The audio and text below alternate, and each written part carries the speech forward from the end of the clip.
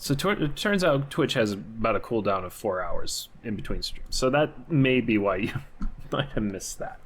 Anyways, I got our LP going here in the corner. I think we left off a Dodongo's Cavern up here, so I'll get that started. That's a little loud. Hang on. Turn that down a little bit. And I'll get right back to my art. Let me know if audio's all good. All that. What would it be? Yeah, I got my scruffy. Hey, my bro. What's that? Yeah, and after. This is Jay's making sure I got my coffee. Got some. We just got back from eating at a local diner, doing some breakfast, getting some pancakes, all that. Let's see, where were we? Oh yeah. Oh, sorry, hang on, I didn't connect. I kind of wish they would update Rusty to where it just auto connects with Twitch. There we go. Okay, now it's connected. Sorry about that. Okay. We all good? Looks good. Okay. Yeah, it should be working now. Sorry.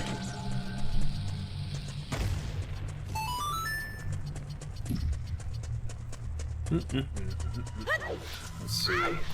Got a bunch of lines here. We'll focus on the characters for now. So, yeah.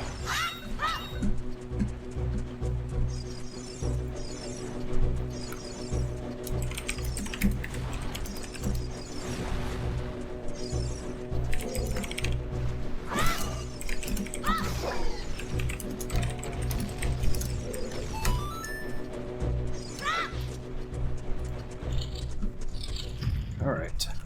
I got some references here.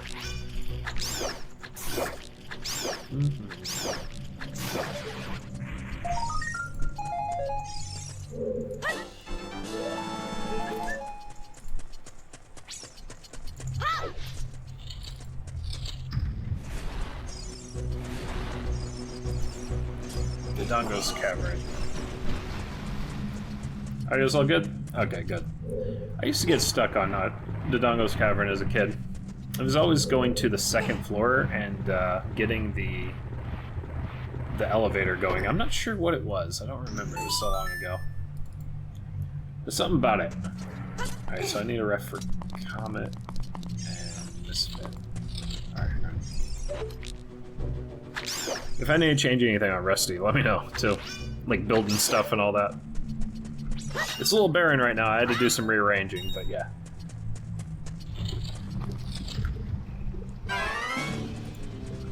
Here they come.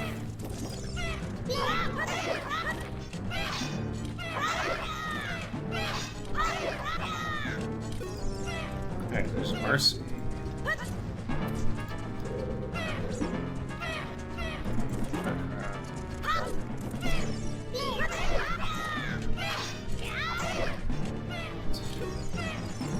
Use the same real one for Comet, why not? Perfect.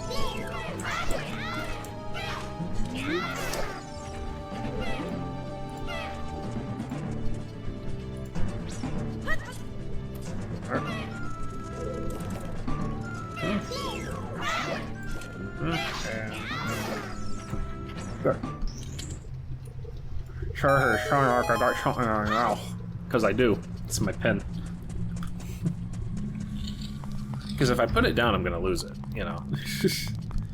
It always happens. I'm like, oh, where'd it go?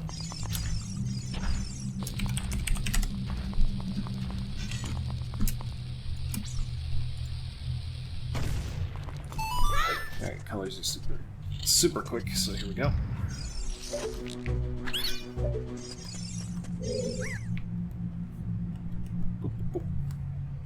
Oh, that threw me off. I forgot there was business scrubs in this. I was like, why is there a Deku? Is it? Oh, right, business scrubs. Right. Those guys.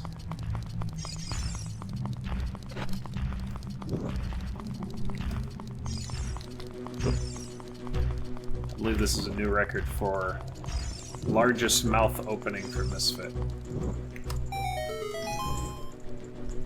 Don't feel bad for him, he had it coming.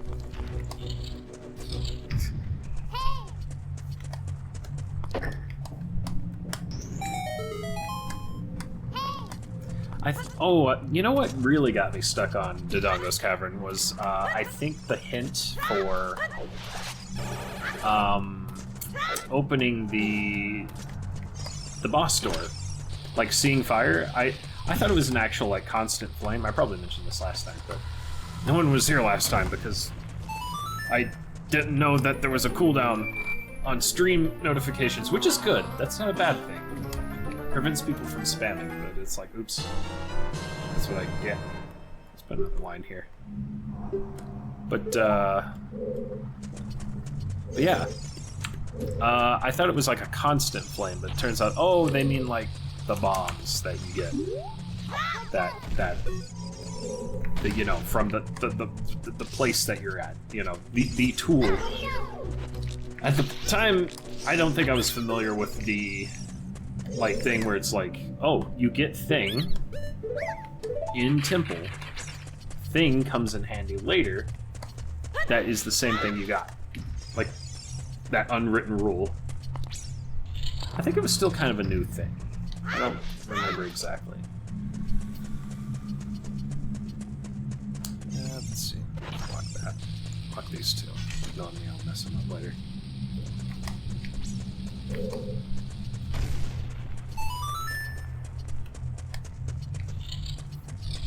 Probably could have done this part off stream at some point, but eh.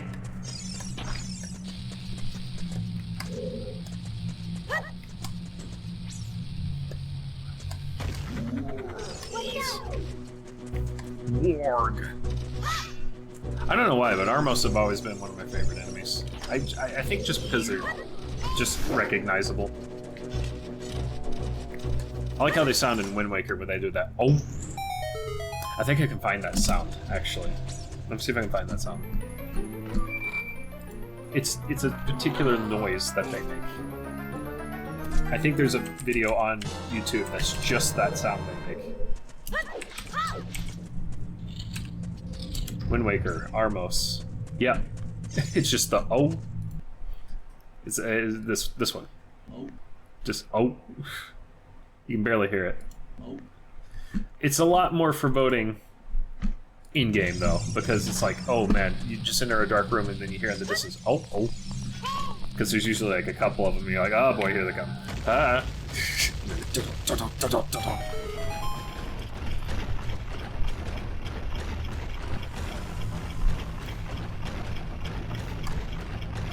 There he goes. He done goofed, this kid. He got the boot, which is in the background layer. It is. Actually, I could probably leave this on. It's kind of neat leaving all. It's like confusing myself, leaving all these on at once, and then it's like, oh, now that we're coloring them, they're starting to appear a little better. Oh, that's what I forgot. Forgot about Marcy's the undermarkings here. The undermarkings, or whatever they're called.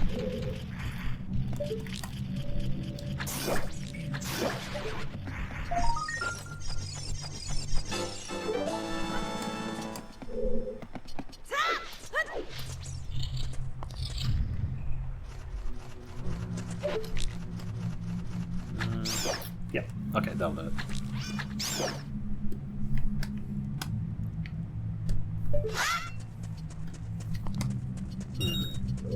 Okay.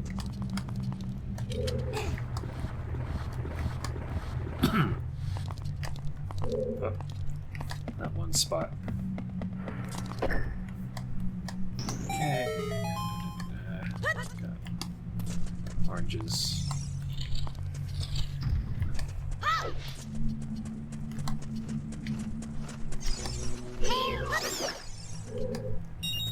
I get there too.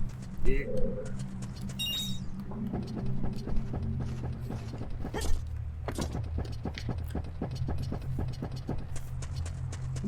There we go. That's better.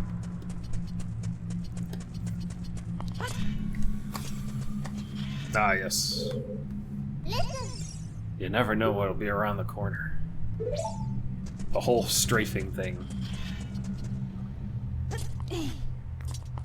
It's kind of funny that they put you in that little claustrophobic moment right there, but then they never do that again in the entire game. At least not to that degree. So it's like, okay, cool. Like, not even in the little Lost Woods maze with the big guys. What are they? Ooh, the pig guys. Oh man, I should know this. I should know them. Oh, I can't think of the name.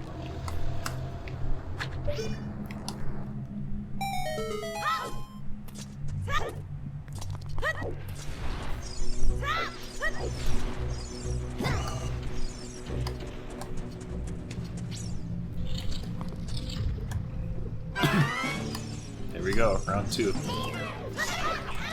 The lizards.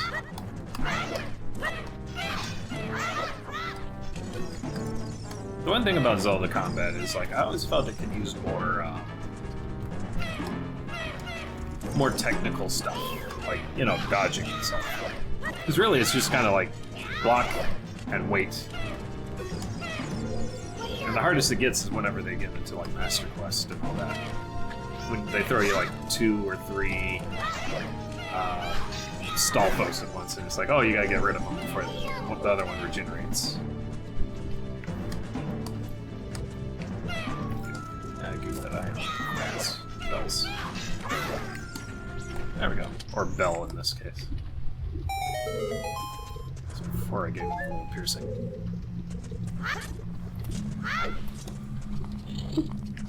There. There it goes. Let's see. Actually, this might not be a good ref now that I think about it, because I think I made those more pastel than he actually is. Because Sanrio. Oh, not that one.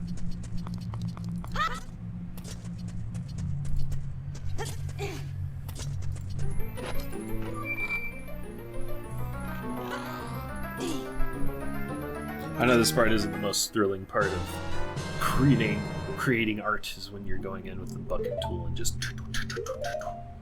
It's just how it is.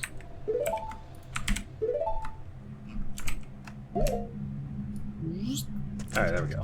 That's better.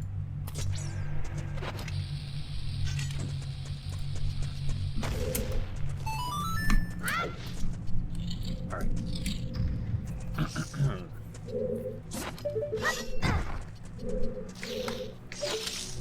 Okay. Now we can call it this. Wow. Is it just me, or does everybody fight Deku, the business scrubs, just to say no to them? It's kind of how it goes. I don't know a soul that ever takes them up on their offer.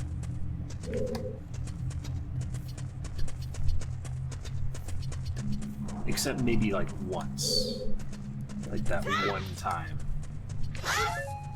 But nobody really remembers it because it's like, that was just like that one exception. Because I was like, why not at the time?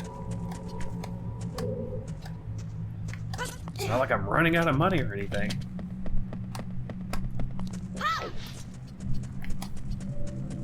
Okay. Doop, doop.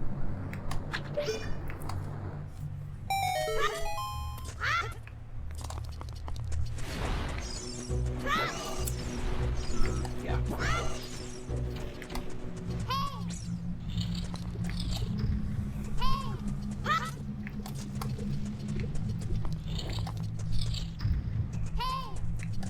Hey.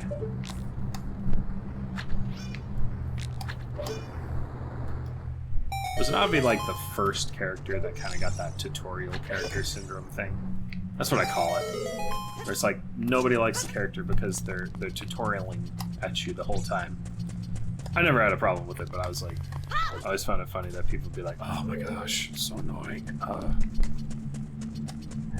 Those are the same kinds of people that complain today about like yellow markings on ledges, and then when they encounter that one game that doesn't have that, they get completely lost and they're like, I don't know where to go. Oh, this game would tell me where to go. It's like, tried to tell you. You didn't like it, so we stopped.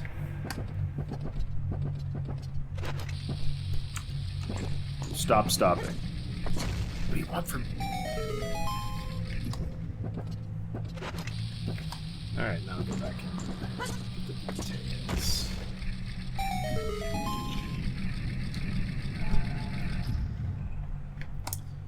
Yeah, kinda. Let's forget about that. It's not showing this policy, this one.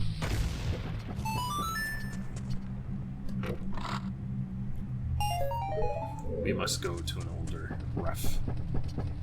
Because I'm picky. I know it isn't like super matter, but I'm picky about it. Okay, there we go.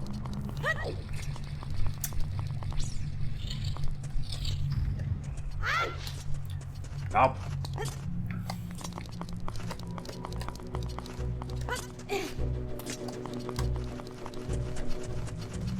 Okay, there it goes.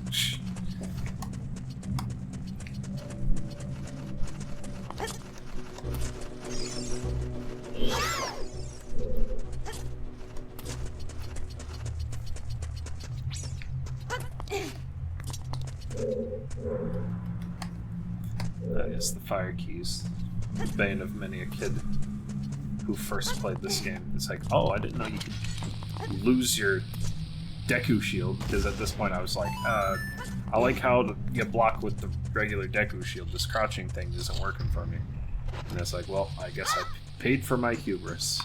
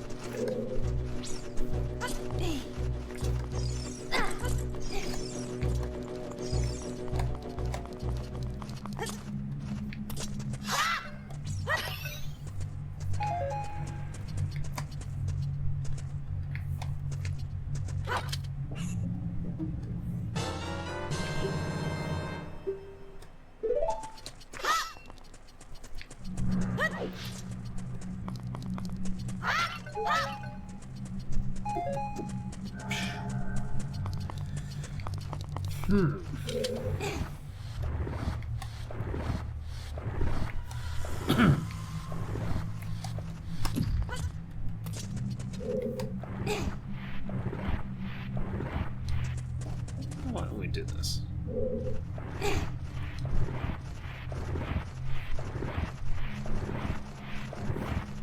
There we go.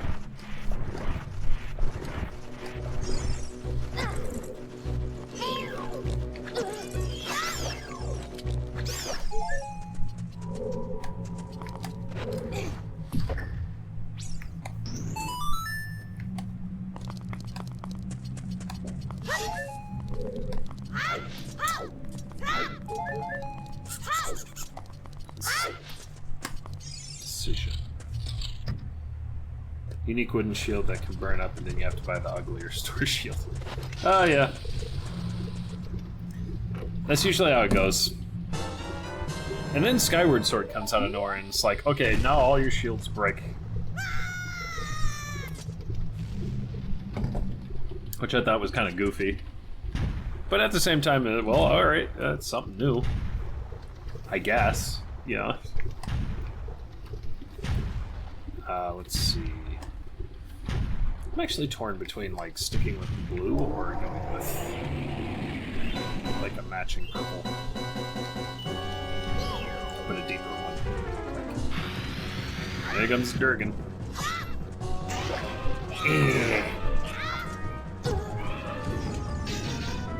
Either that or what I had her at first. That. Maybe.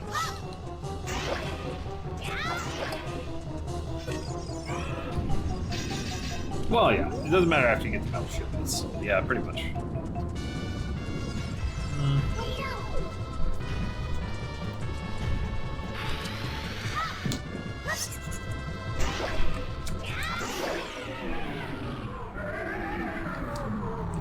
There he goes. That was easy. Dom, dom, bom, bom, bom, bom. Wait for it. There it is.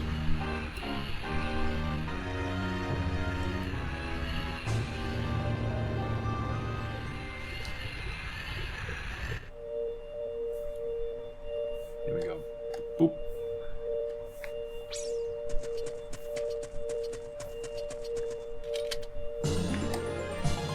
I think this is one of the things that I would just go into first person and just stare at stuff. I had a weird thing about, like, as a kid where I would just stare at things in games in first person. And I just kind of zone out. I think that was one of the things, is the teleport back and the heart piece. I was just like, oh, shiny. Oh, yeah. It's the shiny. I don't know why. I just was fixated. And I just kind of zone out for a bit, just hanging out, you know. Checking out the accomplishment, you know, doing nothing with my life. Might as well roll the credits. Hang on. Just do manual. Kid, I like you. Bogons. Yeah, Bone Dugs.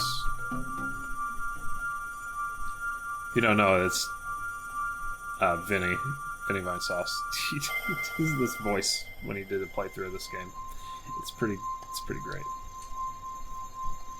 I think at some point he was doing like a lot of B's and D's replaced in the words, so it's like Bogon, we the Bogon and the mountain, we get the special Bogon crop, you know, just something like that, you know. And then at some point he says Bone Duggers, and it's like it's have Sworn Brothers, and I don't know why, but it just stuck with me for like months. Actually, it's still stuck with me. What I was saying. Some things just don't die. Here they come. Blah.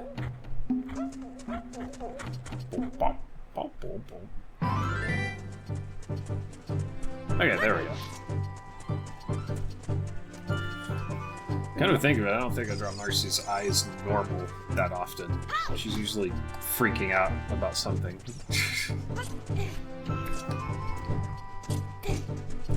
I almost did it for this one too, but it's like, ah, oh, man. That's not how you live your life. You gotta chill at some point.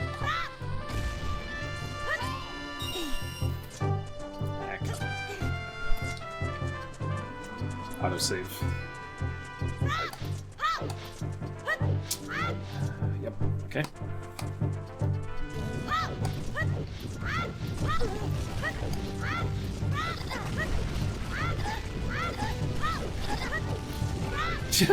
What are they doing? They're just bum rushing forward, I guess. I've never heard that happen. Just I guess if it works, it works.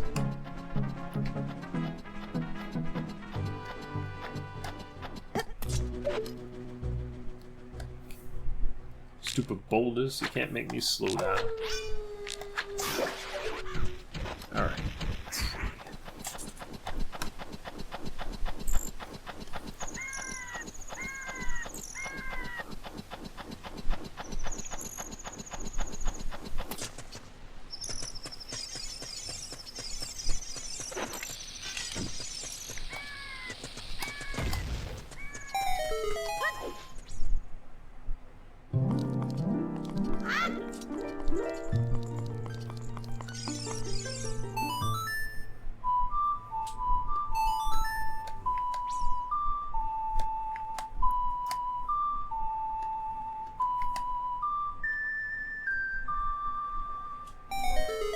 Man, here she comes.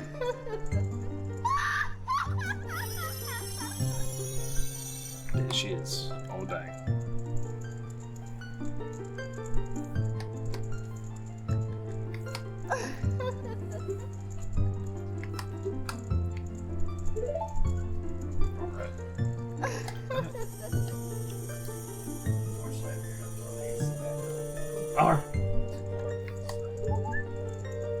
AC back on? It's just too sticky. Well, yeah, pretty much. It's humid.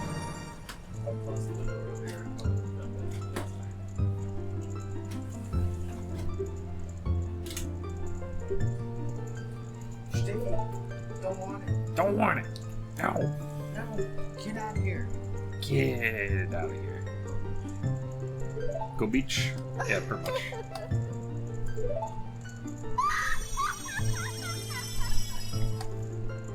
Am I doing this right? I don't think I'm doing this right. No, I got it right. Yeah. I have a system.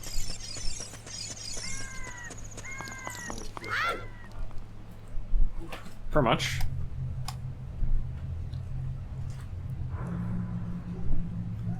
Going into Death Mountain already, huh? Well, I think there's a couple things you want to grab. Just right quick, you know. While you got your, like, 45 seconds worth of grace period. I don't think that timer ever recovers, does it? Hey, Keeney. Yes, Keeney. Hi, Keeney. Oh, wrong layer. Hang on. There we go. It's Keeney. It's Ace. It's Ace. Yeah, oh no. He's shrimping. We're talking about our cats here. This is like, what is this? What is he talking about? Kitties. It's cat. Cat.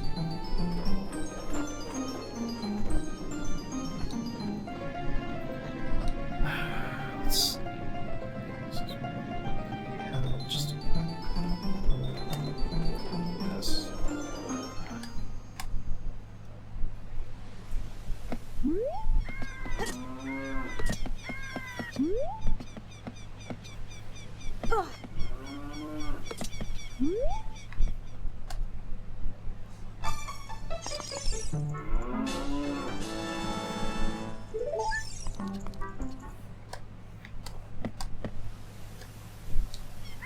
Like magic up here.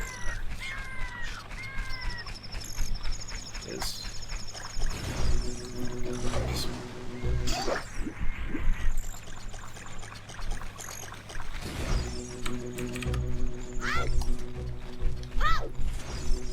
always a process, this kid's scarf.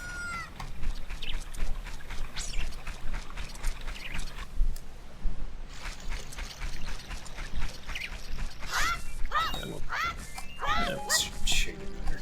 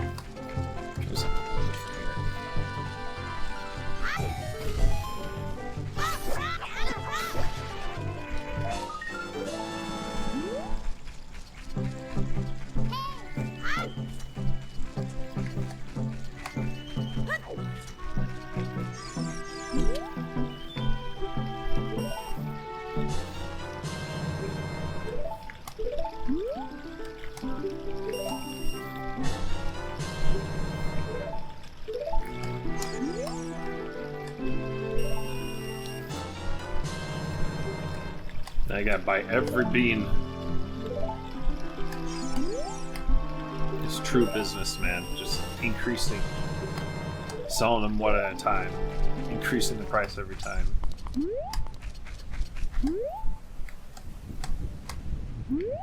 And we can't complain. We're enabling it. We are buying into it.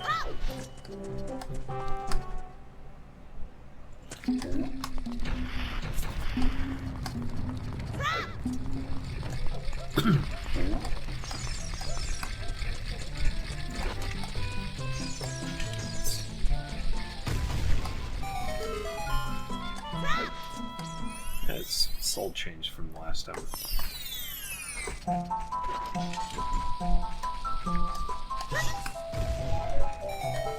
Shoe sole. Shoe sole.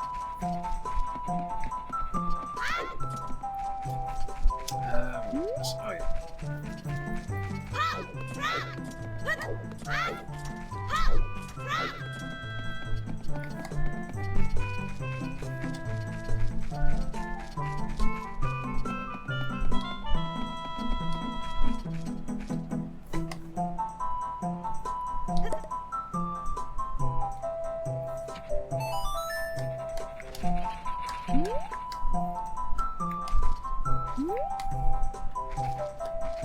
Oh yeah, he knows the market.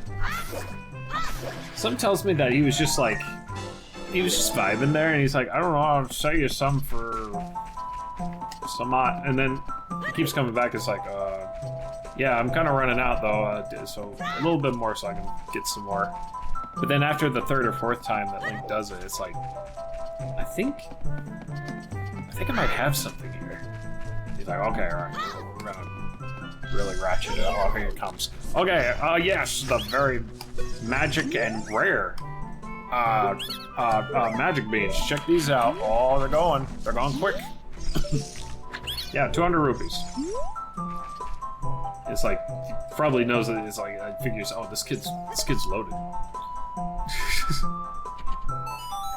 He's buying these beans for hundreds of rupees. He can just go to the store and get some, but no.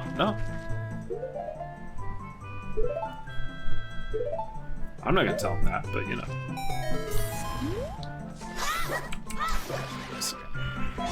There. Look, this is a nice program and everything, but they do this annoying thing where if you're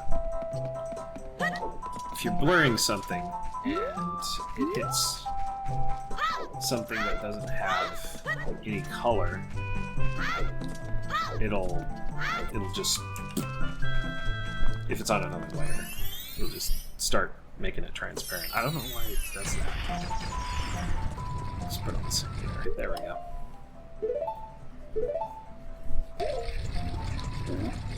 What?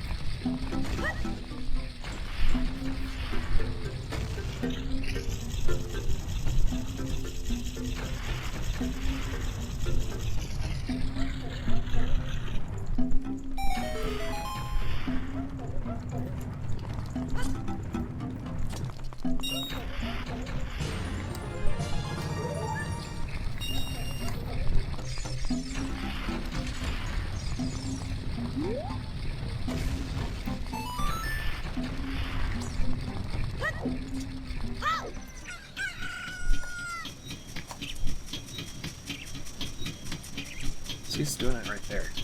It's like transparent. It's dumb. Why would it do that? That's stupid.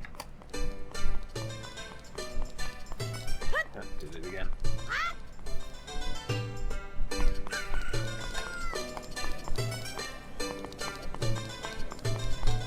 I might be able to perfect that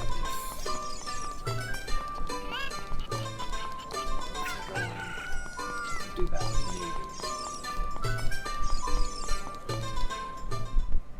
Shouldn't have to do that though.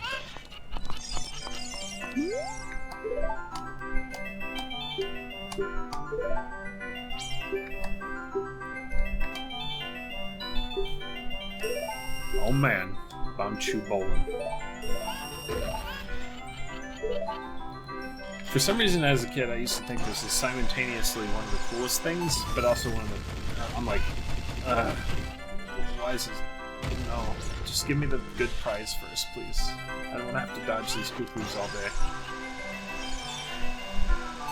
I still kind of appreciated it for what it is, though. Still kind of do it because it's like, I don't think there's really a minigame like it in Zelda.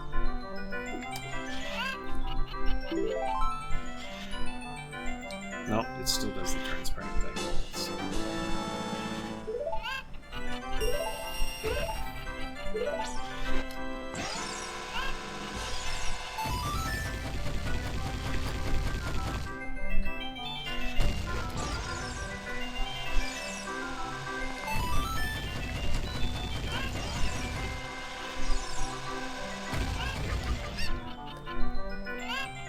Set to Dave. Oh, of course it's set to Dave. Stupid thing. Ugh. I push OK on the damn thing. Or no, I type it in, but it's like, no, you have to push the button. That means you mean it. You really mean it. Alright. Well, thanks for letting me know. It's dumb. There we go.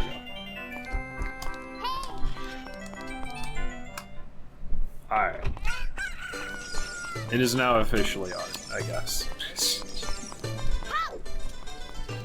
Alright, we gotta color everything else.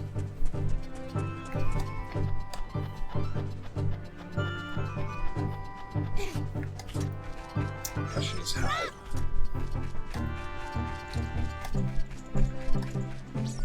Yeah, we'll go bright yellow. Here.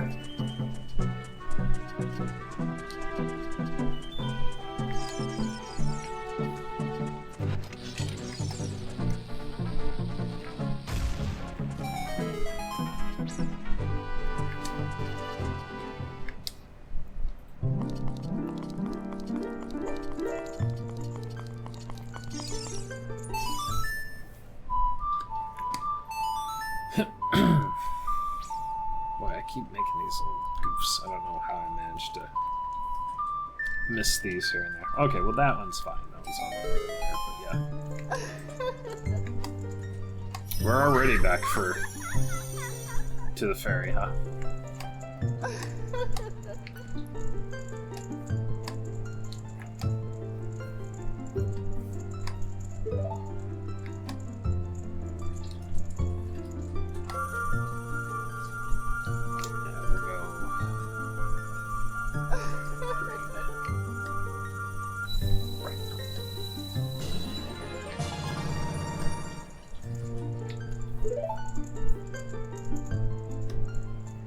There we go.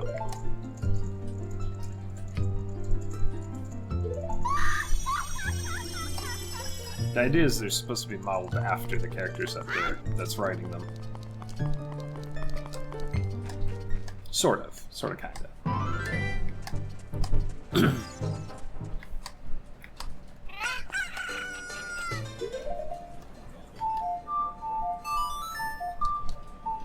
Should keep those solid black.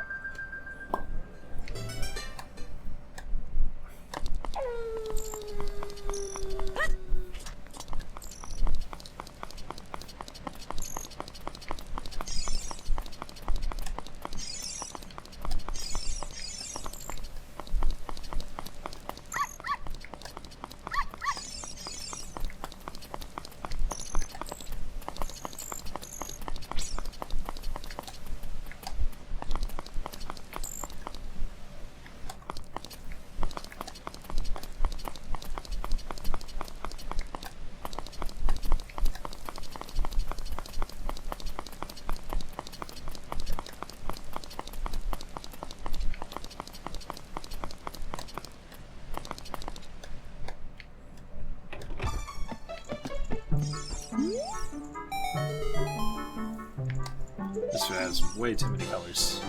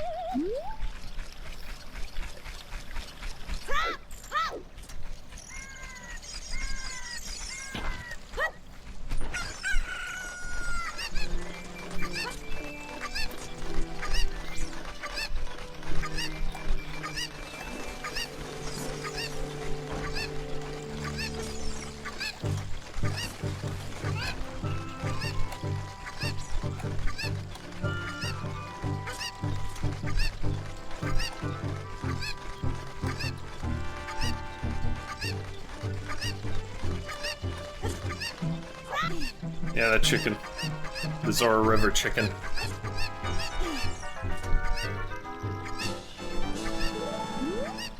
The things we do for heart pieces in this game.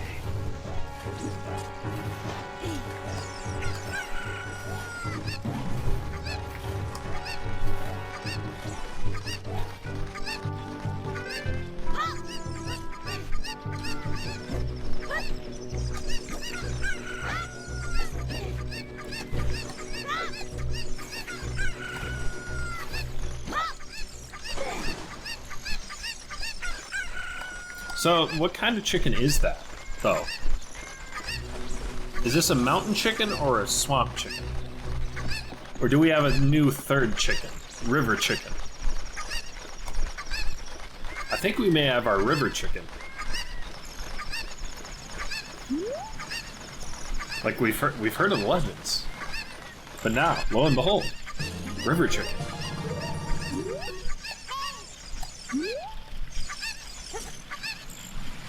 Yeah, river chicken. Pretty much.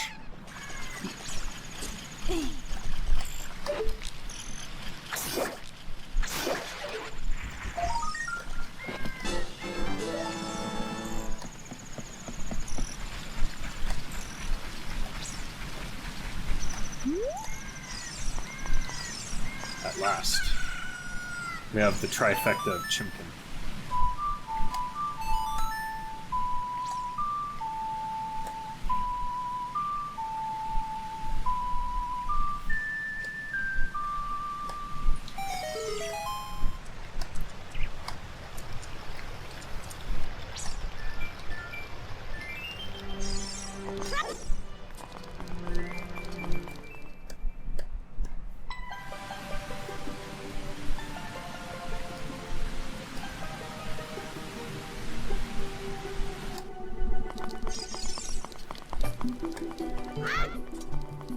Whenever I go in and put Mercy's tail in here, she's supposed to have a tail. Nah, just kind of like hunched over, so it's like that. Hunched.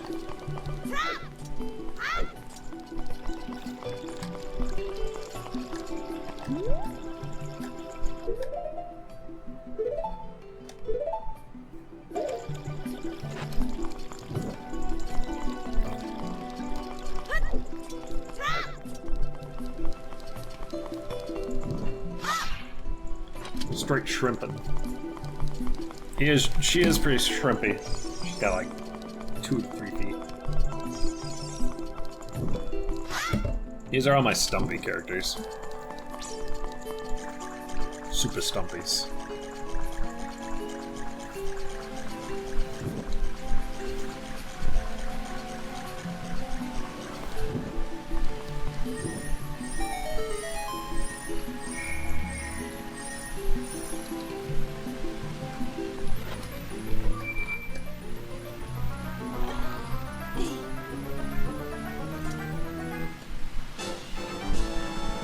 Man.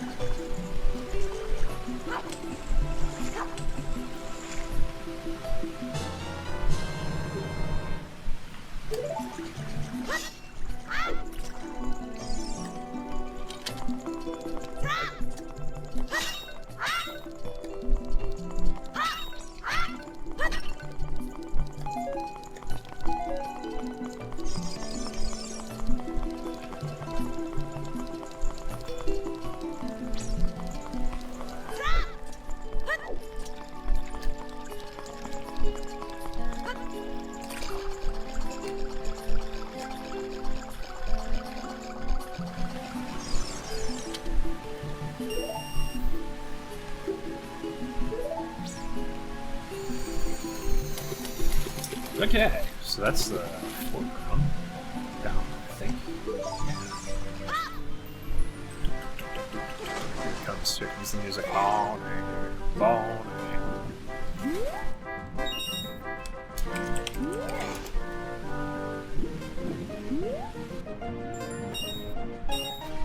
First things first.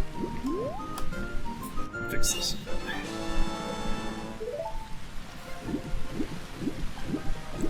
Isn't it like if you keep playing that one, the rupees get a bit larger value? I think. I'm trying to remember if they do. But only like once or twice. Unless it's RNG. Maybe it's RNG. Like, depending on how big a one you get. Exclamation point, water. Jeez. Topical.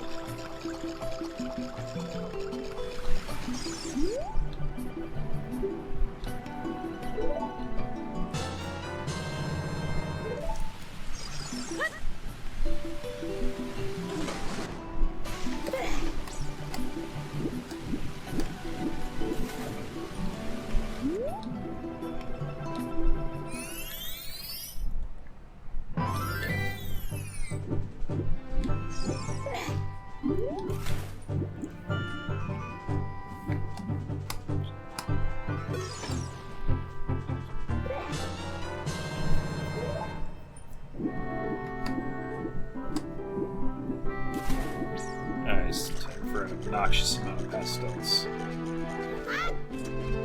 I mean, more than usual, you know. Get a rough idea going here. I don't know anybody that actually makes a real Scarecrow song knowing what it is. They're like, nah, just boom, boom, boom, boom, boom, boom, boom, boom.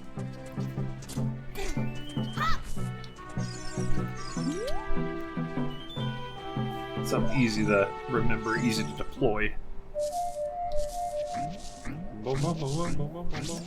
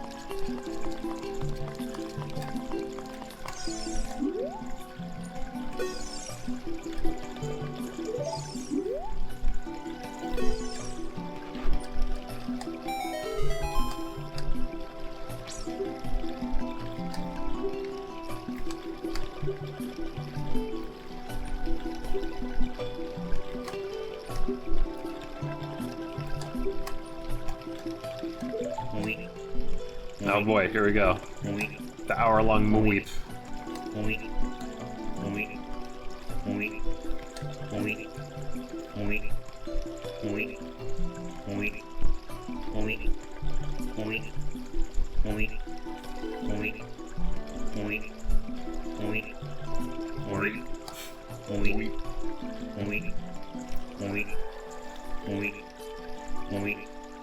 Almost.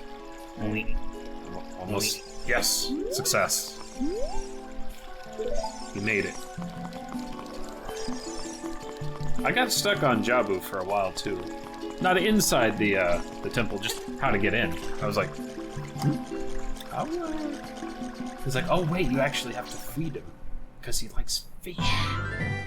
Which is weird, because I thought he had a stomachache. I wouldn't want to eat fish on a stomachache. I think all I'd want is like some saltines at maximum and some orange Gatorade, because that's my go-to for some reason.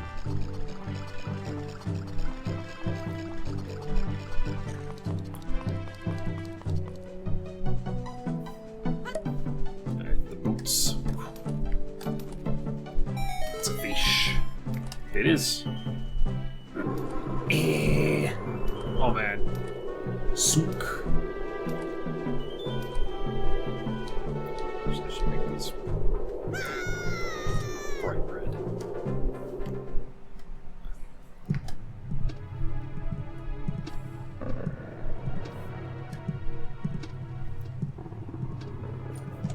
Oh hell.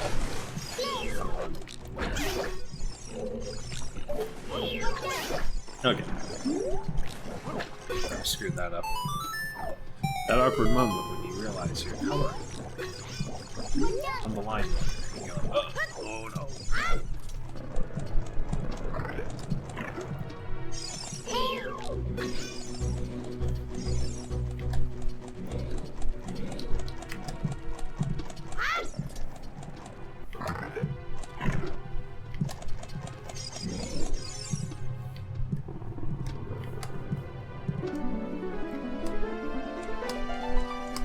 There she is. John Zora. AKA this pain in the ass. Oh boy. I think the Master Quest version of this is even better because you don't have to deal with her much at all. If I remember correctly.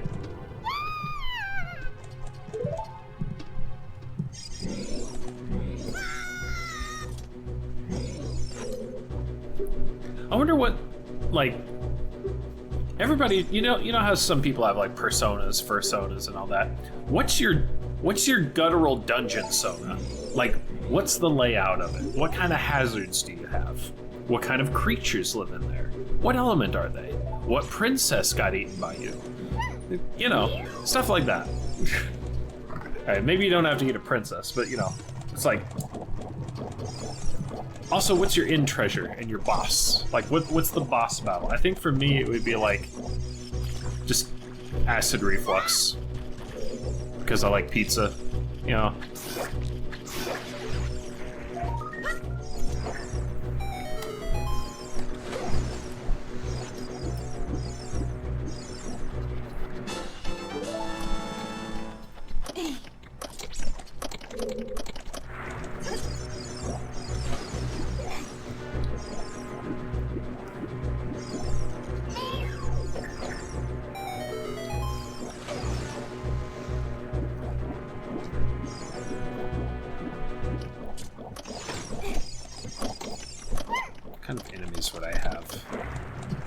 I don't know why I'm actually giving this thought. I was just goofing, but now I'm like, huh, I wonder. It's got the jellyfish covered, but I'm like, oh, no. What would make sense? Probably, like, you have to just battle the concept of anxiety at the end, I think. Yeah, that would probably fit.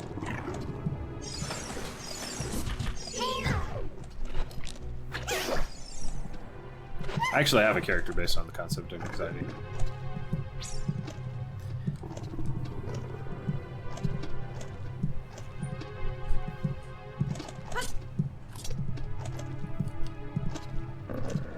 I don't draw him often. I've only drawn him twice, I believe.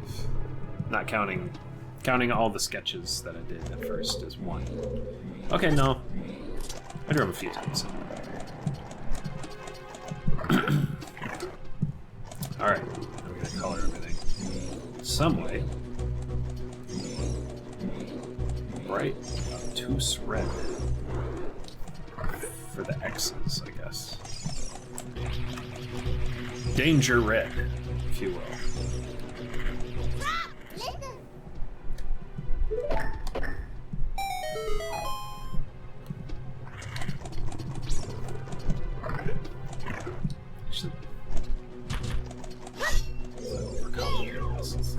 Yeah. It just looks more dynamic that way.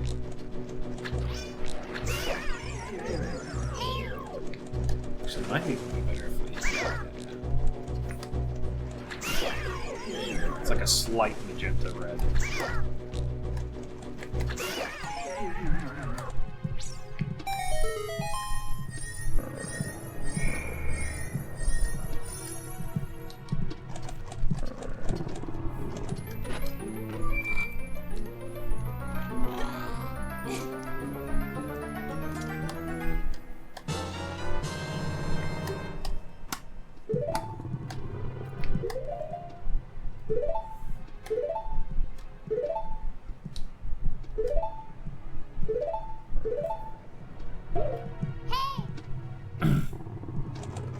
Maybe a white blood cell thing.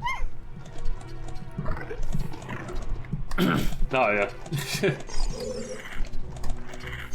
Nah, I don't blame you there. That's why you always cook your meat. Always cook your meat thoroughly. Don't half bake that.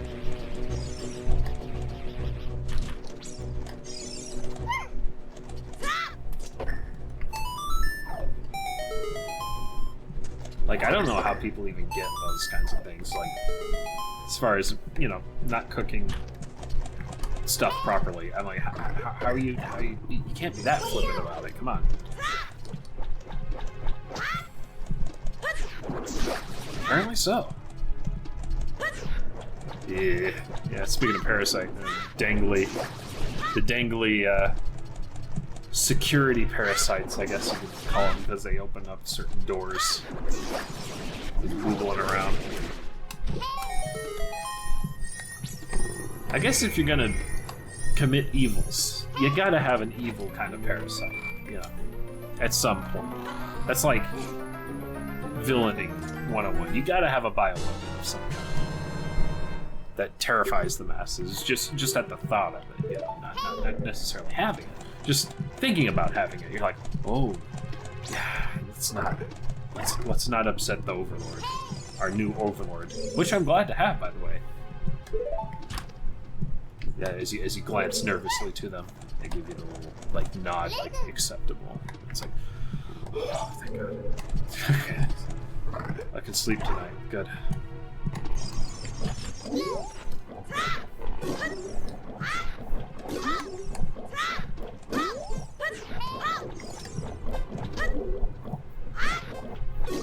Oh, I forgot what the timer does in this one.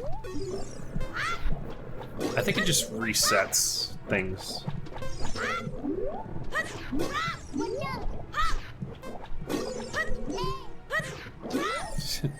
Keep thinking about this whole like dungeon Sona. It's like, and now I'm thinking of like how people draw like, what is it, candy gore or something? That seems like something they would have. They're like, oh, this is my dungeon layout, you know, and it's all like really neon colors and everything. Yeah, this is the final boss. We call him Jim. He sucks, but you know, he's our boss. We've got a little mini boss called Jimmy. He also sucks, but you know, he's our mini boss.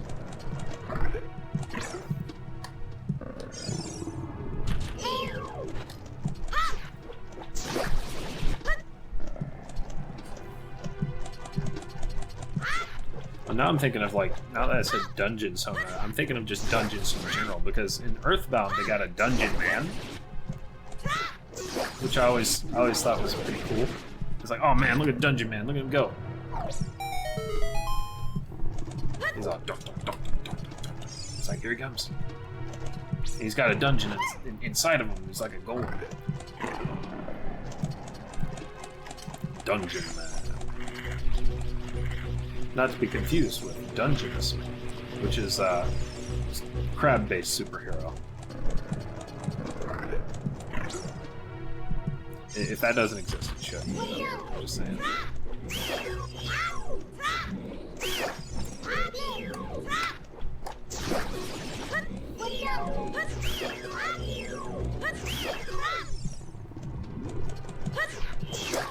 The boomerang. You finally get a really cool item for Kid Link, and then right after that you have to give it up because, well, time to be an adult. Hookshot's cool and all, but I don't know. The style of the boomerang kind of resonated more with me.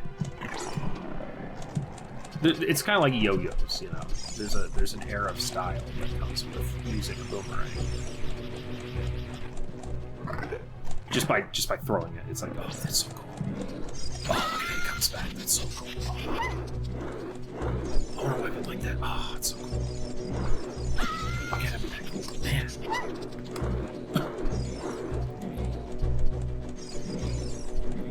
Then you give 2 to a Tasmanian tiger, and then you make a game based around it. And 2 more.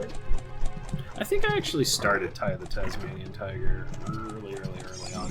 It's one of my older stream vids. Like the first or second time I started streaming, and then I got distracted by something and stopped and all that. Great anime. Waiting on the second season. Yeah, pretty much. Dangerous man.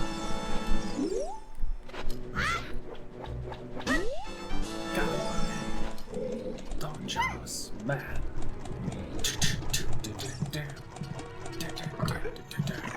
But what would his villain be? Like, and what would his powers be? I guess his powers would be just like super strong clasping powers. And like super powered armor. She got it. Yay. Forgot about this. That gag where it's like, yeah, she got it. Yay.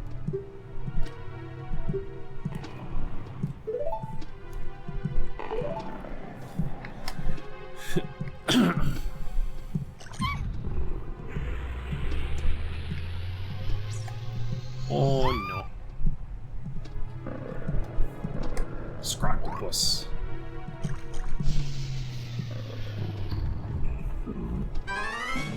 Eh, there he is.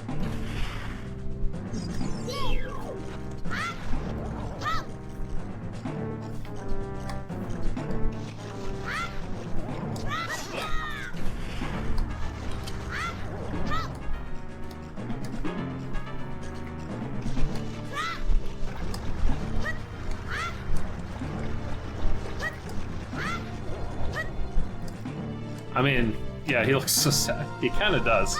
Octarchs always have this vibe of, like, just bummed out all the time. I guess I'd be pretty bummed out if I had to live inside somebody's, like, guts.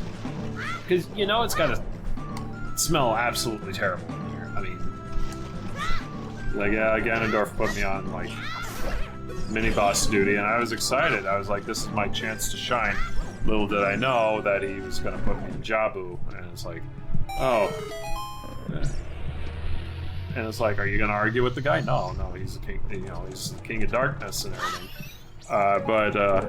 You know, I was really hoping I could get like maybe a shot at the water temple. You know, but I guess you know, I'm not saying like I have talents that are unappreciated or anything, but I was just hoping to be like, you know, maybe like door guard or something. I don't know. But now here I am.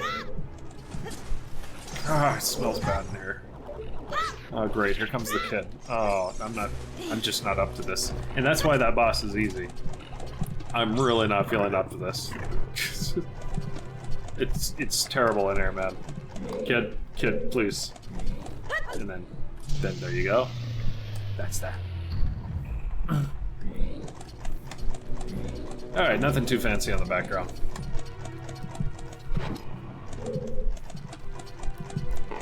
As much as he's just phoning it in, yeah. Except he has no phone. He can't afford a phone, man. He doesn't get paid enough. I will get paid enough to be in a gut.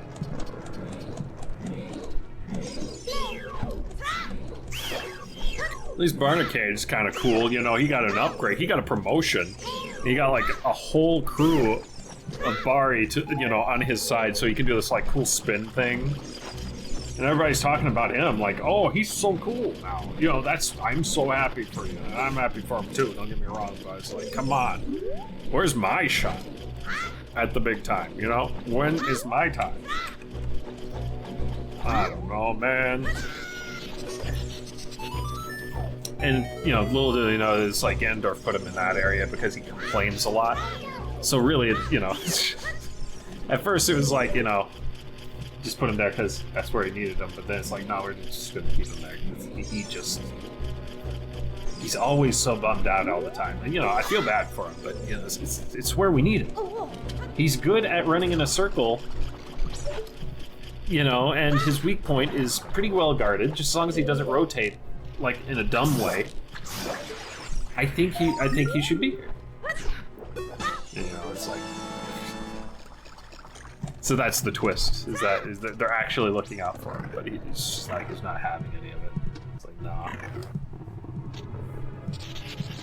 Turns out Ganondorf is actually really good for, like, work and everything. Ah, yes! October. I have the perfect position for you. How would you like to be a mini boss? And then, you know, he's like hamming it up and everything because, you know, evil villain stuff. Baronade. Sorry, I got his name wrong. Baronade.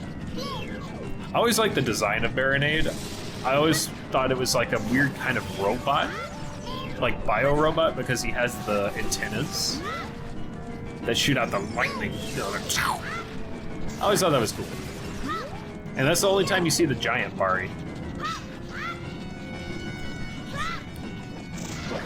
Bam. Got him. And then you get another one of these kinds of bosses in Wind Waker, now that I think about it. Except that one you get to lock onto 5 at once. And it's like... Bah, bah, bah, bah.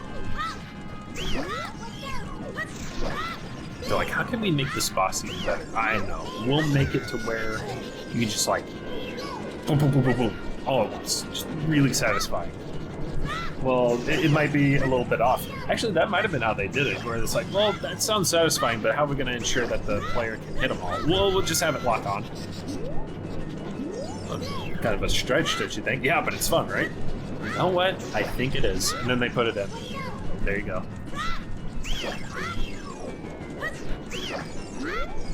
Oh man, here comes the Beyblade phase, where he just rotates like a madman. Oh man, I forgot this boss actually bleeds. Technically, you know, it's like gray stuff. Brownish gray stuff, but still, it's like, ooh. Bioterror. Bioterrors.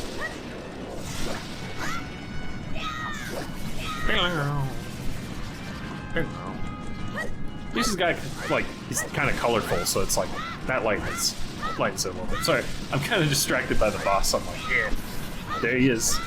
I don't know, just as a kid, I used to always like this guy.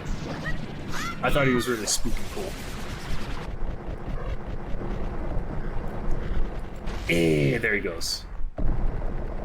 Then he goes out in kind of a brutal way.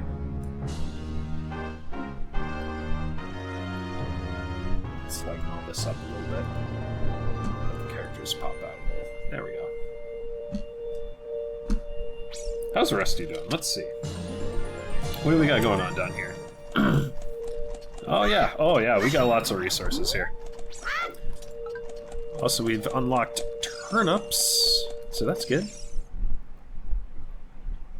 So we got, who do we have? Haiku. Which, by the way, somebody actually gifted me a copy of Haiku's game, because there's a game with Haiku in it that was before Rusty. So this is so Haiku's a cameo. I don't know if the other robots are, but Haiku is definitely a cameo from another game. This little dude. And I guess subsequently everybody in chat is a Haiku. So I'll definitely play that on stream at some point. So we got him, we got Sonic. That's the decorations that you're seeing popping up here and there. Which we could probably do that for a second. Pinion, I guess like an opinion, I don't know. He just unlocks the stats. It's a lot of money to pay for stats, but you know. The barman guy?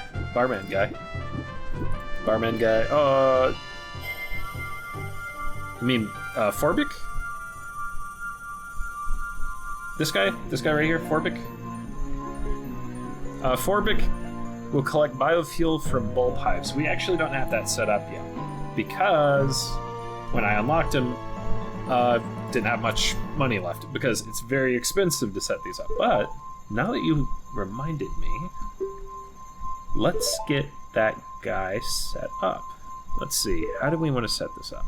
We got 9 different bushes we can have. So I'm gonna set up 3 here, just to start. 1, 2, 3, 4, 5. I'll go 6 right there. 1, 2, 3, 4, 5, and 6. All right, so we want to set up some hives somewhere. See, before it's just like you plant stuff and then you harvest stuff, and then the biofuel, you know, you put biofuel on there. That's how you fuel your robots. This has a little bit of its own thing. And we want to get some butterfly cages in. It spawns butterflies in. That helps things. We also got berry bots. So hey, we got a whole thing here. Like, how much range do we have? Yeah, we got a lot of range on a berry bot, so we'll put the berry bot right here. We'll put a bee building. Oh, we can't afford it. Hang on. Need to sell some fuel. Gotta sell some more. We got a lot of fuel, so we'll get 2, because why not? 2 of those. We'll get and then we'll get a butterfly cage that goes maybe. Where do we want to put this? Here. We'll just put them side by side. And then for the sake of ease, we'll put another supply thing right somewhere around here. I'll probably rearrange these later, just for aesthetic purposes. But yeah. That's who we got so far.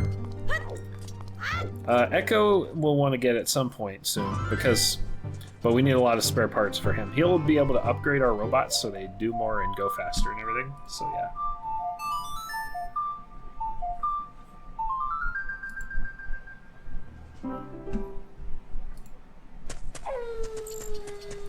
So they're already hard at work there, and I think that will be good for that for now. And I think, yeah, the berry bushes unlock the same way that the vegetables lock. You do a certain amount of veggies for each one. Very close to unlocking this here. I think this is red cabbage. Just need 6 more potatoes there. I'll plant some potatoes if there's any room. Just get that going. Plant some potatoes. There we go. And then we got Slate later on, and that's got like cows and pigs. But he costs. Let's see how much he costs. Yeah, he's this one, and he costs quite a bit. I don't know if you can see this. So he costs quite a bit here. And then finally we have Splunk. Splunk is like a little toaster guy. He's kind of great. He just plants seeds. So Haiku will water, harvest, and build, but he can't plant. Splunk can plant. That's when the game basically just plays itself at that point. But that's what these little signs are for, is once you have Splunk, he'll only plant that vegetable at those certain places. Just in case you want to get certain things going. Speaking of, let's get some more signs up, just ahead of time. Corn, lettuce, onion, cauliflower. Then we'll save the rest for later.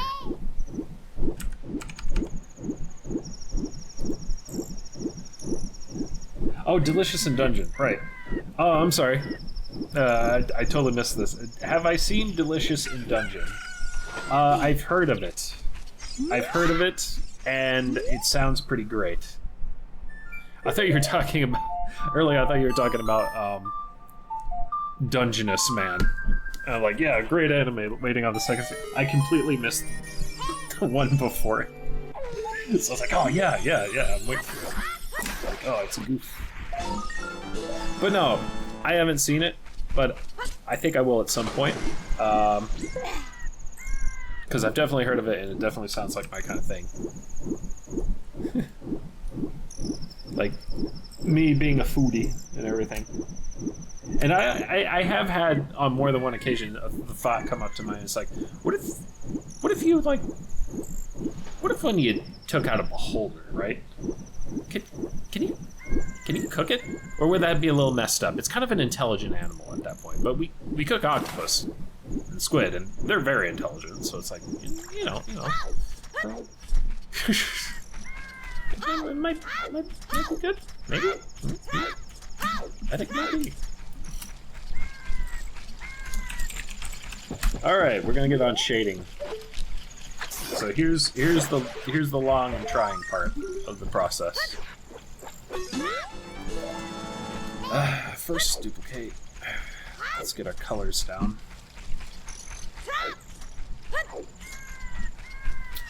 Freaking minus 35. It's kind of bright up here. 10.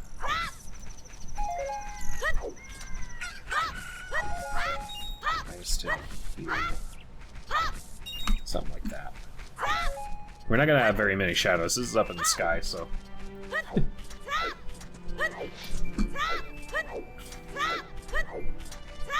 What else do we need on Rusty? Speaking of. Oh, we already got the things built, so that's good. I might actually rearrange these a little bit, though. How do we want to set this up? Let's see. I think I want to... Let's move this here. And we'll move the bee house up. And then I'll put... Oh, wait. I should put that there, because I was going to go bee house, butterfly, butterfly. Oh, no, the bee houses should be down here. That way, they have more range. And then the butterflies will be up here. Then you have the bots here. We'll move those down a little bit. So that'll keep their radius. And then we'll have, because I'm aiming to have a path come through here. I'm open to opinions and suggestions, by the way.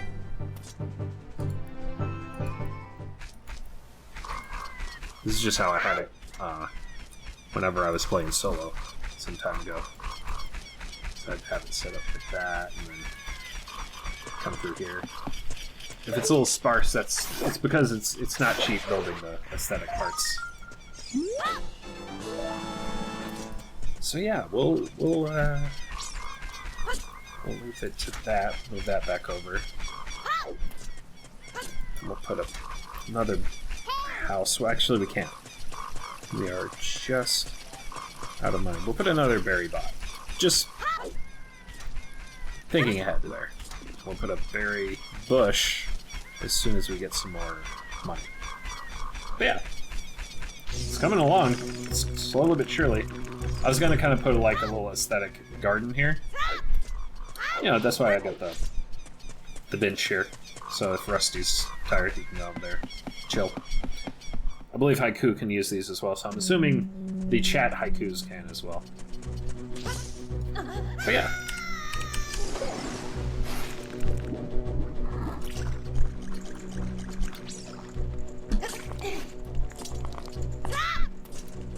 Is there a command to sit?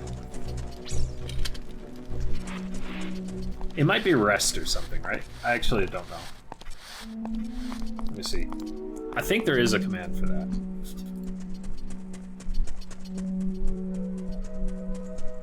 I'd have to look it up though. Jeez. Contact Rusty.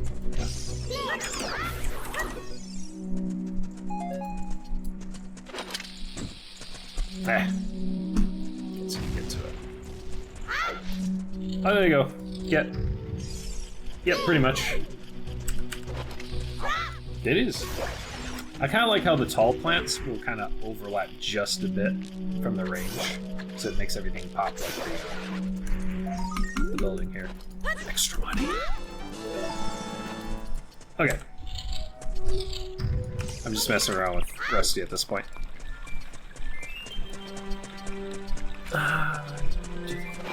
Yeah. So, shading. Tonk.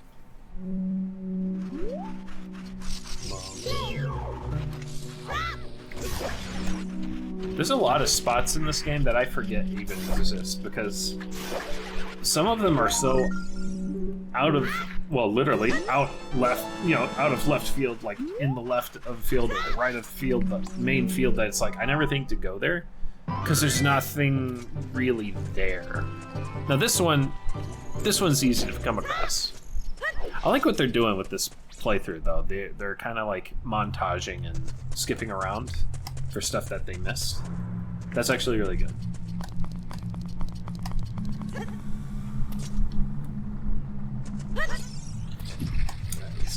Let's get to work here. I don't know if I'll have this done by tonight. Probably.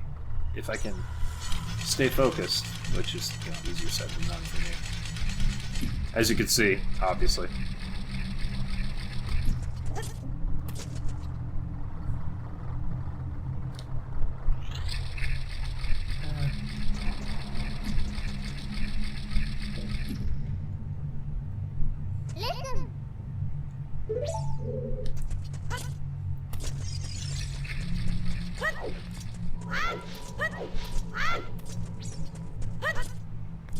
Over here thinking about like Dungeness man lore now. It's like, would he be a man or would he be a crab?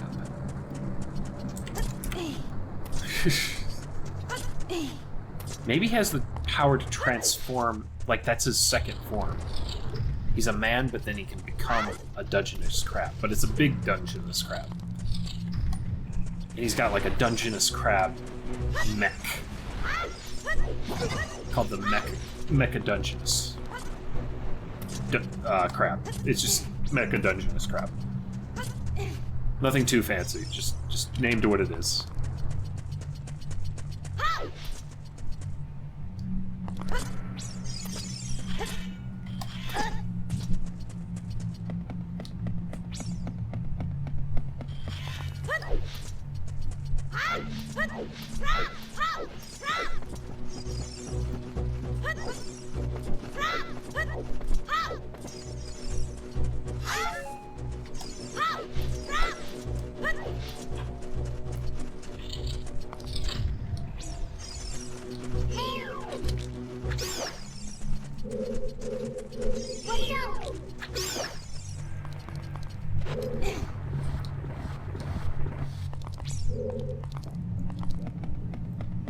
You know, what I really ought to do is actually do some more comic pages. It's been a while since I've done one. It's really just because I'm putting it off because it's a lot of work, but now that I got a lot more time to do it, I really ought to get back to it. Do some dumb goofs. Maybe actually work on the main comic finally as well.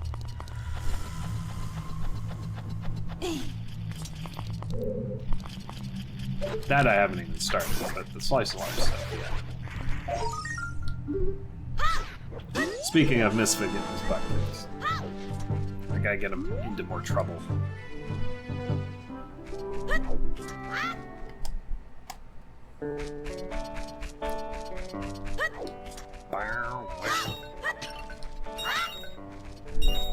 I don't know which song makes me more nostalgic, Longline Ranch or Kakariko Village. I think Kakariko because one of my first Zelda games was Link to the Past.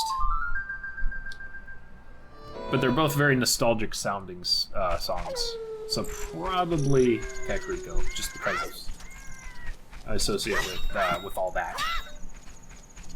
Actually, with all that, because that was a show that was on too.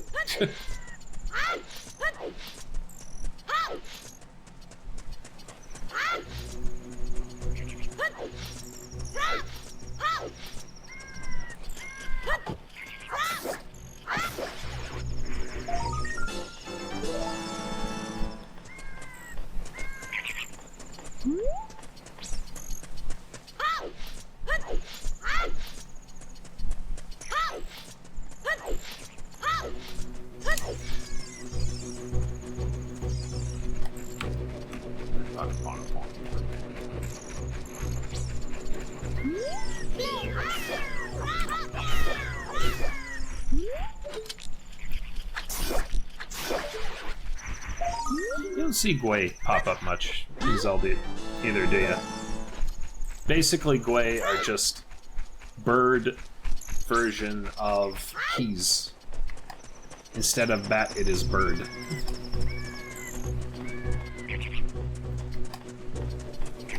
I think they're called Gwei, if I remember correctly.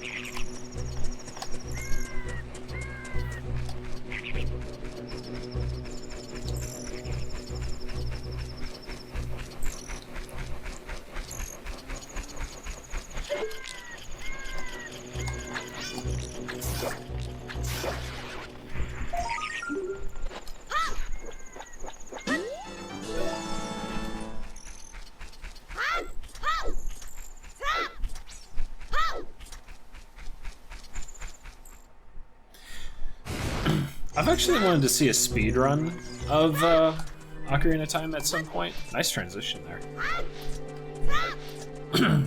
But the thing is, a lot of speedruns involve, I think I may have mentioned this at some point, jumping sideways all the time.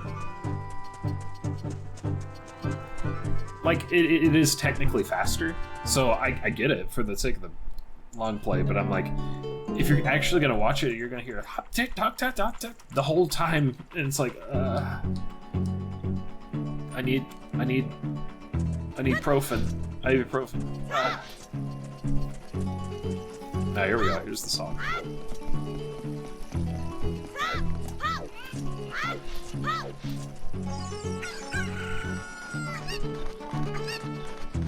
Chimkin.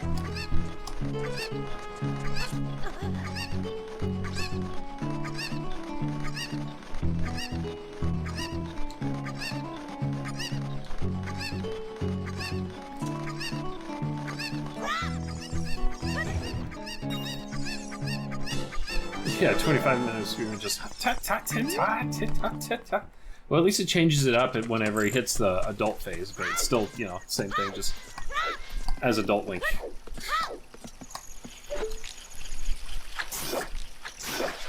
So you get a little something different there. It's a little different, you know. Let's see.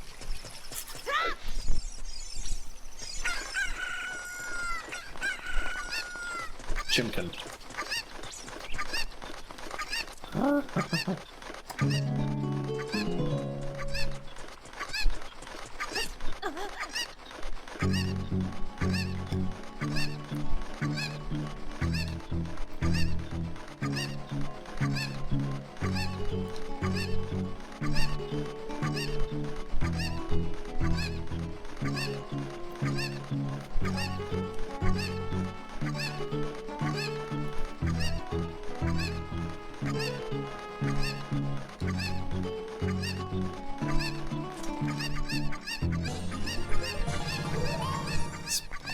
Just like the swamp chicken, they have much to say. Especially after you pick them up.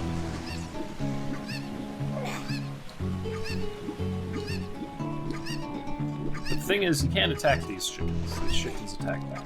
They have a union of sorts. I mean, I guess you could, but you know. Actually, imagine my surprise whenever Twilight Princess. It's been kind of a tradition to do that at least once, even though I'm like Loki. It's like I'm an asshole. Here we go. But I gotta see the attack for each game. Imagine my surprise whenever Twilight Princess didn't do an attack at all, but you actually become the cuckoo for a minute. I'm like, oh, that's actually really cool. Yeah, too bad there's a really distressed chicken. Yeah. Chicken step. Once you get to the Desert Colossus or something, though, it's like, okay, now we can kind of listen to it a bit more.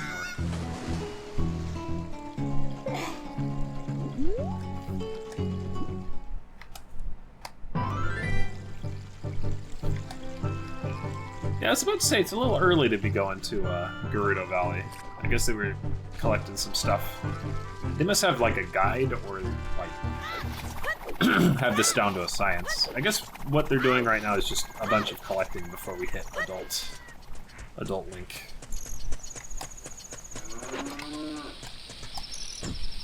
Won't be able to do it for a while, if I remember correctly. I think you have to go through the Forest Temple to even be able to go back.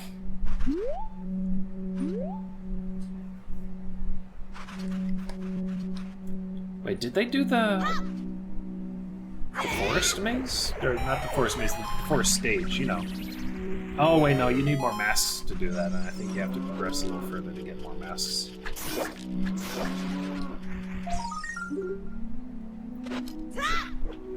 You know, where you got all the Deku scrubs and they judge you. If you're worthy of receiving a dance and then suddenly money. Or just all the nuts just launched at you. forget which ones are which as far as that goes. I think the skull mask is like one of the ones you don't want. But I forget, there's one particular that you need to wear. And I think you get a heart piece from them. As much as I played this game, it's, you know, it's like the later half, I can't really remember some of these secrets. Because I don't think I've ever really 100%ed Ocarina of Time.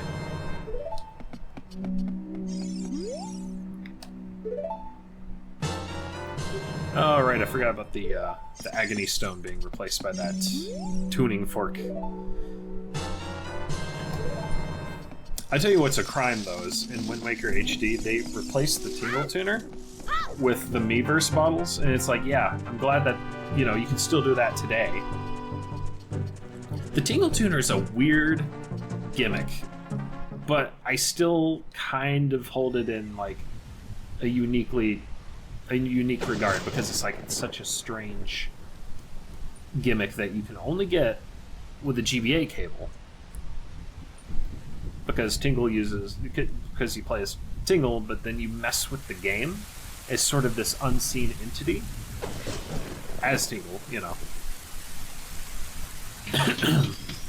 And then you just do a bunch of dumb stuff that you don't need to do, but it's still interesting that you can, you know what I mean?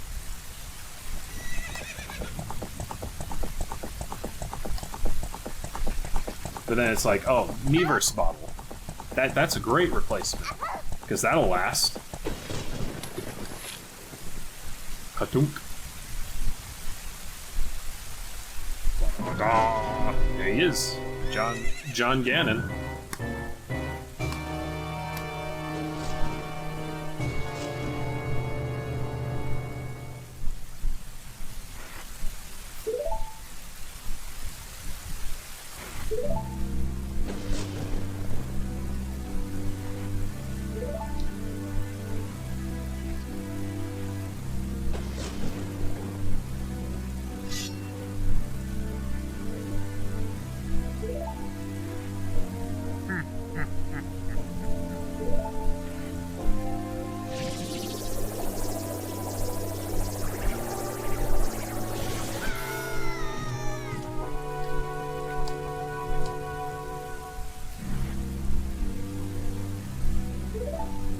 I'm surprised Ganon doesn't just outright kill Link right there, just for insolence, you know?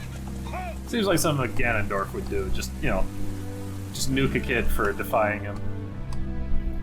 We are talking about pure evil here, so hey.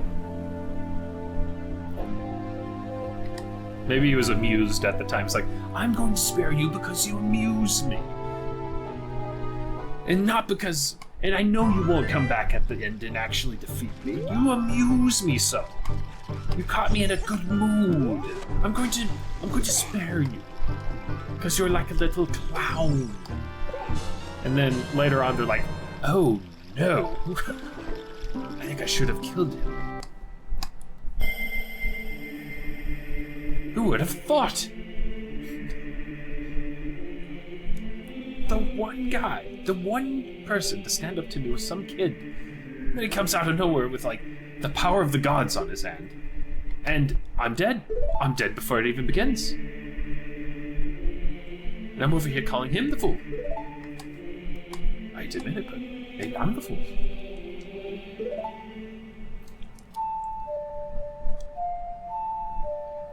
I was the fool the whole time.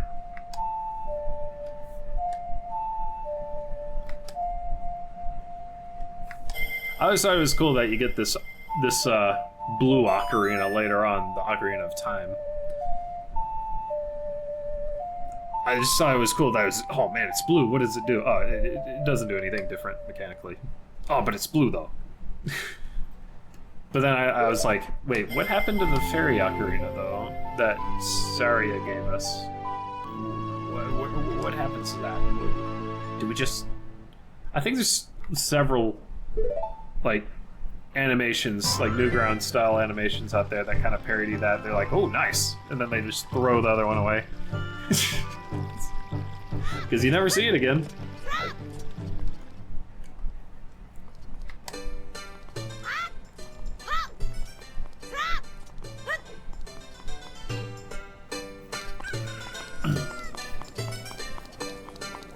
Yeah, now that I think about it, I think the Ocarina of Time technically, just as the regular ocarina or flute in the American version, actually appears in Link to the Past first. Because the flute is totally an ocarina. They just call it a flute for some reason. I guess they figured Americans don't know what an ocarina is. We know what the Macarena is, but not the ocarina. So it's like, you know, we gotta dumb it down for the Americans. And that's why we got Doki Doki Picnic. That's Mario. No. This isn't Mario. That's your Mario. That's your Mario. Don't they call it like Super Mario Bros. 2 USA or something like that over in Japan?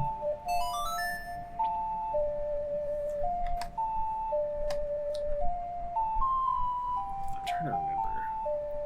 It's something goofy like that. It's like, okay.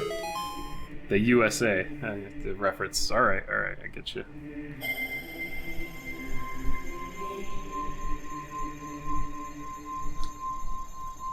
Actually, that's gonna bother me. I gotta look that up.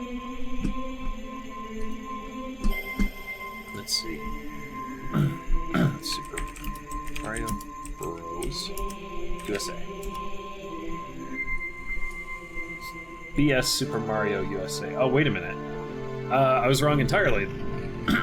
Okay, so Super Mario Bros. 2 is called Super Mario USA.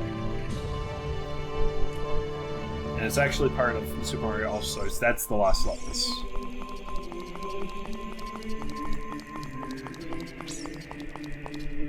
Oh wait, no, that's not the Lost Levels. Super Mario Bros. 2 we got is Super Mario USA over there. Okay. Gotcha.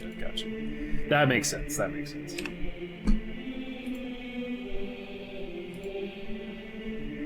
What is this, though? BS Super Mario USA.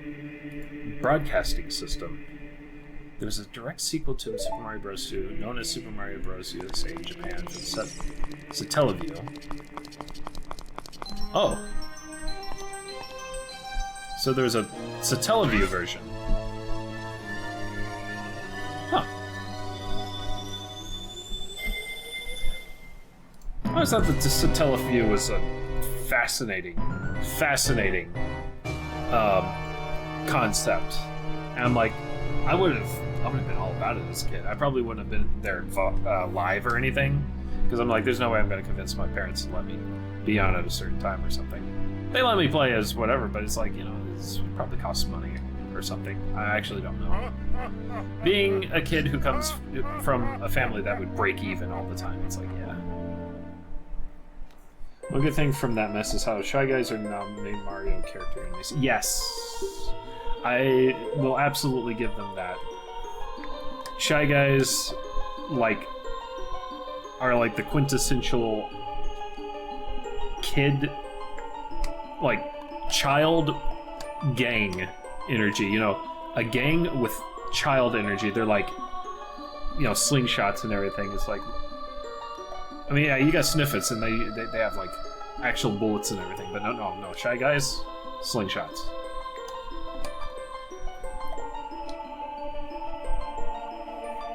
I always kind of thought to myself, are Sniffets and Shy Guys, are they related to some degree, or are they like rivals? I think they would be rivals. That seems like something a Shy Guy gang would do. Like, nah, these guys, they use actual bullets, and it's no fun. We use slingshots and like fireworks and stuff and toys. That's the fun way to do war crimes, because everybody's having fun. Everybody being us. But still, I may have drawn upon Shy Guys for my plush critter species quite a bit.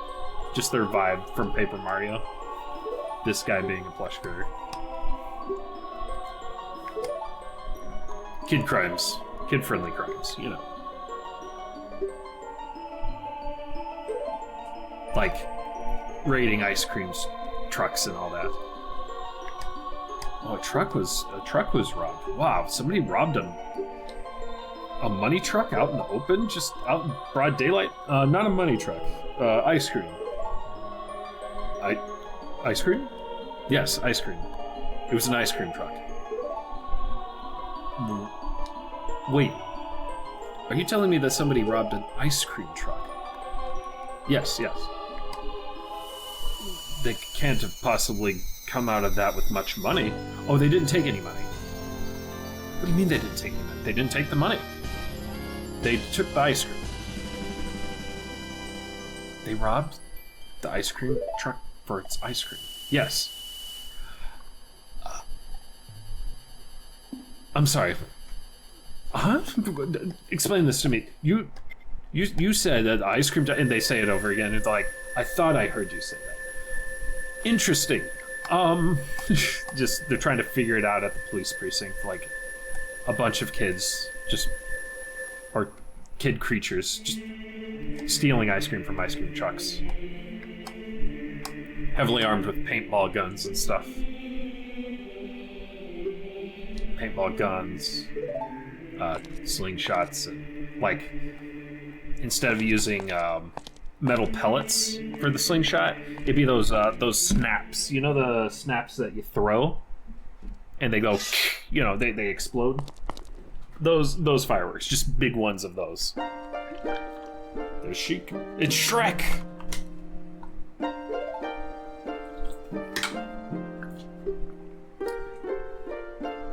Might take a moment to stuff my face full of Cheez-Its for a second. Try to get Misfit all done here first, though. I think I'm about done with him. Just need to shade his bell here. I was giving the extra crunchy Cheez-Its a try recently. Because I like the extra toasty. The extra toasty is like my all-time favorite. Beating out white cheddar, because that white cheddar was like my vice for a while. I'm like, oh, it's so good. But then extra toasty, they're like, you know what? People like the burnt ones. Why don't we just burn them on purpose? And it's like, that's genius. Do it.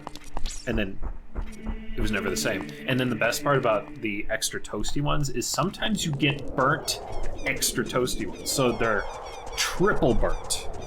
You know what I mean? How do they get more crunchy? I'm not sure. I bit one in half, and it looks like they put a Cheez-It in the Cheez-It somehow. Like they have a base cracker, but then they put the Cheez-It on top of it or something like that. It's interesting. And the ones I got specifically are the bold cheddar ones, so they got like some really good cheese powder on them. I think they're pretty great. They don't beat extra toasty though. Extra toasty is the all-time top for me. That and white cheddar is a close second. But those are a very, very, very close third. Very close third. Uncomfortably close third, you know. Get out of my personal space. Close third. I don't know what I'm talking about. Don't mind me. Jesus. Squared. You know, missed opportunity. They could have gone that angle. Be like, Cheez-It squared. But they're already squared. No, Cheez-It squared. Where we put a Cheez-It in a Cheez-It. Extra crunchy. And they do the crunch noise, and then it's like, you know, crumbs are scattering everywhere, and they have like the cheese is exploding at the cameras, like, look at it, wow. And people are like, oh, that looks good. Tries a Cheez-It crunch wrap. Oh, at Taco Bell? I heard that Taco Bell was doing a whole Cheez-It crossover, which sounded cool at first, but I'm like, I didn't know how crunchy they would stay, though, because that's kind of like the thing. And a lot of people don't like Taco Bell to begin with. Me personally, I don't know why. Don't ask me why, but I actually don't mind Cheez-Its. Or, no, wait, of course I don't mind. I don't mind Taco Bell. Yeah, I'm like one of those weird people. Well, I go out of my way for it only if I have a very, very specific craving for them. I have to be in a very specific mood for them. But I do get that mood sometimes. Giant Cheez-It, yeah, they have giant Cheez-Its, and yeah, that's what drew me. I'm like, yo, giant Cheez-It. Which, I think I was watching, let's see, Peanut Butter Gamer on his second channel, Peeps. he did some of the Cheez-It Taco Bell stuff. Yeah, me and Jay were watching it, and it's like, it seems like a great concept, but at the same time, I'm like, how does it stay crunchy, you know? But the giant Cheez-It concept sounds amazing, though. It's like, isn't it just kind of like, technically it's like 4 Cheez-Its at once, though? No. They have break points, I believe, for each quadrant, so you can like break it and pick it up. I haven't had one, in case you didn't notice. I'm just trying to remember what the concept was. Of course, I'm explaining it to somebody that's already had one, but it seems like a neat concept nevertheless. Although I'd kind of rather see it like on a burger, like a burger or a chicken sandwich or something, like a sandwich of some kind. Because I'm a big advocate of, even though I don't do it very often, I really should. Whoa! Sorry, it was that was the moment. I was waiting for it. It's freaking Ingo over here, evil Luigi, just unloading on this poor horse. Just doesn't stop the whole time. But yeah, what was I saying? But yeah, I really like chips on a burger because it gives it that really good crunch. So I was thinking to myself, it's like, what if they made saltines that were unsalted and burger sized, right? So I'm like, wait, now that the Cheez-Its are out, why don't they do that with Cheez-Its? That'd be really, really good. And then cover it in cheese. It was a whole, but it covered in meat, grease, and cheese, and it kind of didn't stand out much. Yeah, that's what I heard, is like, in the end, it kind of gets masked out by everything else. Copious amounts of cheese and all that. I guess it kind of put a big shadow on Mercy here. She's kind of got her hat down here. Show kiddo.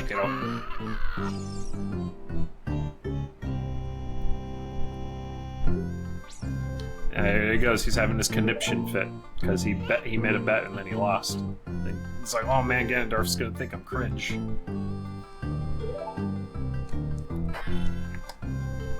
I'll never let you leave the ranch. Ha!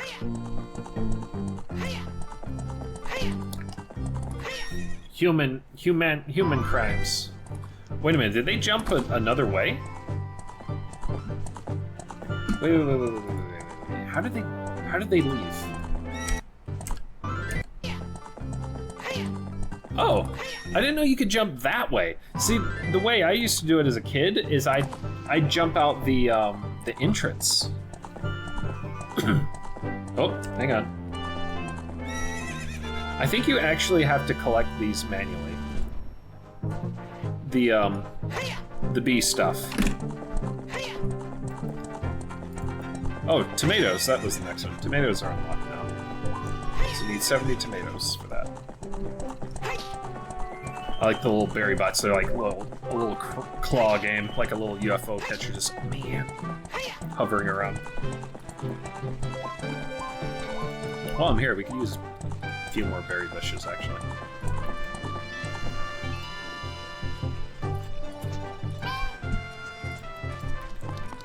Because there's some good money in these, in the berry bushes. As for the rest of this, let's see. I think we need to expand our operation a little bit. Let's see. Let's space it out so that we have enough room for a nice mini garden here. Maybe we can get a little fancy in this area too and make things snake around and all that. Let's see. I'm gonna plant some flowers while I'm at it. Plant some stuff. Big sunflower? Heck yeah, let's get that. Let's see, get some bees. These only take up 1 square, surprisingly, these. They look like they take up like at least 2 by 2, but no. Kind of overlap, real nice. Red. Put some red there. Put some blue on the 8. Nice. It's very fluffy looking. I'm actually gonna bulldoze these two back here and replace them with tall ones. Some tall ones.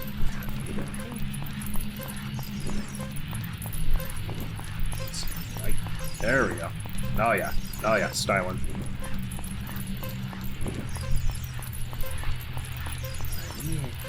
Let me check the range on our... Okay. You know, I could move the well over here, and it might look quite nice. Let's see. Yeah, I'm gonna do that. Let's move that. Let's move it... maybe right here. Because it kind of... it just works. It just works. Move our harvest spot down a little bit. Move our supply stuff up a little bit. And then move this over here once all that's moved. Aesthetics. Aesthetics. There go all the bees. You can see them working. That's the whole reason why we got the extra house. Speaking of, I'm gonna get another one if I can. Oh wait, no, it's very expensive. Understandable though. So there's actually a stat that keeps track of all the little bulblets and butterflies. So we got butterflies. You can barely see them fluttering around, but these are like bulb flies, like robot bulbs. Oh man, I don't know. Particle effects, man. Oh, we can get even closer. Obnoxiously close. There they are. They're a bit hard to see when it's zoomed out all the way.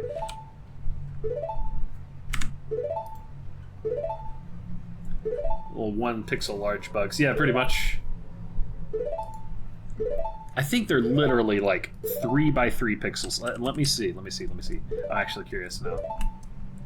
Because they're like, yeah, I don't think they get any bigger than literally 3 by 3. Because their little bodies are like 2 pixels. And then their wings, when they fan out the furthest, is like 1, 2, 3, like in an L shape for the edge, and then one more in the middle for like more color. So yeah, they don't go any bigger than that. Maybe 4 by 4 just for the sake of animating easier. Tiny. I do like particle effects.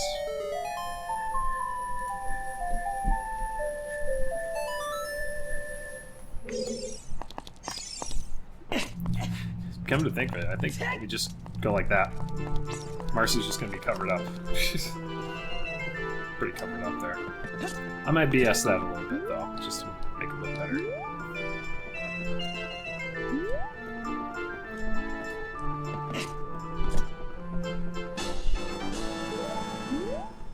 Sometimes you gotta make less sense. Let's see, come in this way. Just bring them in there.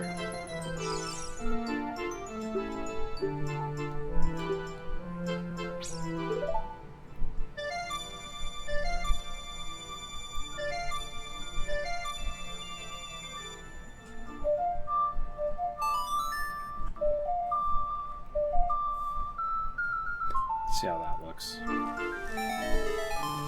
Yeah, that'll work. That'll work. Gotta have the colors stand out. I like colors. Color.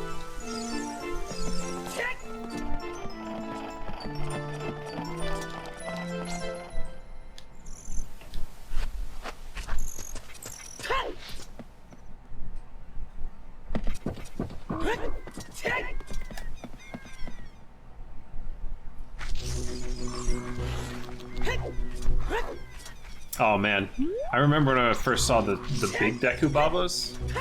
It jump scared the crap out of me because there's one right there and it goes bum, bum, bum. And I'm like, oh.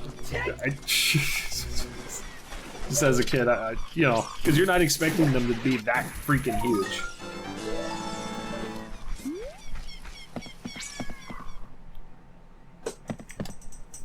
Pillowy mountains, pillowy mountains, pillowy mountains, and mashed potatoes. You ever hear that remix? Billowing mountains, billowing mountains, billowing mountains of mashed potatoes.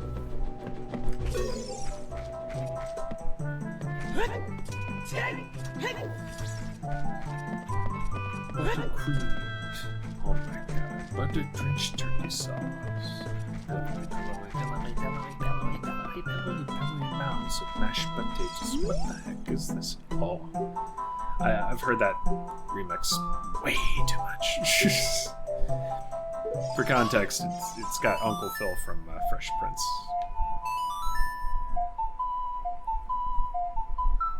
I think it's the episode where he has to go on a diet because it's like, oof, been eating too much, and I'm like, yeah, that's kind of a mood. I eat way too much. Here.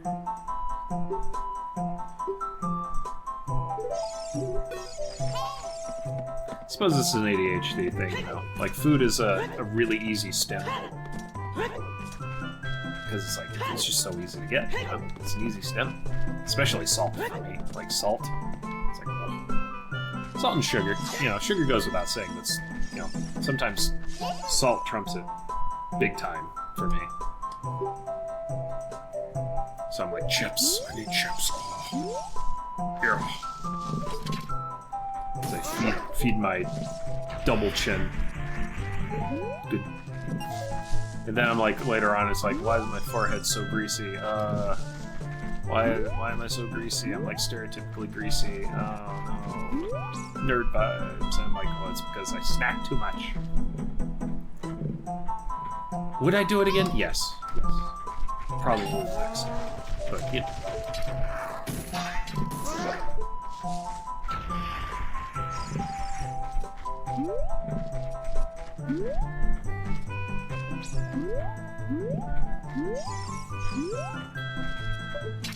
This freaking scarf, it's just like tattered. I can't tell what does more damage, the fact that she's a skateboarder and she takes spills and everything, or the fact that she just chews on it.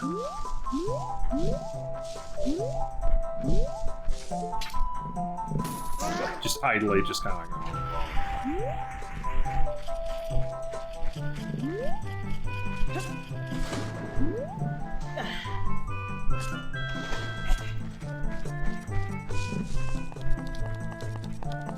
One of those things where you don't even realize you're doing it until you're like, oh wait, what am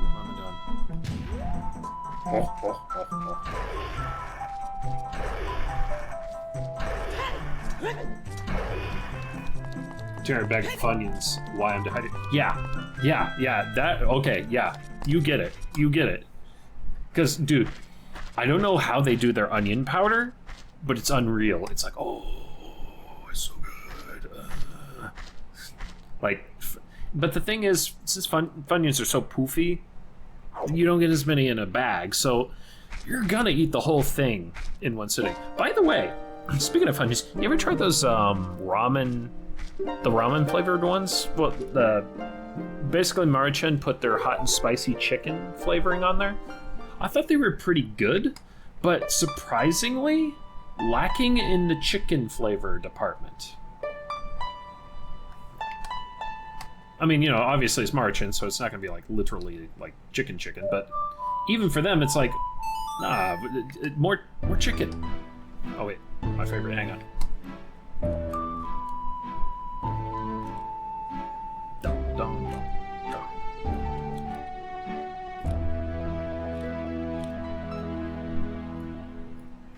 I stand the minuet of Forest. Absolutely. I want a full version of that song someday. You know, that would be a really cool like remix project. It's like, okay, let's take all the Ocarina of Time songs, the Ocarina ones, and make full versions of them. That'd be pretty cool. But yeah, Marichin put the hot and spicy chicken flavoring on Funyuns. You know, they did a collaboration. They're not too oniony though either. So I'm like, oh, also my favorite.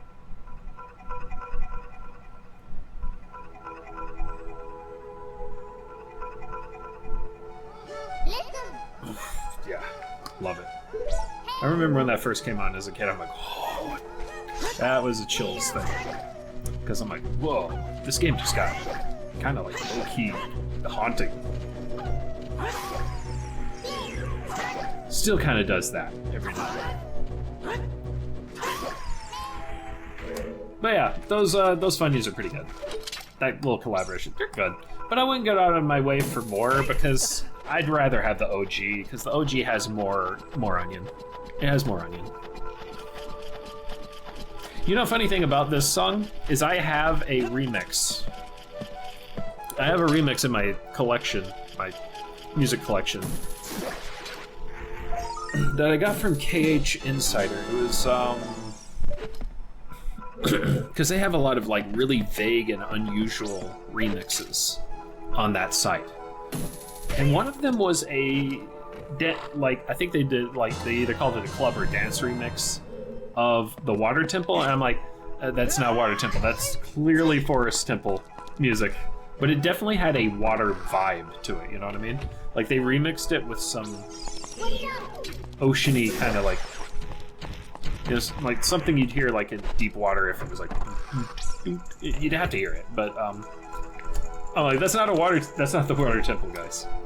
That is not the Water Temple. Still very good. Still definitely, it's one of my jams. Ever since I found it. I got a lot of jams though.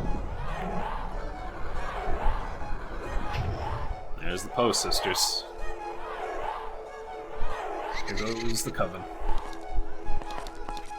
Doing their little laughs. They're like, oh man. Poe have always been a favorite enemy. I just like ghosts. But I guess I kind of always liked them because I think in like the first game they're actually pretty tough. I mean, how do you fight a ghost? You know, with a sword? Yeah, good luck. I mean, you can, but it's like they take a lot of hits. Then they do all the like teleportations, if I remember correctly. There's the Stalfos. Wait, is the first encounter both, like, two of them? I don't remember that. Oh, that's right. It is two of them, but they go down. As soon as they go down, they're gone. But I think later on they introduce the gimmick where it's like, oh, you need to defeat both within a time. I don't know if it's later on in this temple or... I think they do that in the Water Temple as well, maybe. I'm trying to remember. No, they do it in this temple as well, because there's a hole in the middle of the floor, too. So it's like, don't fall! While you're panicking, don't fall. But do rush, though. Don't rush, but rush. Man, I got a mad craving for some Funyuns now.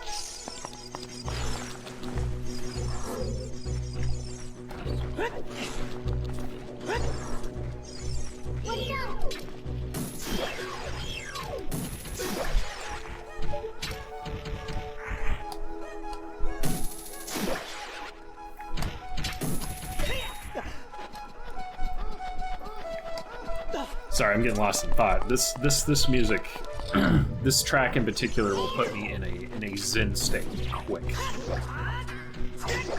Just with how hauntingly chill. It's one of those things where it's like, it's a chill vibe song, but it's a spooky one. You know, like it's like if you were chilling in a graveyard.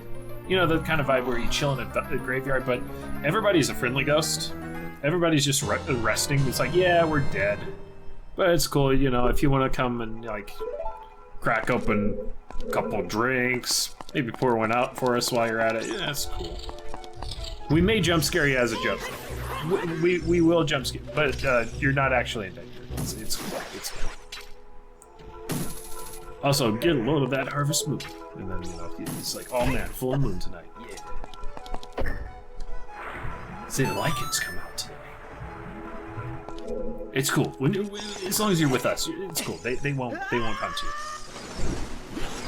And they say stuff like that, and it's like you never know if they're joking or just like messing with the living, or if they're completely serious. That kind of vibe. Spooky vibe. Freaking jowls on those giant Deku Babas. Just they're making potatoes. You know the ones that are my favorite though are the Majora's Mask ones. I believe they're called Bio Babas or something. They're like lily pads. I just think they're a cool design choice because it's like not only are they an enemy underwater, but if you're above water, you can use them as a platform. But even if you take them out, they're still alive because then their head skitters around. And it's like they're so scrungly. They got you know what they got? They got Spawn from Into the Radius vibes. Speaking of Into the Radius, I've been playing that off stream just to grind for some gear. As soon as I got a Beretta, like I've been using weapons with 918 ammo, right, and shotgun ammo. But as soon as I got something with 919 ammo, I totally forgot that it does like twice the damage. So I'm like, oh, now we're getting through some people. Now we're actually like clearing out places and making some progress. So I've been getting a bunch of credits on that game just to make sure that we are ready. I almost streamed it today, but I'm like, no, I really ought to do some more. I really ought to do something productive. I mean, technically I'm being productive if I stream, because it's like, oh, hey, stream archive. But it's like, actually productive. I forgot to shade Misfits horse over here. Number 4.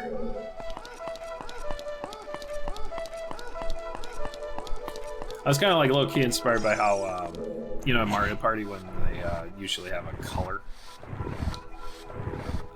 associated with whatever vehicle they may be driving or whatever nonsense, like anything that anything that's Waluigi is like black colored.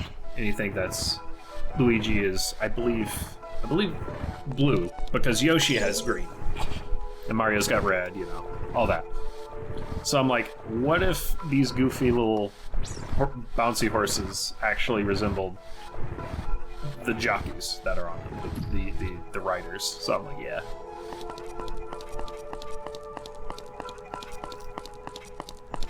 And of course, Misfits is the most eye-bleeding of them all, because he's literally, I used every color in Roy G. Biv on this kid. And you might be like, wait, you didn't use red. Technically, I did. Pink is red. As you can see, if I select that. Oh, okay. Technically, that's in like the pinkish purplish region right there. But I couldn't really find a place for like bright red. You know what I mean? So close to it. I think I just told myself, I'm going to challenge myself to make a character that has every kind of aesthetic that I like all in one, because I realized something. When I was early on in doing art, I didn't do that, because usually people have a character that's like, oh, this is all the things I like. Yeah. I'm going to put them all in one character. And it's like, at that point, you don't care how cringe it is, just as long as it's cool. It's cool, And I realized I didn't actually end up doing that. So I did it with Misfit at some point, and I'm like, yeah. So he kind of stuck. I think I also challenged myself to try and use every color at the time, because I'm like, yeah, let's see if I can fit every color on this guy. Took me forever to get his colors right.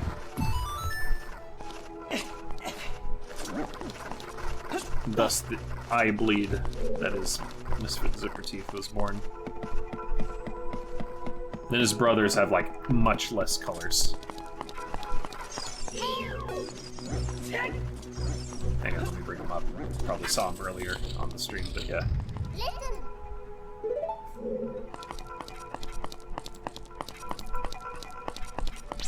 let's see.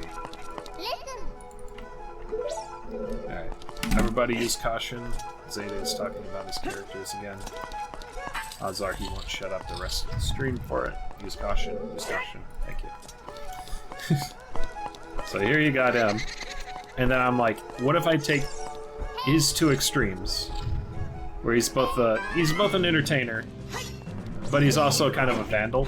Like, he sticks it to all the rich people and the corporations because it's funny to him. So I'm like, what if I divide this guy in half and give, like, entertainment to one character and his vandal side to the other? I don't know why I'm drawing it out. So yeah. You can see that they got much less colors here. Because why not?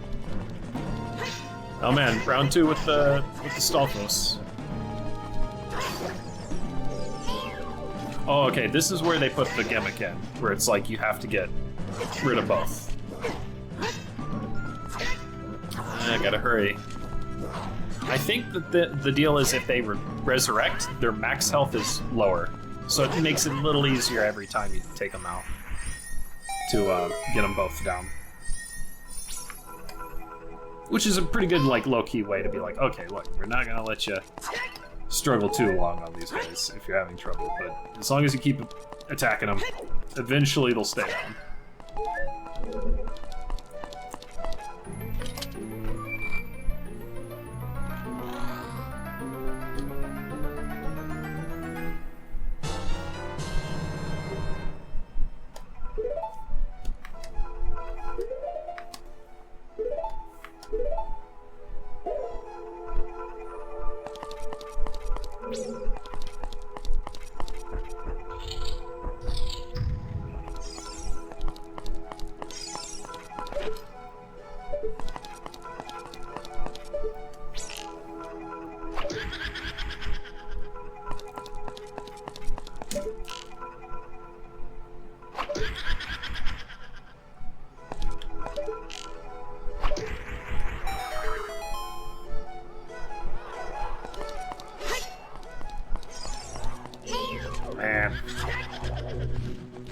I always forget the names of one of the Poe sisters. I always end up forgetting. I know there's Beth. I know about Amy. Amy's the green one. I know about Meg. That's the green, not the green one. Purple one. But I always forget if Beth is the red or the blue one. I think she's the blue one. I'm gonna look this up. Poe sisters. Jalel, right, Jalel. That's the red one.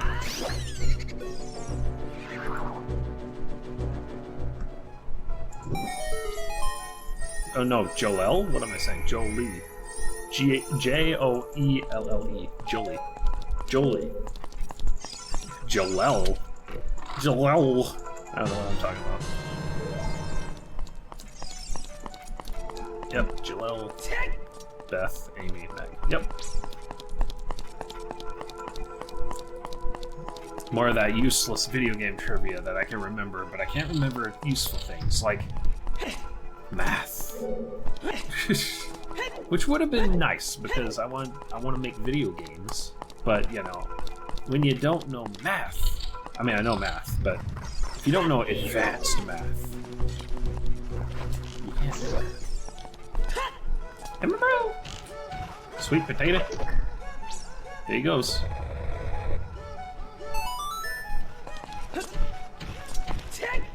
Why do people get confused whenever I call Jay my bro?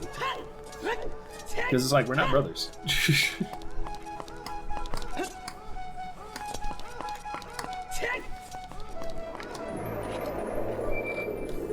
It's a great way to throw off people in Florida, though. He's like, are you guys brothers? Yeah, sure. Now, please mind your own business. We're trying to do laundry, thank you. Okay. Just curious, you know. Yeah. Sure you are. That's why we're not in Florida anymore. I do miss Florida sometimes, though. the beaches and the tourist traps. You know, obviously, not the people. People. Okay. But I digest, which is good because I want some Cheez-Its in a second.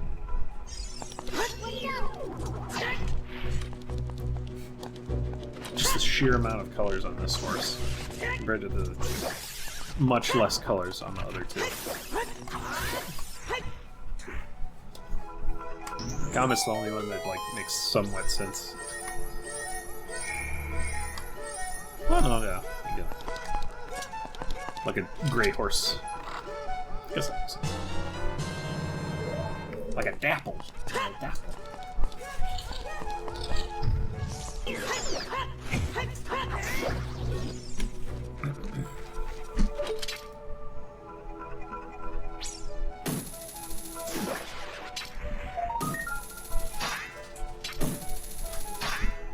I think we got another berry bush unlocked. It doesn't take long to unlock more berry bushes, they're just expensive.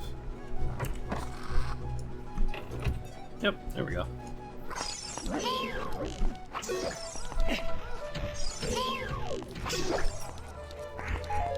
So let's put these... So there's a total of 9 of them, right? So 1, 2, 3, 4, 5, 6, 7, 8, 9. It'd be a little like half and half kind of deal, but yeah, let's put some raspberries in here.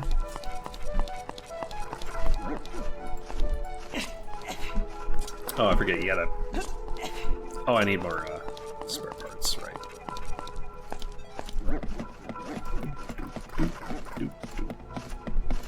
There we go. A whole row of them. And we're slowly but surely getting our farm expanded.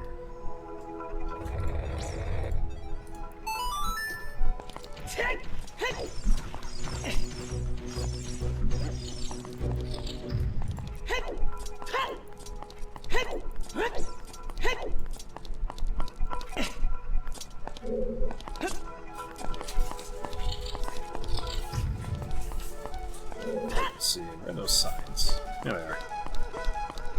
So we got cauliflower, and then we put potatoes. We put our turnips, and then we'll put the tomatoes in there as well. And as we unlock more, we'll put more. I kind of like the idea of having like these little mini patches that are specifically for certain vegetables. I don't know if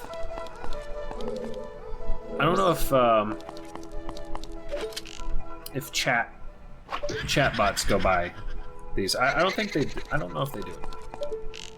Maybe? No, because there's a cauliflower. There's some potatoes. I just kind of like the idea of having like at least one patch for each one. I don't know. Just for the sake of collection. Let's get some more pathing down here.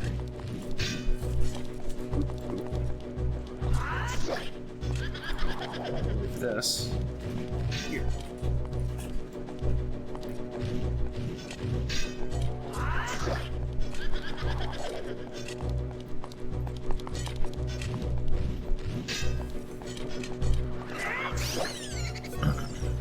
That moves. I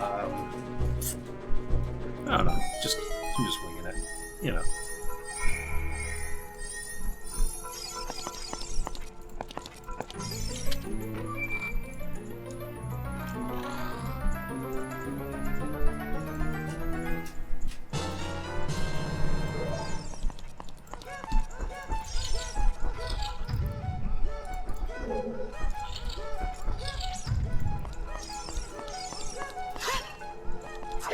Okay, there we go.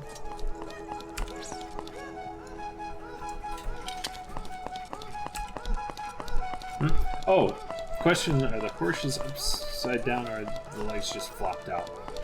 Oh, I guess the horseshoes are upside down. I wasn't really thinking about that too much. I just kind of threw them on. I probably just goofed on that, but oh well. The legs are also flopped out though too, just because, you know, You know how bounce horses are. They're special horses, man. That's how they do it. That's how, you see, the breed of they're the breed of horse. You know, they have strange, like inverted hoof things. They're also like made of rubber, and they bounce a lot for some reason. You know, it's just a breed thing. You know. Nah, it's probably just me goofing.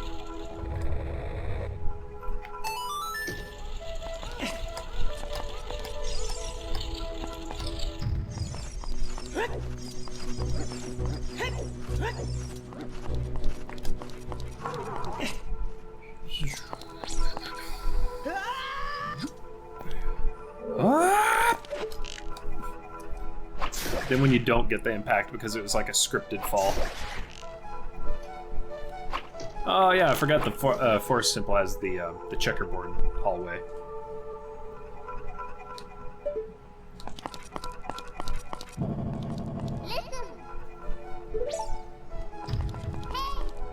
Hi.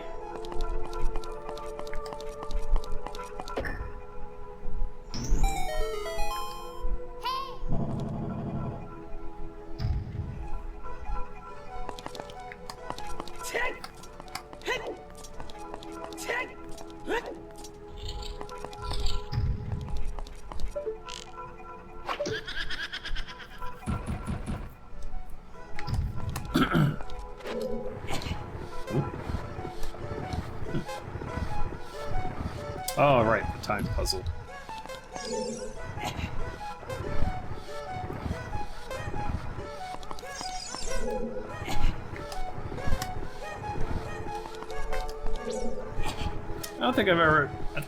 I don't know if I ever solved this in time, because I always forget it's a thing.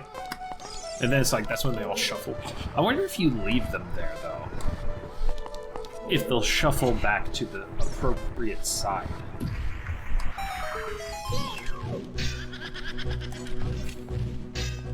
Oh, I forgot to shade this part again. Forgot to give it a smudgy smudge. Smudgy smudge.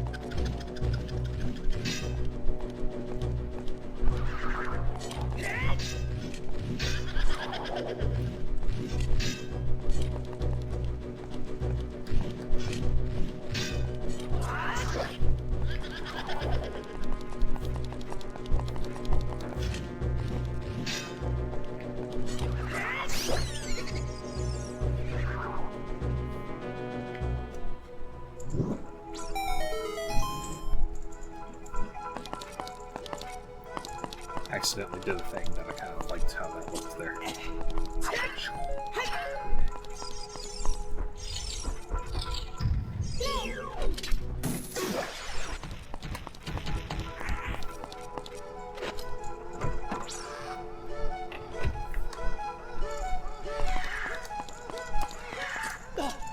And Meg's like, oh no, oh no.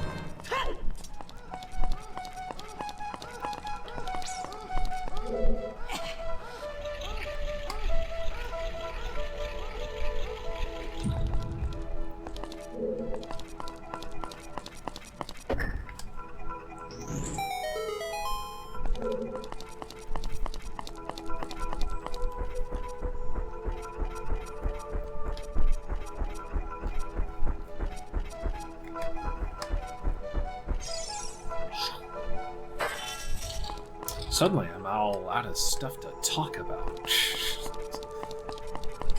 Just started zoning out. I'm telling you, this music, it puts me in a zone state. The only one that's worse than this is Water Temple music. Like, yeah.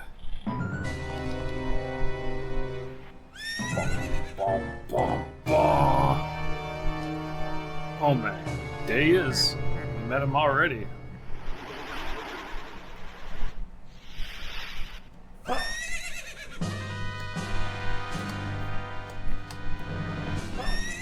I swat a turkey the whole time.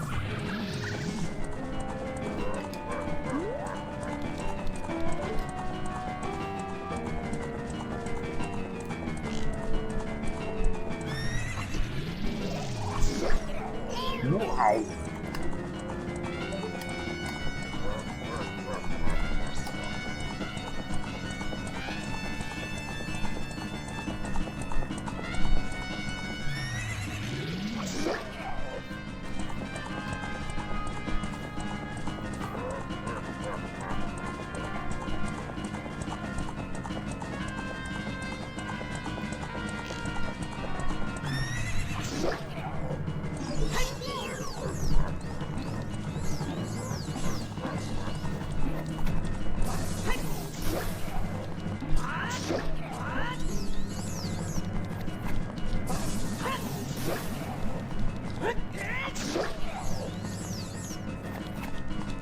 It is kind of funny how this kind of low-key trains you for later on.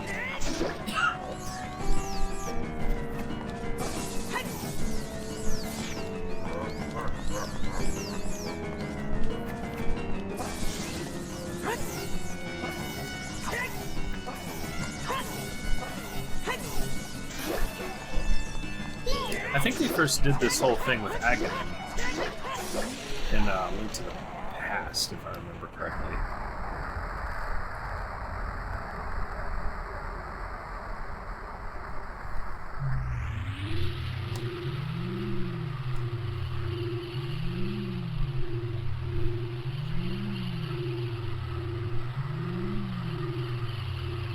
Banish it to the gap between dimensions. Oh, dang.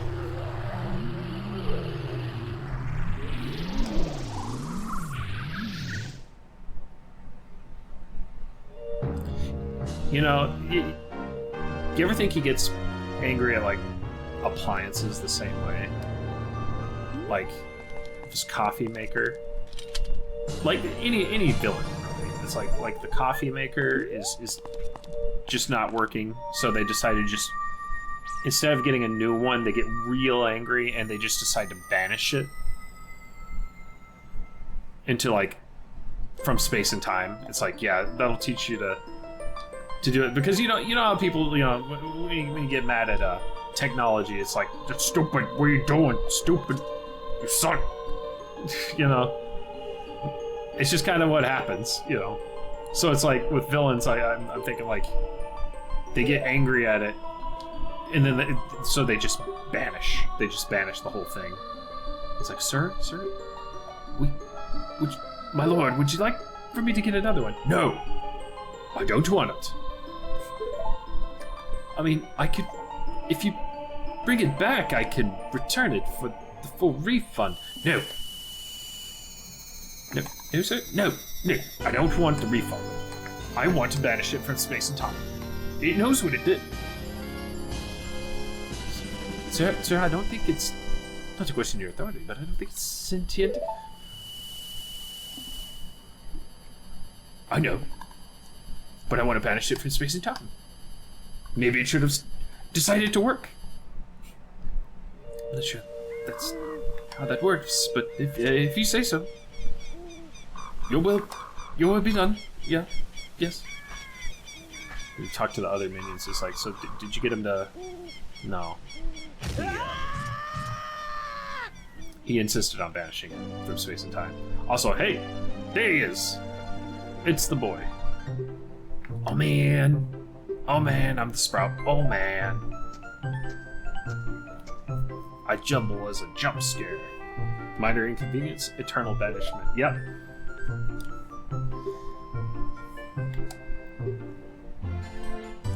This accursed toilet won't flush properly. Well, I'll show you. I'll flush you to the Shadow Realm. Aha! And then later on, it's like, I need to go to the bathroom. I need to go to the bathroom and I have no toilet. I need to go to the bathroom and I have no toilet. What would I do?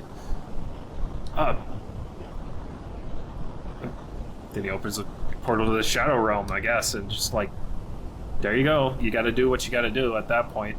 Man, that would be even worse. It's like, you know what? You banished me to the Shadow Realm, but now you're using it as a personal toilet. I don't know who you are.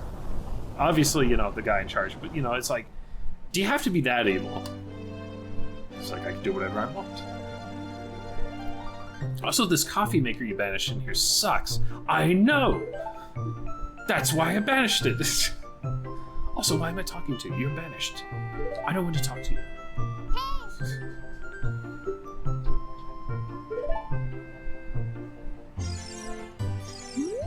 I always thought to myself, it's like, if the villain ever took over the world, got everything that they wanted, what would they do afterwards? When they get bored, they'd be like, well, now that I have everything under my control, what now? I know, I'll build a statue in honor of me and my great power. Wait, I've already done that. I did that 7 times, actually. They're all out on my front courtyard. What to do? Oh, I know. I'll go raise a countryside to establish my. Wait, I'm already out of countrysides. Maybe hold a feast again. I'm not hungry. I know. What would the hero do? What would the hero do? You're asking what the hero would do? Yes. What would the hero do for entertainment? I think he'd go kart racing. That's it. We'll have an evil kart race. Only blue shells. I don't know what Ganondorf is like. Kart racing, but you know. Hyrule Kart. That basically happened in Mario Kart 8. Hyrule Kart.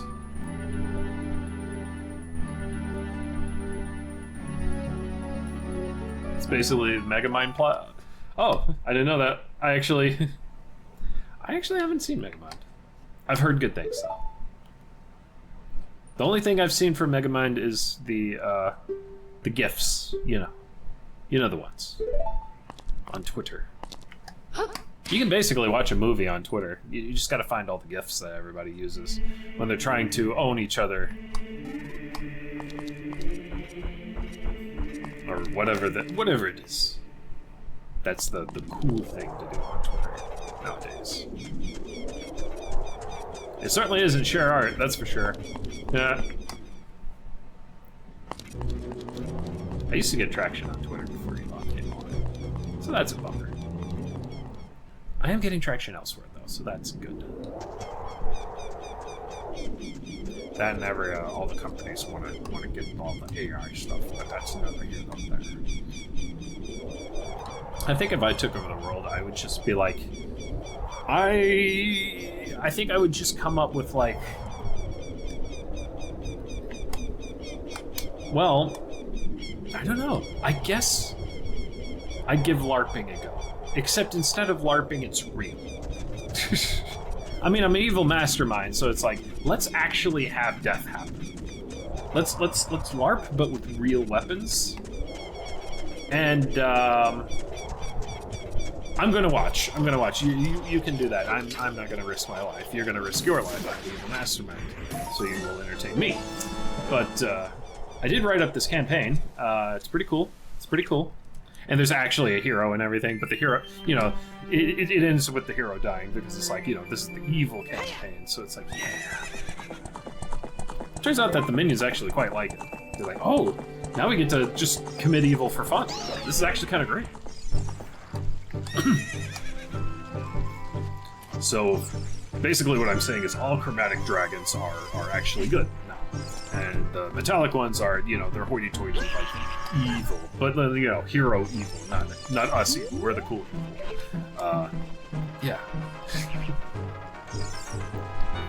Can I start as a necromancer? I would expect you to start as a necromancer. All right.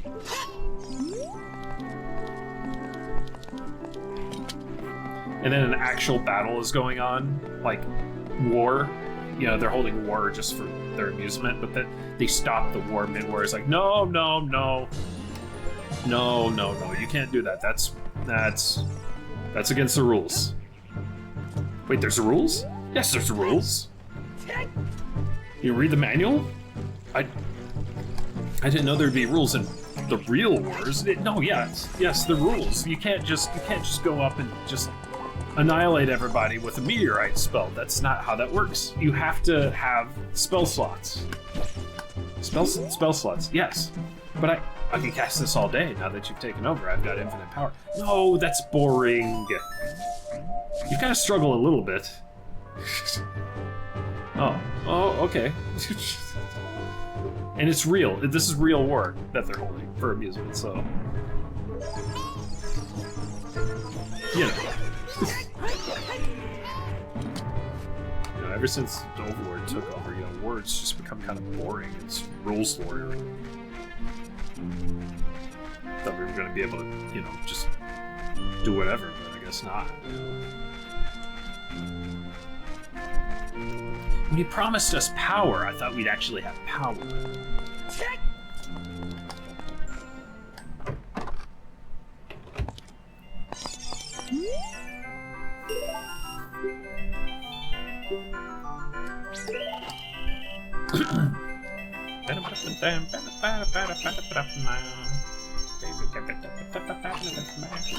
This music, I swear. I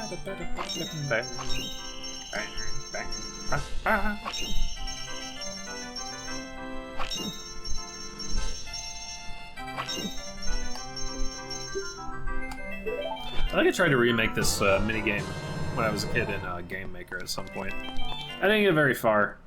I think I got distracted by other projects. Other things. Probably video games.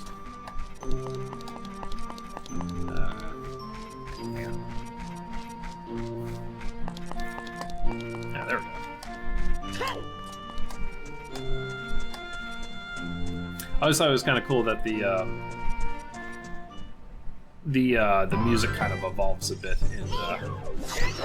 in the future version of Kakariko, because it's a bigger village now, so it's like.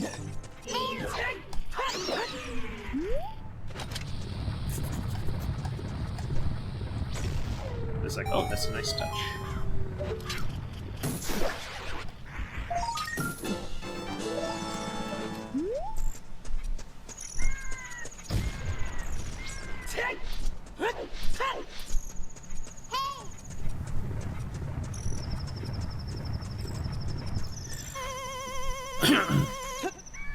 So now I'm thinking of, like, it's concerning real war. It's like, so I banished the hero from space and time, but I'm thinking about bringing him back because we're gonna need a villain, and I think he would be pretty good. You're gonna bring back the hero that you spent so much time destroying? Yeah, I'm bored, man.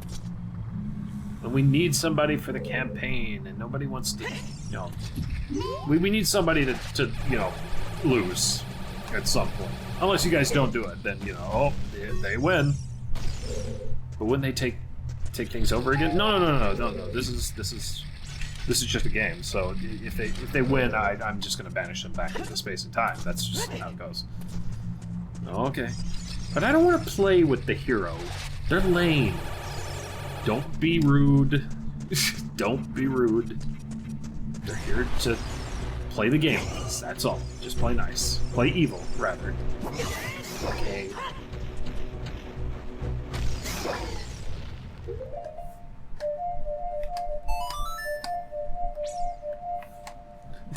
Then they're brought back, they're so confused. Like, why were they brought back? And then it's like, a campaign? Like D&D? Yeah. Okay. I forgot you come back here as an adult.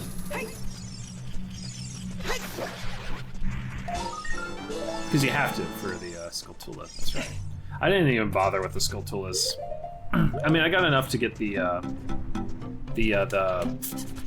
tuning fork or agony stone or what have you, you know. But that was about it. I didn't bother going for like infinite money and all that.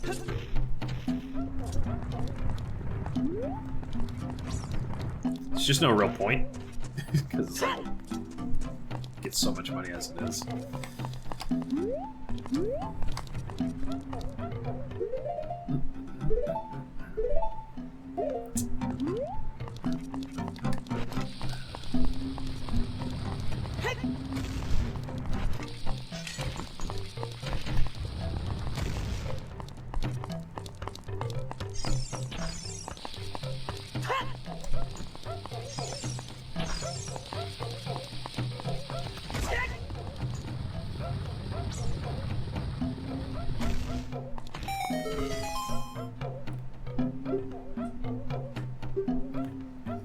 Oh man, it's Link the Goron.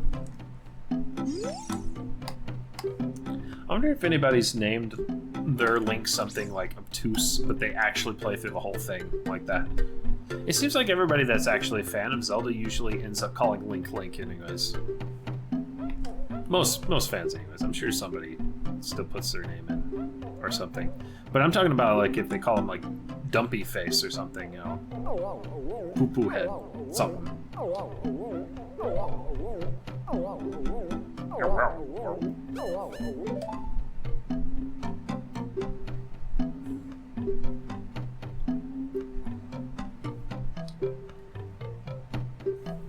Game Grumps said slurp, slurp or whatever.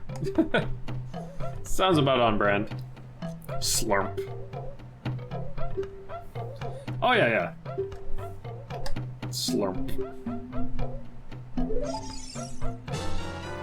That is true. That is true. They are like one of the few out there that will do like a goofy name, just because why not? One of the few that I know of. Maybe I don't look very far.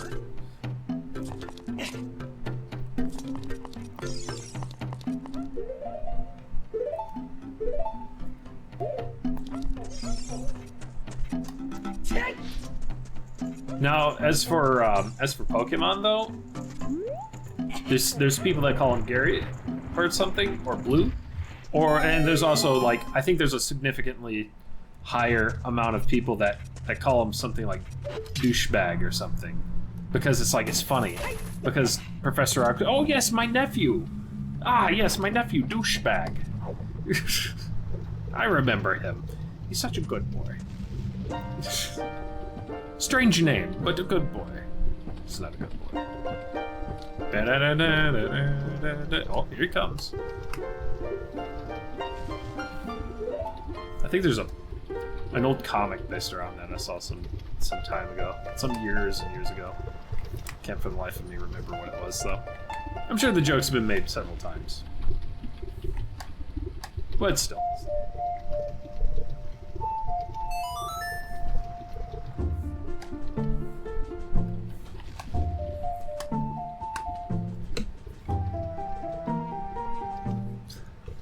I like sometimes when people will name the character like something Animal Crossing style. You know how Animal Crossing characters, they usually have a word they say at the end, like Lolly will say bon bon. You know, it's like common, bon bon.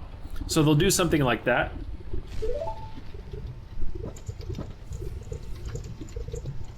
Like, I don't know, they'll put like a period and then space and then belch or something in apostrophes. So it's like people will always like start, like if they start or end a sentence with the character's name, it's like they just let one out every time.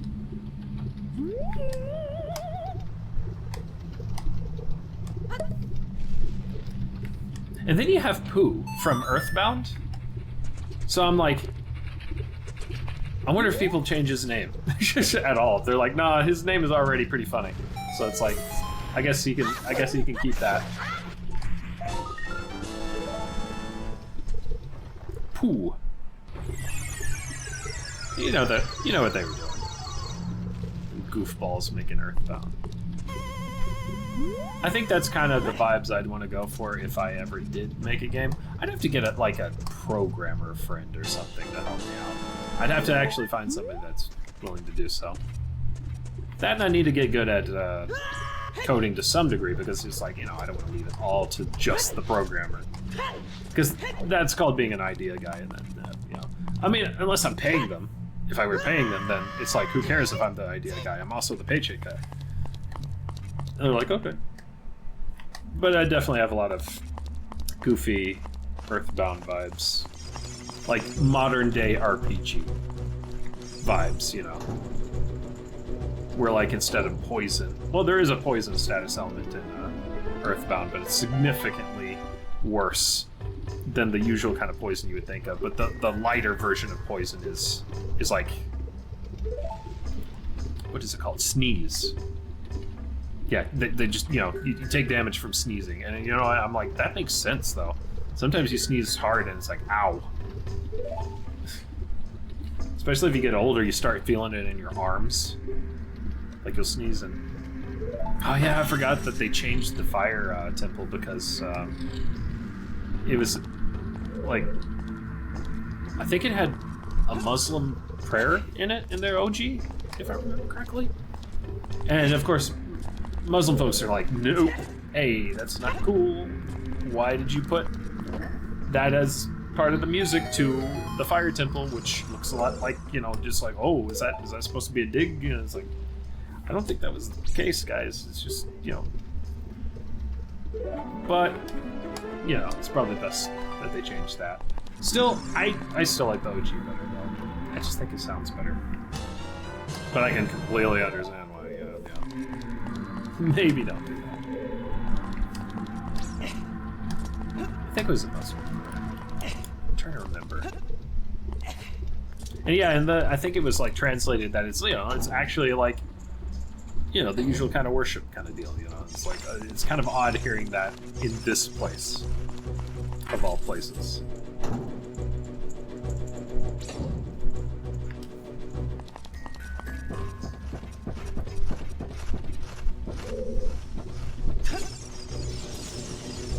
I'm not sure if I want to...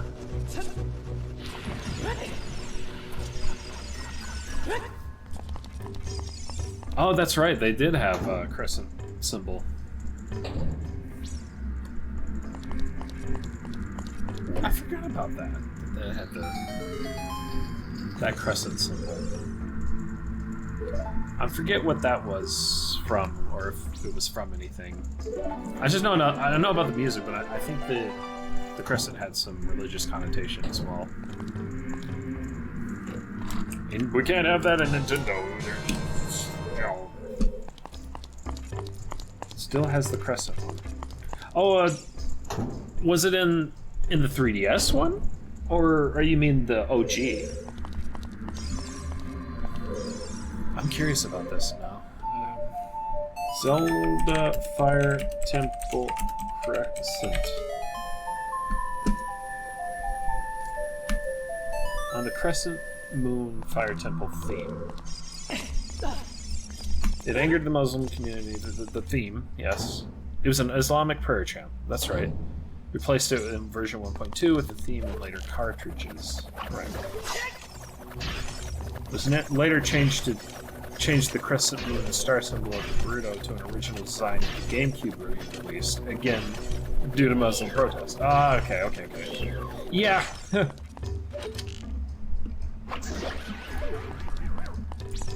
I think that's kind of what they were aiming for as far as all that goes, but then it's like, it's a little tone deaf, yeah. Yeah. In the OG N64, it was in earlier dungeons too, though. Yeah, I seem to remember it being in other parts, but because it was coupled with the original theme, I think that's why it was like, hey, I kind of like the new Gerudo symbol though that they got.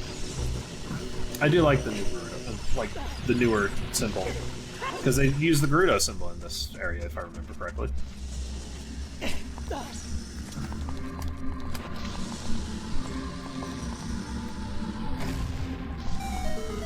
I think. Yeah. Yeah. I think so. Yeah. Yeah. Yeah. Yeah. I think so. Yeah. Yeah. Yeah. Yeah. Maybe. I don't know. Alright, did I get everything? No, I mean, I probably forgot like 3 or 4 things. And I won't find that out until later. You got the thing. Wasn't it Chugga Conroy that used to say that? You got the thing. Japan companies don't care too much about religious connotations, but American markets pro-clutch hard. Yeah, they do. Yes. That's probably why, Nintendo's just like, let's just avoid the headache and just don't. Just don't. No, not even once. Alright, shadows are down. We got shinies, we got highlights to do, we got rim lights to do.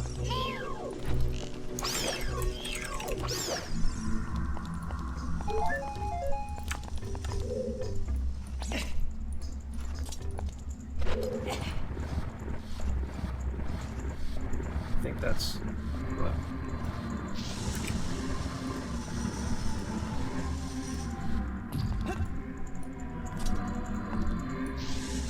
Alright, just making sure. Alright, so let's see. I call for a snack break. So, I'm gonna get a snack or something. Take a little break. Here's what I'm gonna do. I'm gonna set up a separate scene on here, right quick. Art break, so that this is on.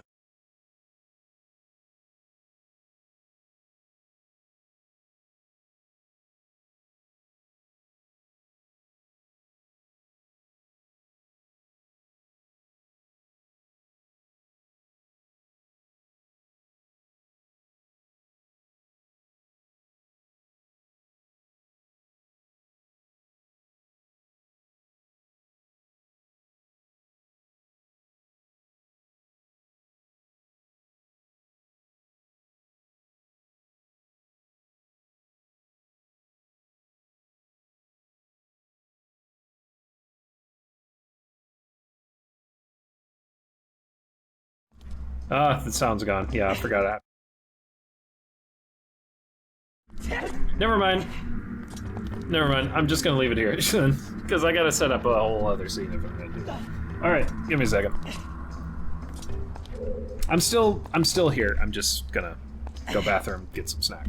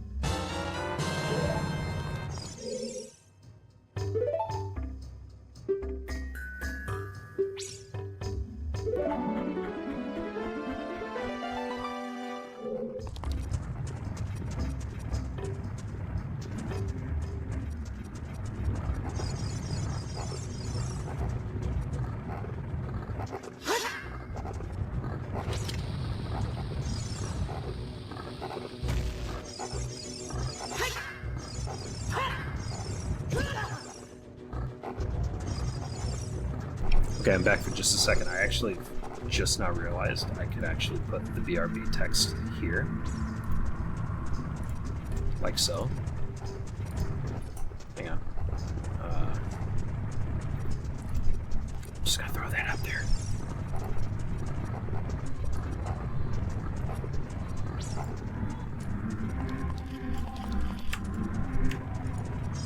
And now transform it a bit.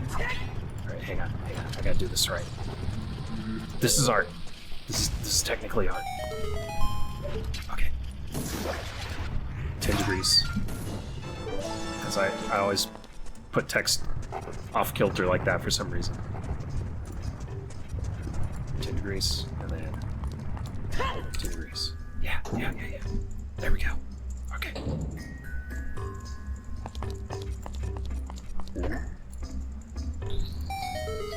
Okay. Snack.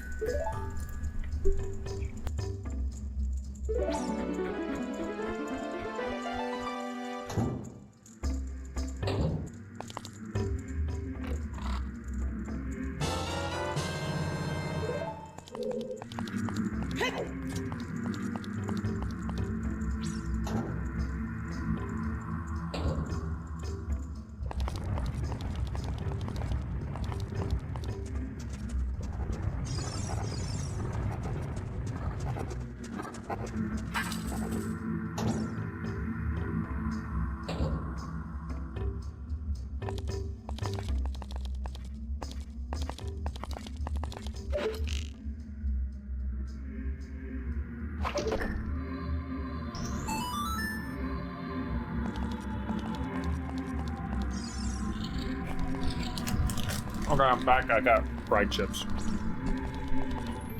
I'll get back to it in a second. I'm gonna make this a bit bigger.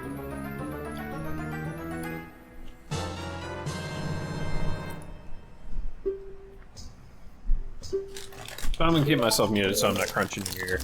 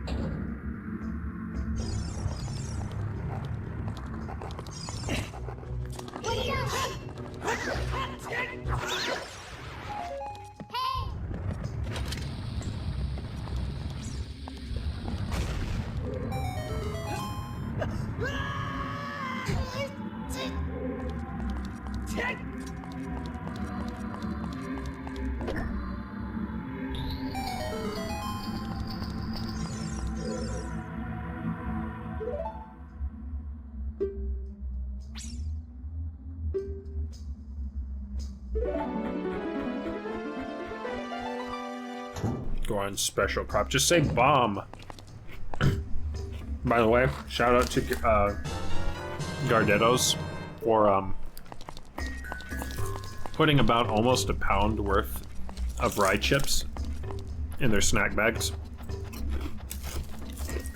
I'm just saying, for so cheap, you get so many. It's still hefty. That's crazy.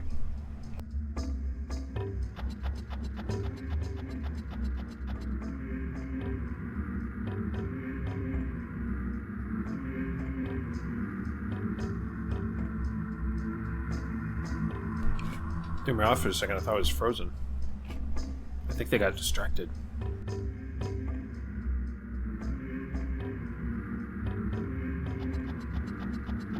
Oh, there they go.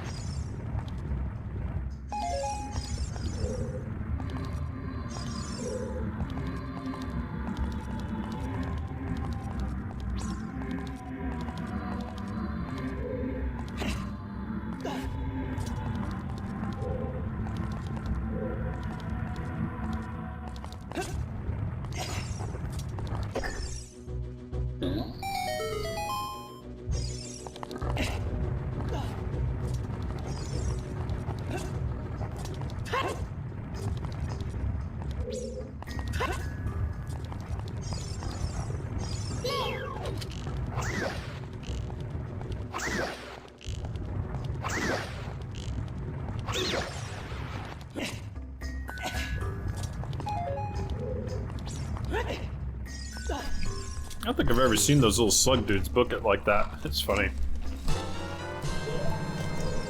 Side note, I kind of get it. The magic bean guy, just sitting there munching away.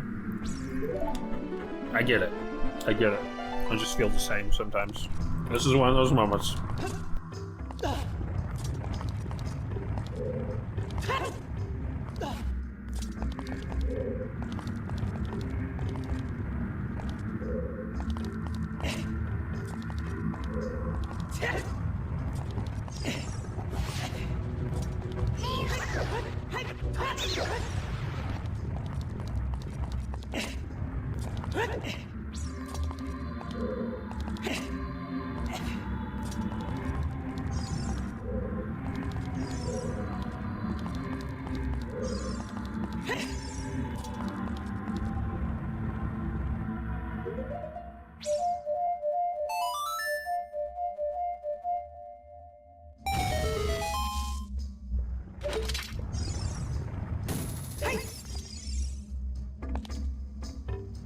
Okay. Stuffed my craw full of rye chips. That'll hold me for a while. Alright. Let's get this small again. Put it a little bigger. There we go.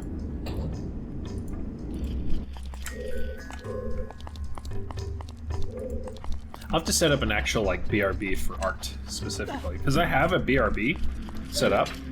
That's like just the intro, but it says BRB. Be it.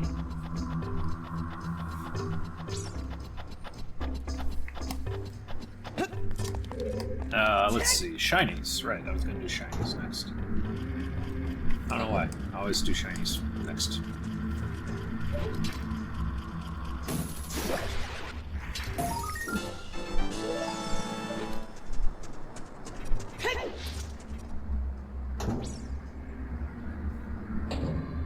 I always have this particular way of doing this with its hair. I'm not sure why I do it this way. I just did it once, and I'm like, you know what? I'm just gonna keep it this way. It doesn't make any sense, but it's like, hey, I'm not getting paid to make sense, so hey.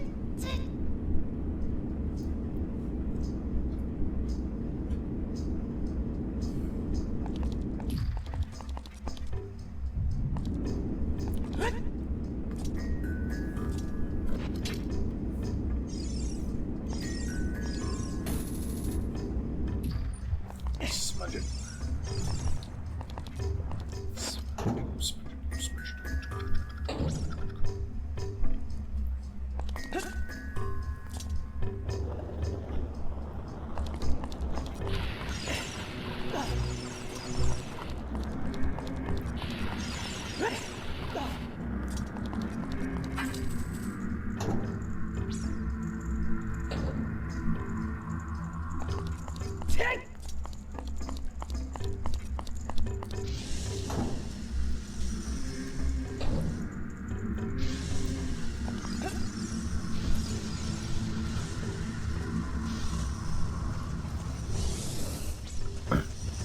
Alright, let's see if this looks decent enough just by trimming this.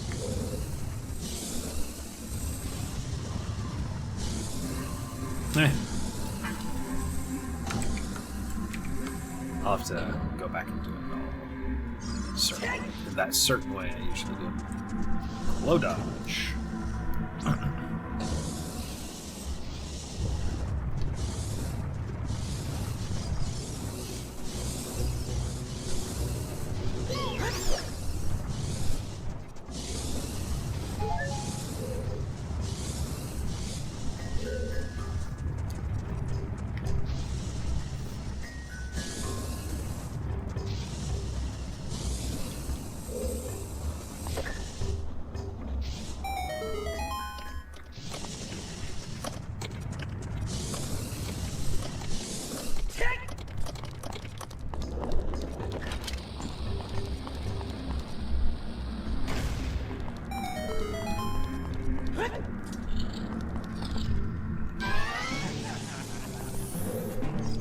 Oh yeah, this guy.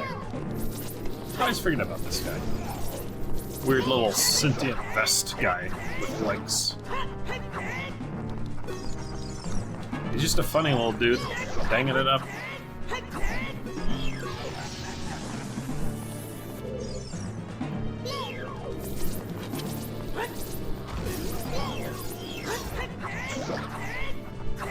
And he's squaring up like he's like gonna do something crazy. They bop him, and it's like, oh no.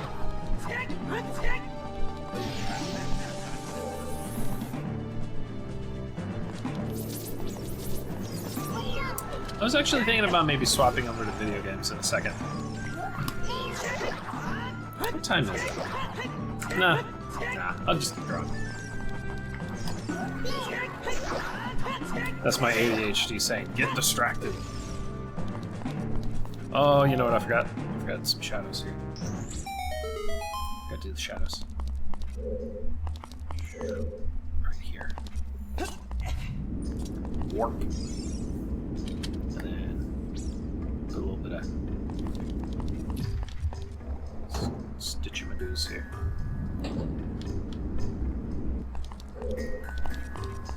There we go.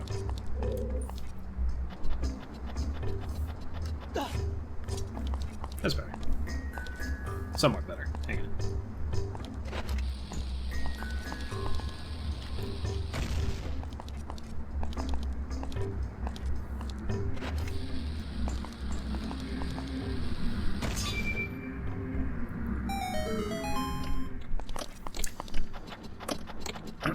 You know, I'm on shadows. Let's just go ahead and blend those proper.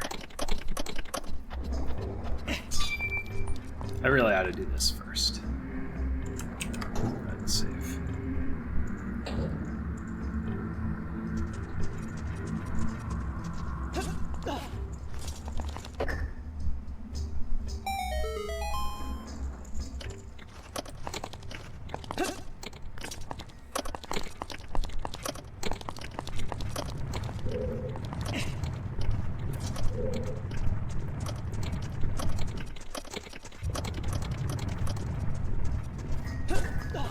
What's Rusty doing over here? Doing good. We have unlocked something. Actually, we skipped over the peas. And that's pinto beans, interestingly.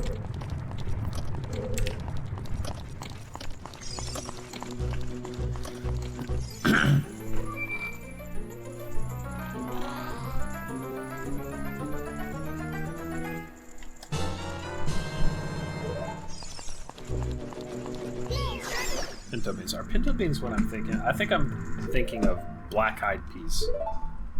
Pinto beans. Oh yeah. I used to eat pinto beans as a lot as a kid. I don't know if that's like just a southern thing or just a beans thing, but I used to eat them a lot as a kid. My mom would always, well, not just my mom, but my folks in general would just make them a lot. I had a mixed relationship with pinto beans. On one hand, I kind of liked them. On the other hand, I'm like, they're a bit mushy. Even for a bean, you know? Also, I forgot the shadows here. See, I told you I was going to forget like 2 or 3 spots. Everybody's going to think I'm cringe and not professional. Oh no. Funny to assume that you thought I was professional to begin with.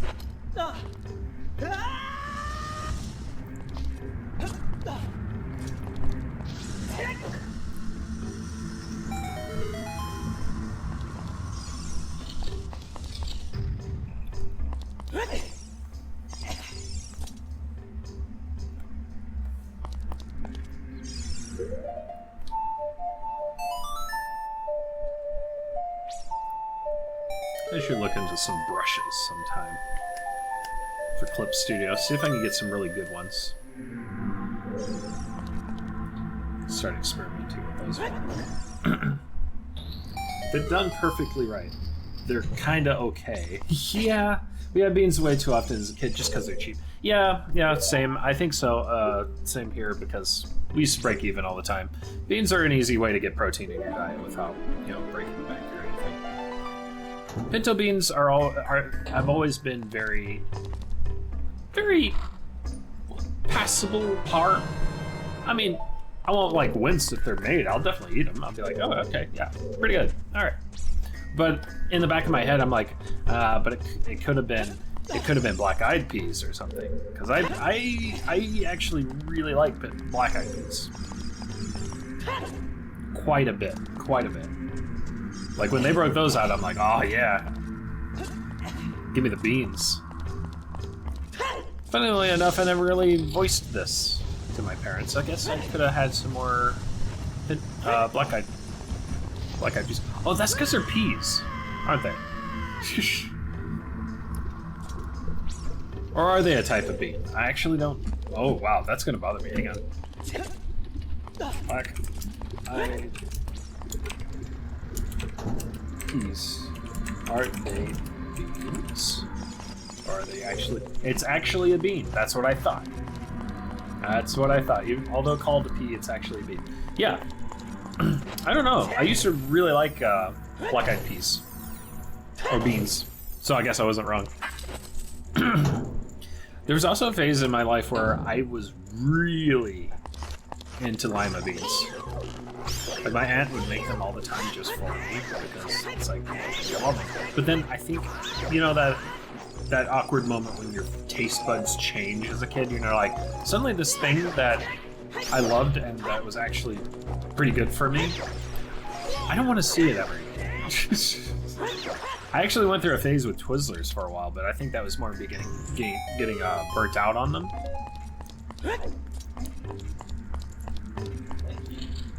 But it's like, yeah, I don't know. Well, I eat lima beans today, though. I would. I'd eat them because, I'm a lot less big as a kid. But again, we could be having black-eyed peas.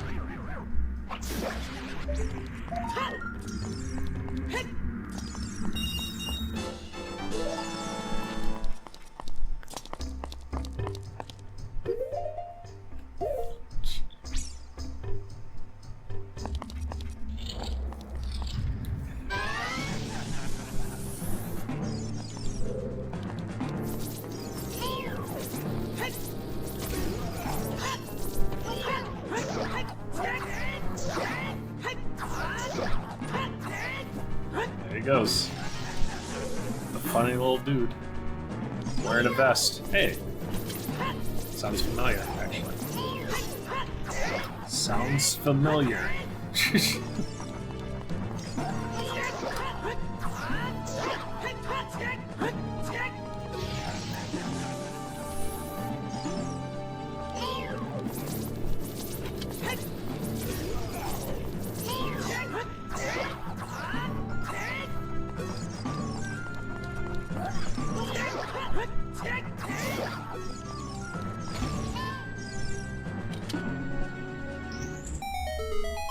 Then he just detonates, And he's gone. No more funny little dude. Black-eyed peas around New Year's, because that's a thing. Oh yeah, I forgot that's a thing. Black-eyed peas being the New Year's thing. I'm like, no, all years, thank you. We can put pinto beans at the New Year's thing. Because it's like, once I had them, I'm good for the year,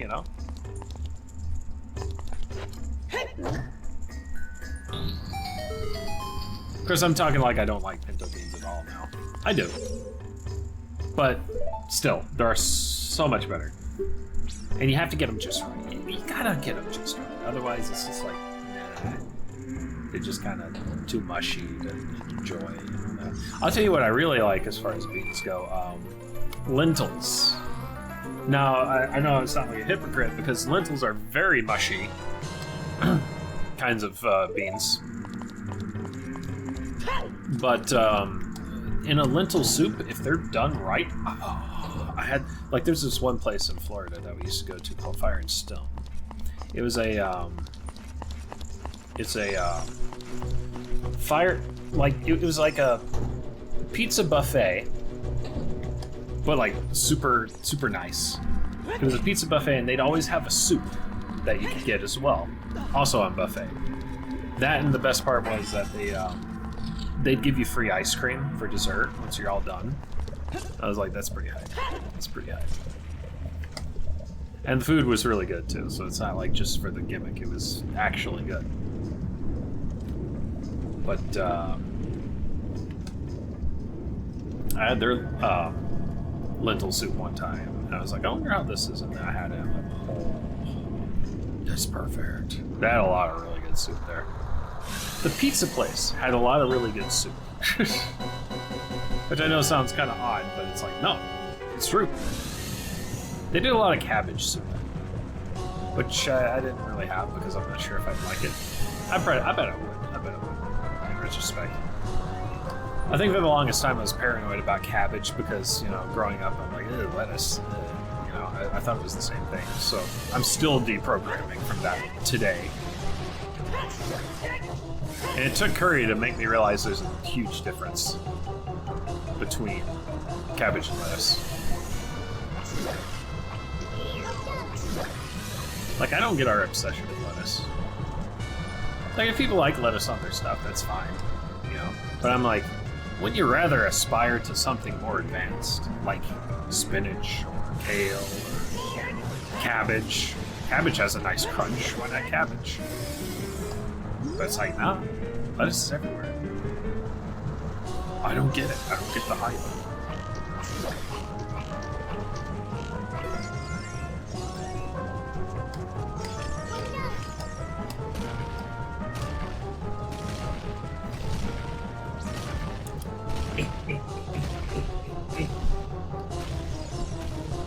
This guy hits it. I was gonna bomb her or something. Just for no reason. Let's see what he's doing. He's doing art too, I think. It is a productive day over here. Which is good because I got super addicted to a game last night. I wasn't expecting to. I was going to save it for stream, but I'm like, it's a Stardew-like kind of farming game. So I figured it wouldn't be that entertaining to watch. Even though I love Stardew. I love Stardew, and I do like streaming games. Maybe I'll take a quick look at it sometime. It's in early access, but it's like Stardew, but it's anime as hell. It's anime as hell. And all the characters, dare I say, have a lot more personality. And it's like, it's basically Stardew, but everything, there's just more to do. I don't want to say it's better, though. It's better in a lot of ways, but in its own way. You know what I mean? Because I'm not going to say that Stardew, I have a replacement for that. No, absolutely not. It's called Fields of Mystria. Mystria. Mystria, yeah. Overwhelmingly positive reviews, 98% of 3,500 reviews. It's freaking solid. Like, I was about to play it off like, oh, it's another farm sim thing, pixel art. Okay, yeah. Well, I've already got started, but then I tried it and I'm like, oh, this is good. It's real good. It's really good.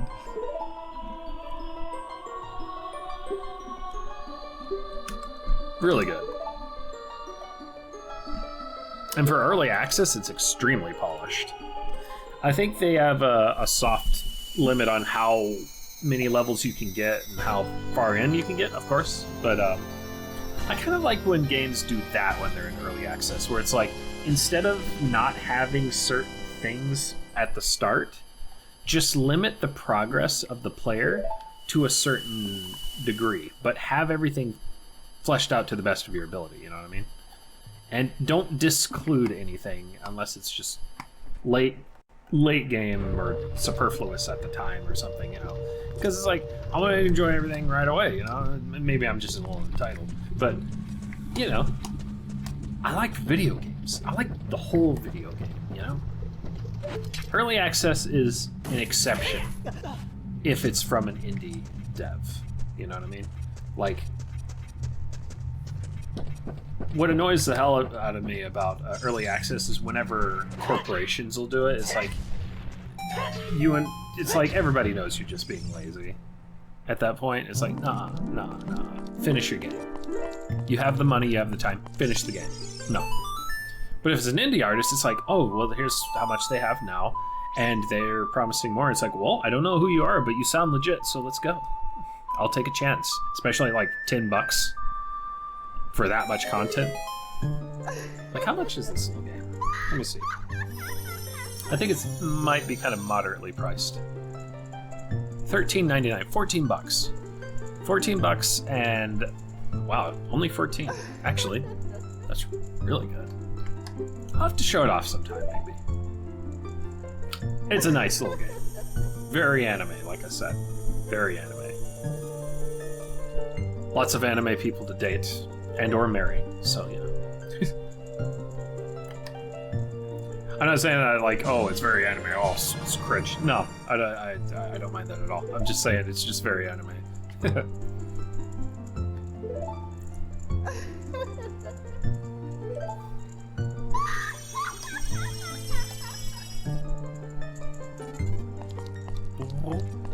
I always liked how the magic meter did that. Whenever you would start up the game and go and fill up to how much you've got.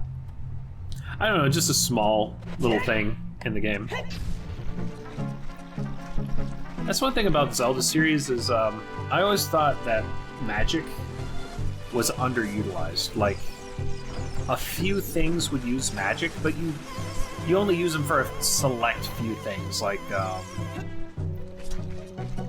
in Link to the Past, there was quite a few items that would use some magic. Like, let's see. Well, you start off with one, actually. The lamp used magic. Let's see, what else used magic? Fire rod, ice rod, magic cape, both canes. And not to mention the medallions, also known as the screen clear. The screen clears that come in 3 different flavors and clear out certain enemies. I think one attacks all on the ground, one attacks all in the air, and one attacks just both. So once you get that one, it's like, why bother with other 2? Well, if you like the aesthetic of those.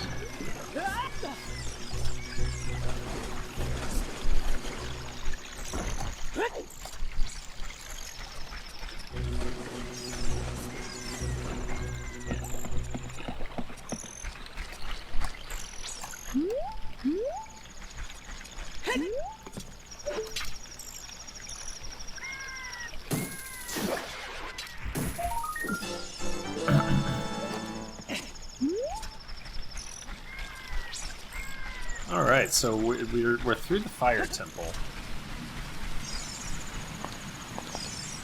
I forgot how much time the start of the game takes up. Like when it's introducing you to the story and everything, because last stream I only got up to Dodongo's cavern. And it took ages to get there. And I forgot that's kind of why it's like whenever I want to go back and play this game, I'm like, I kind of have to brace myself or save. Part of me wants to have like a spare save file on hand that has it up to that point, you know? Not that I want to skip the story, but I've heard the story so many times. It's like I'm familiar. I'm familiar with it. So just get me to the good part. I'm surprised they never actually did that, where it's just Zelda, but just the dungeons. You know what I mean? But I hear a lot of people don't actually like the dungeon parts. Like, they prefer the lore and everything. It's like, no, I get that.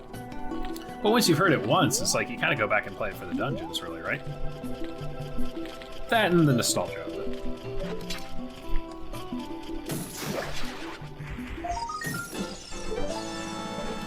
But me, I'm more about the dungeons. Getting through, using all your tools to navigate all the dungeons, get through all the hazards, all that, you know. The Master Quest really satisfied a bit of an itch there. whenever I played that, because I'm like, oh yeah, here we go. It's really focused on trying to figure things out. That you have to go cross temple to solve things. Like, you might not be able to get through the next temple in the series because you're missing something from another temple. I think they did that with either Forest or Fire Temple or something like that, and you had to go like the Water Temple or something like that. I forget exactly. But it was something to that degree. I thought that was both like frustrating, but also cool. Like, I could appreciate it once I figured it out. I'm like, oh, okay, alright, now it's all coming together.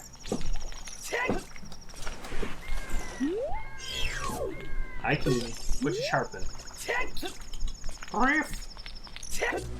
Ooh,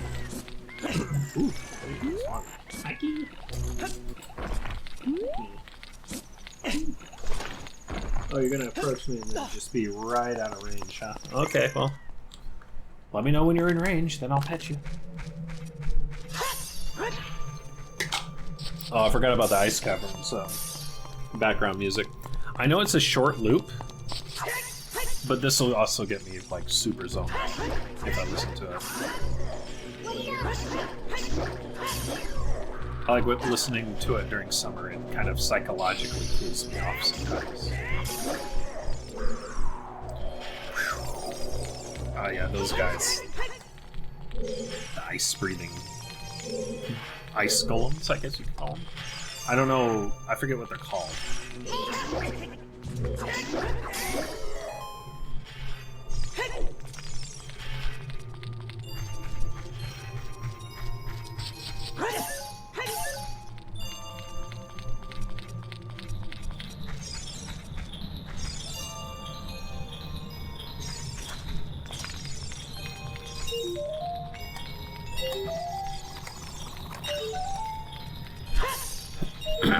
Ah, yes, the silver rupees. I always like the sound they make. Not to be confused with the silver rupee. I always found that kind of goofy. There's silver rupees, and then there's silver rupees. Silver rupees that are worth 100, and silver rupees that are worth... I think they're actually worth 1, but they're also the key. Like, I think they actually have a value. But by the time you encounter them, you've already maxed out your wallet, and, you know, you'll never see the counter go up by then.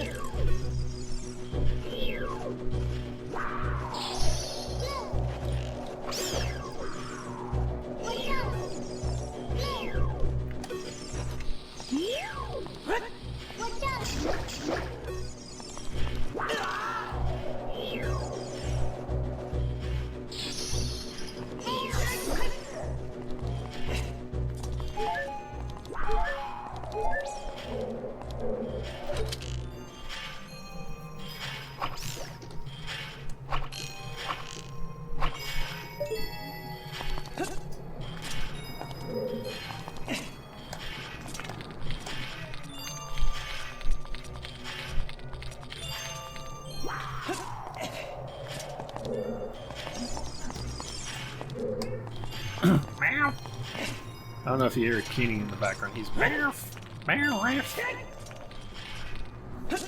He's talking. He's just talking to people. It's Keening.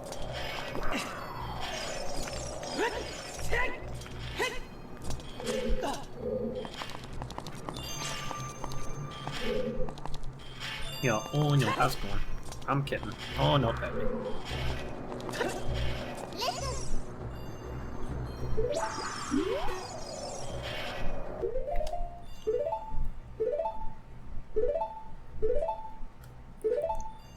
I always like the idea of the blue fire. I think it's like fire that burns cold or something like that.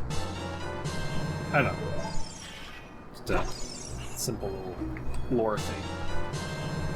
A cool flame. Yeah, that's how they describe it. Little do I know that they were just saying, oh, we described it as a cool flame because it's just, look at it, it's cool. Look at it, it's blue fire. So cool. It's like, oh, it was just like chilly to the touch or something. What? No, it's fire. You're crazy.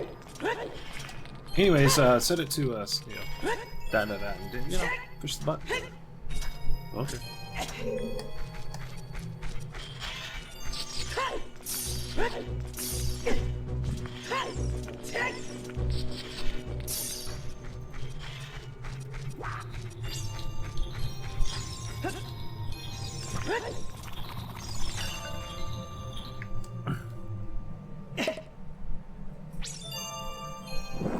And then it makes me wonder, is that like hot ice?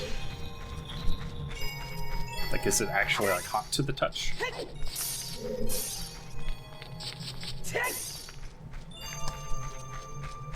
Explain, Nintendo. There's missing more. Explain.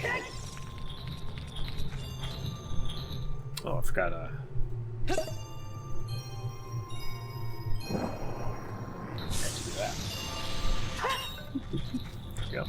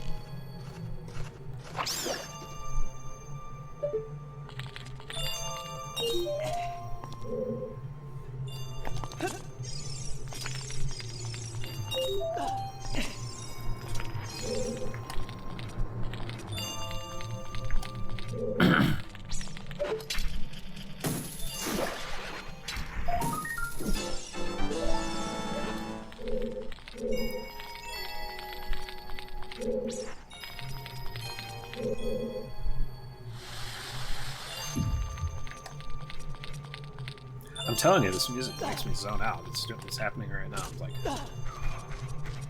yes. How'd that happen?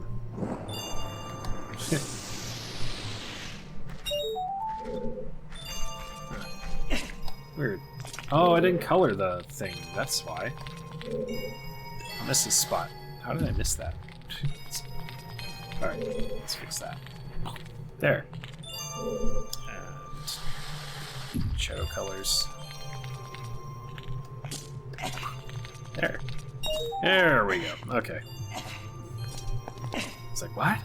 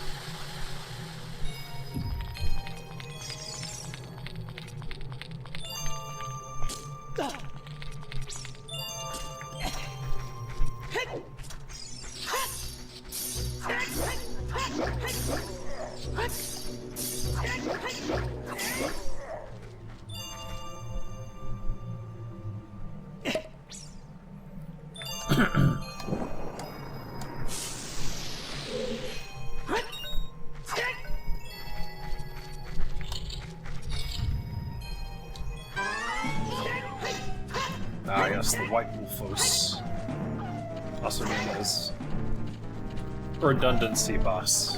Because it's like, yeah, okay. I don't know why we're treating this guy like a boss. We've fought several of them. Makes me wonder if there was supposed to be a bigger ice temple. Oh, yeah, pretty much. And then begin the circling. Circle, circle, circle, circle. Heck, heck, heck, heck. Circle, circle, circle. Heck, heck, heck. It's like, oh.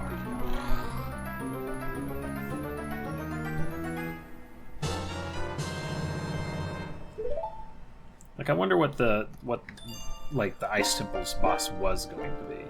Because I think there was going to be an Ice Temple. And a Light Temple, I think. That'd be my guess, anyway. There have been theories, you know.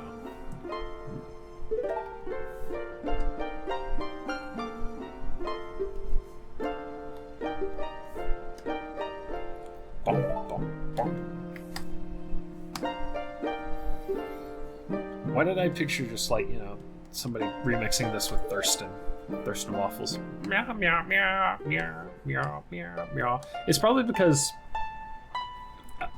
there was one with Saria's song at one point that I heard, and it's like, no, it's associated with the game. That cat. Kite.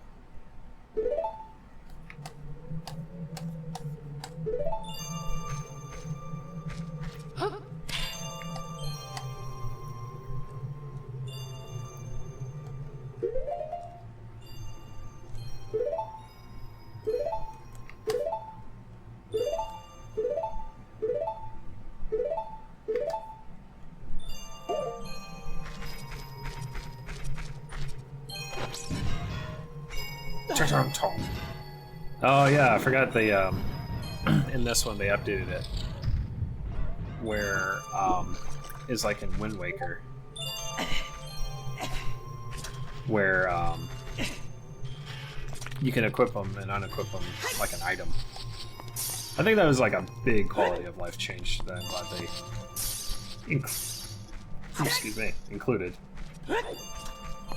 Because it was always kind of like a pain just to go in the equipment and then be like, boop, boop, boop. All right, there we go.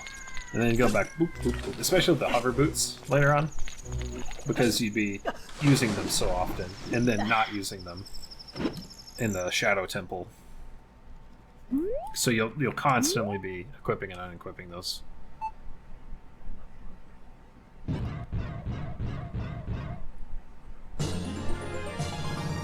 It is.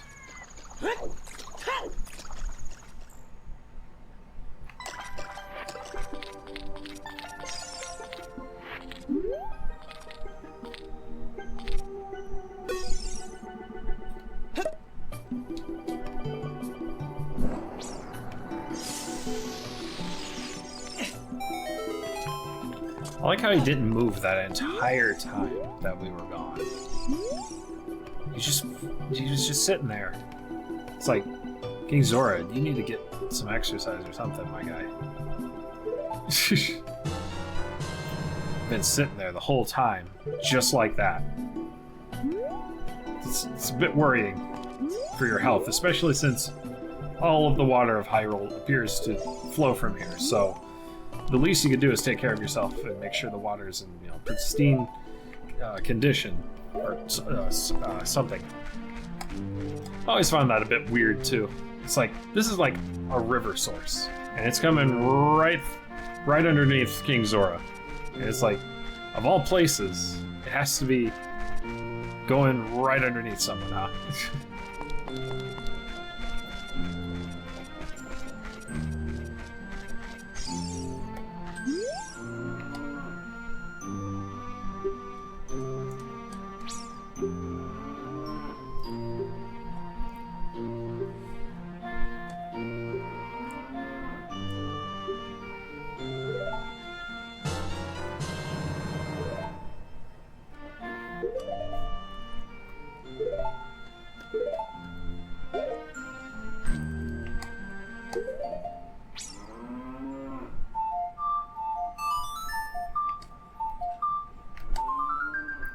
Isn't it like sometimes you can hear mooing, but the cow is actually in a grotto somewhere?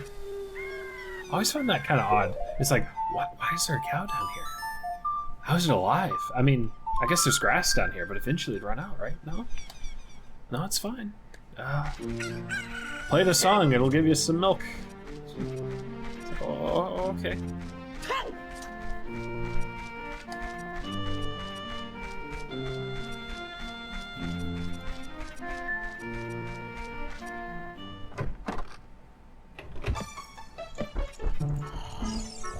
There he is, not Mario.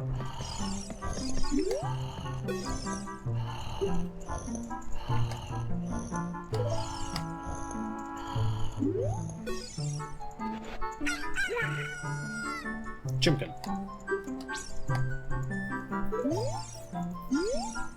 Wait. Don't you have to wake him up? I thought you had to wake him up with the blue cuckoo. No. Who is it that you wake up with the blue cuckoo? I don't remember. There's like a whole thing. Because it's like, oh man, he must have had to wake somebody up that's really lazy to be this enthused about life. Like that's all the Chimkins live for, is to wake people up. And as soon as they do, life accomplishment. Yeah, Kojiro, that's right. Kojiro. When does Kojiro wake up? I can't for the life of me remember.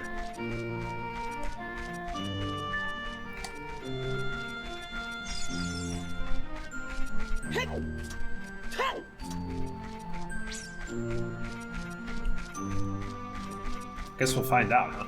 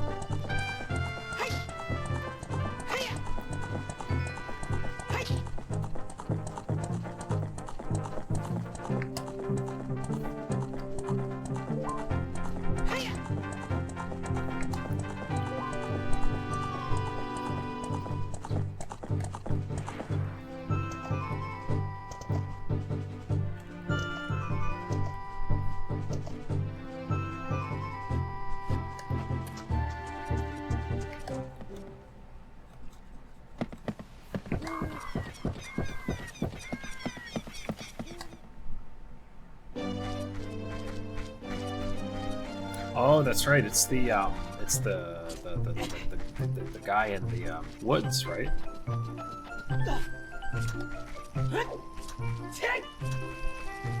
I totally forgot about that guy.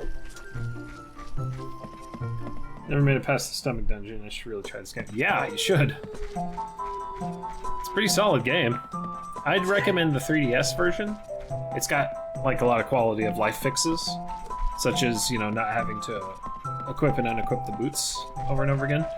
Not to discredit their OG or anything, because definitely worth playing either way. The 3DS one's really nice. They improved the graphics and everything, so. That, and they did some stuff in the water temple aesthetically that actually helps you navigate, because people, you know, they give it a hard time because they get lost on it real easy, and I don't blame them there, because it is kind of a maze. I never got the hatred for water temples, though. It's like, yeah, I know they're tough, but it's like, I don't know, this guy is in. It's the fluid zone, man. Fluid.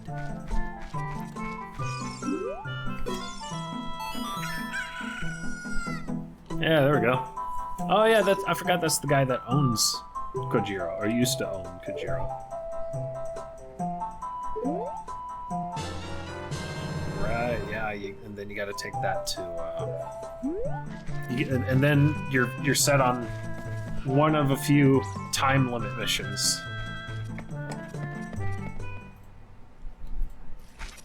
But if you know your lore about this game, you know that's already too late for him.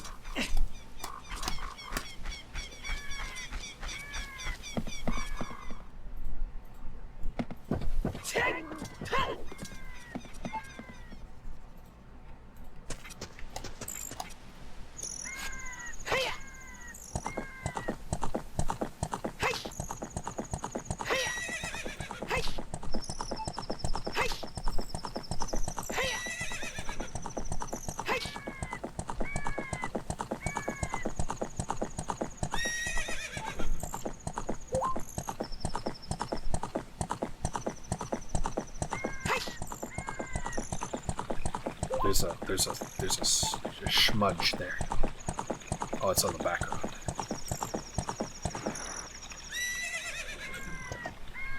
Ah, there it is. Get out there.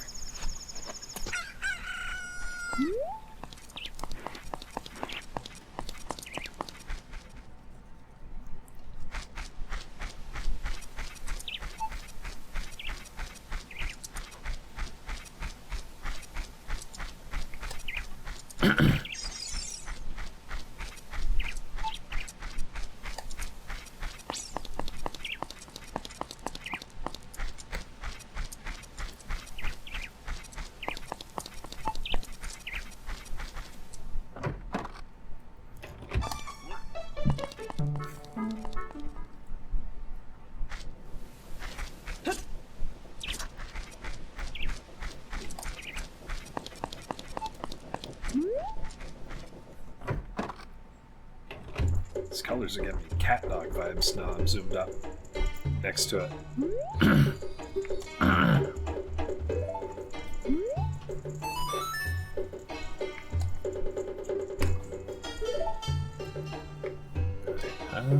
I think I'll do it. Oh, gotta get the scarf. Then I'll do it. That'll do it.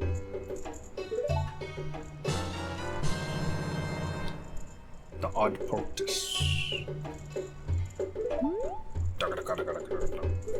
I was like that. She has like a little tiger cat with her.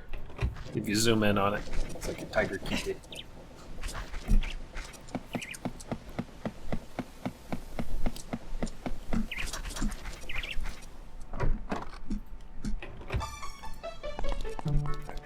Just fixing. Sometimes I start shading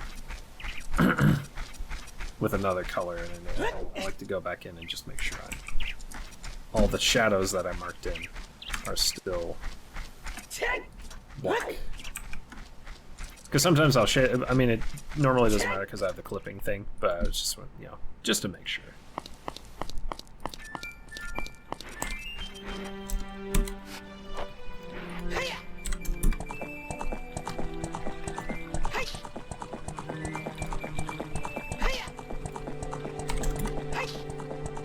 Alright, now we can get back to shinies.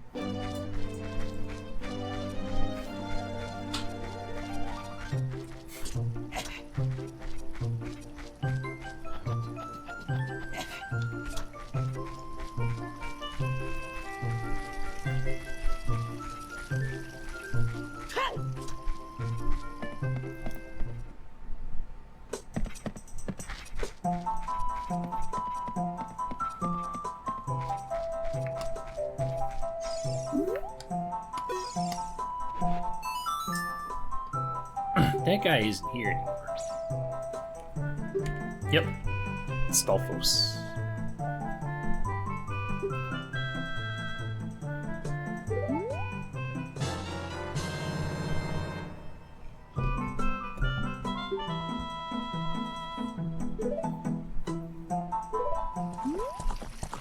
I like that little foreboding question too. Are you gonna become one too? Because he's not a Kokiri. So I like the theory in Twilight Princess is that this Link is the skeleton knight that teaches the Link of Twilight Princess his new moves. Like he became a Stolfos, but you know he's still around to pass on his swordcraft. Even though you never see him do any of the moves in this game that he teaches that Link in particular. A whole bunch of shinies in this freaking picture. I might tone them back, despite the fact that these are basically just a bunch of goofy-ass balloon animals. We'll see how if it's too overwhelming.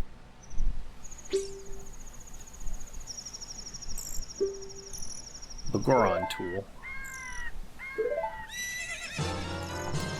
I forgot that it's technically a tool that the giant. Is it a Goron tool? I forget.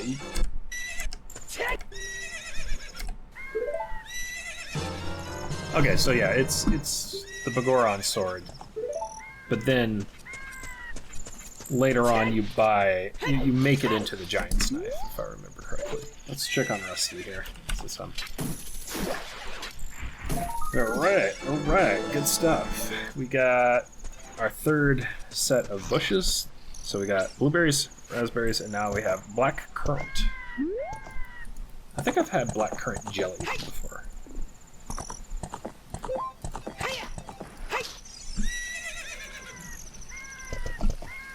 I'll build another butterfly house here, just to keep it going. And yeah, good stuff. There's Rusty. He's just chilling. I actually have a gold skin for Rusty because I forget how much this game costs, but there's DLC that's like just supporter. So if you do the supporting DLC, they'll give you a little gold skin for him. I think you deactivate it or activate the DLC to do so. I kind of like his OG color though, but it's kind of neat that if you got a gold color for him, he actually does like a little glitter particle effect as he walks around.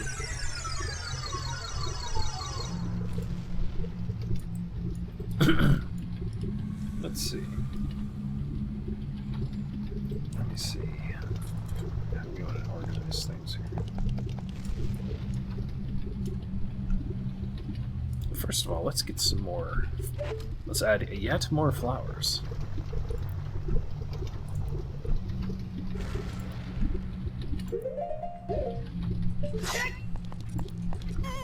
I'm thinking I might move this up, just so I have an excuse to make a path that comes around. And goes back. You can't rotate the robot base, sadly.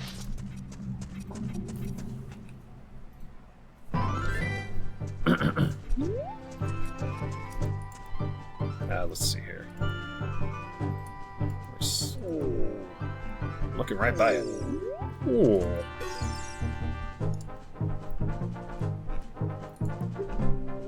That does that one, and we're gonna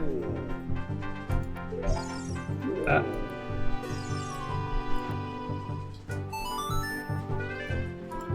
Go like this. That way we can use the corner pieces here. Ah, I goofed. That's the wrong one. That one. That's the one I'm looking for. Right there. Why isn't that selecting? Oh. Why is it doing that? That's dumb. Don't do that. Okay, I'm gonna try it again. Click. Okay, there it goes. Weird. It wasn't letting me do it proper for some reason.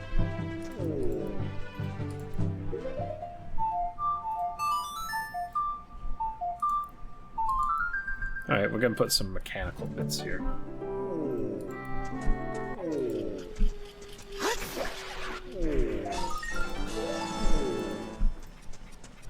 We'll put this. And we'll put a this. Cool thing about those is they actually emit little smoke particles in particular. Because they're like the one over here, basically. I think that'll emit smoke sometimes. And we'll put some rocks. Put a rock. Forgot we have a rock path we can use too.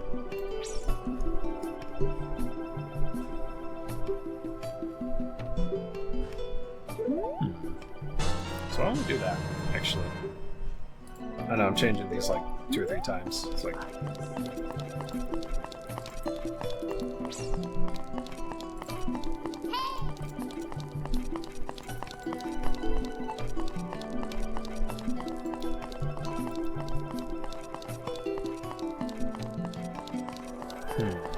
yeah. That'll work. Yeah.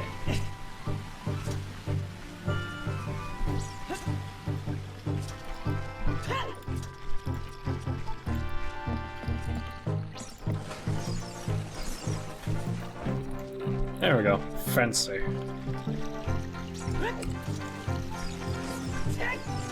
Alright, all set. What's he doing? This guy just he just roams anywhere. He's just this little statistics robot. But he doesn't really do anything, so he just kind of like wanders. So it's like, what are you doing over there? What are you up to?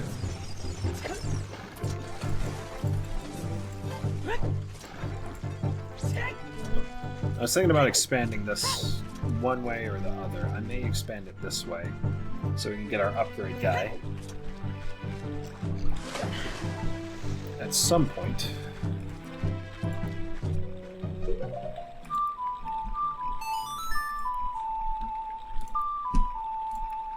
Ah, shoot. I didn't mean to put it there. That's alright. I'll move it later.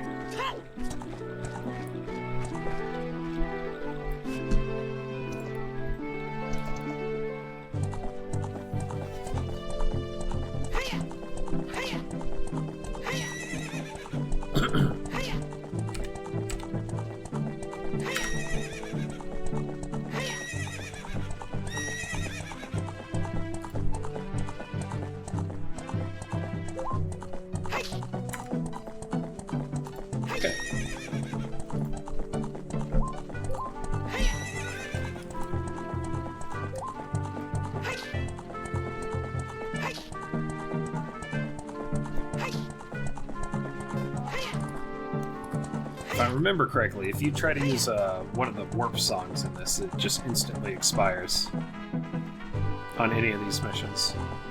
Luckily, you can retry from the last one that expired. So it's like, if what the Bagoran gives you expires, you can go back and get another one, or something like that. This one's a bit like, woof, because it's like, you go from one timer and then you get another timer right after that.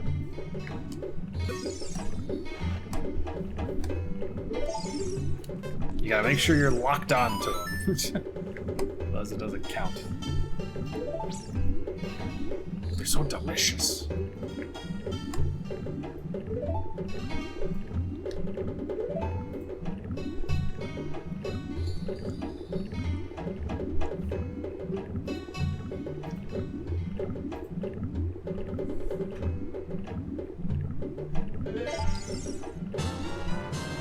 I just like the shape. It's shaped like a frog. I didn't realize that for the longest time. I'm like, oh, it's a frog because frog eye drops, right? From the eye drop frog, you know.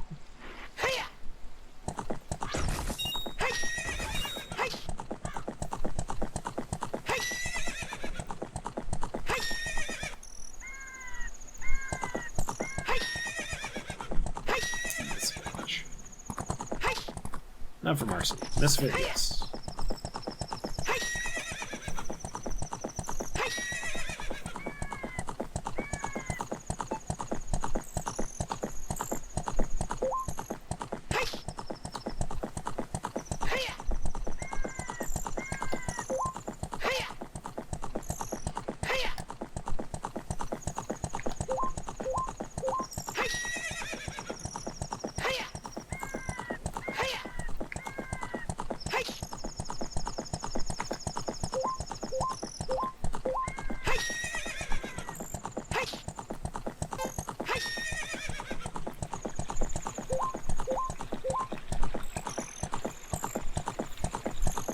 Oh, you got it out? Alright. See you around. Yeah, it's about that time, huh? Alright. I'll see you around.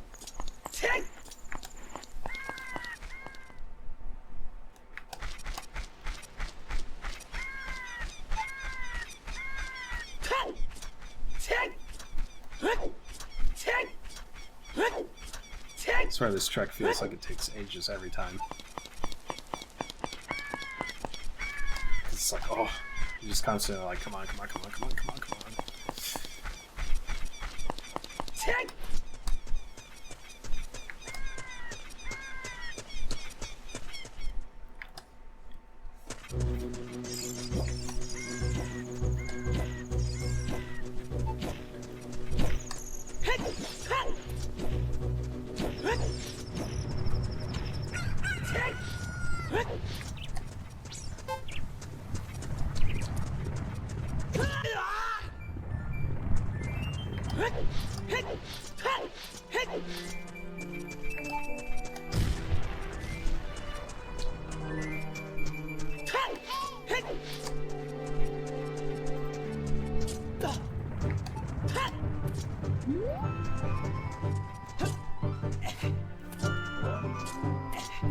Obi?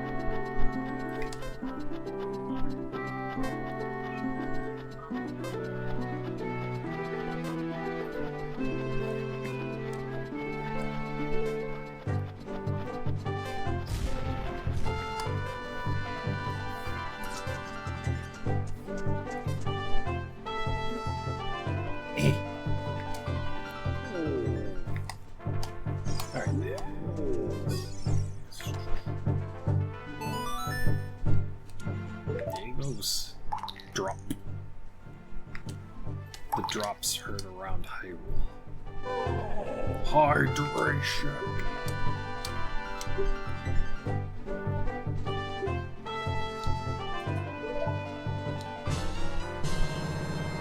There's the claim chunk.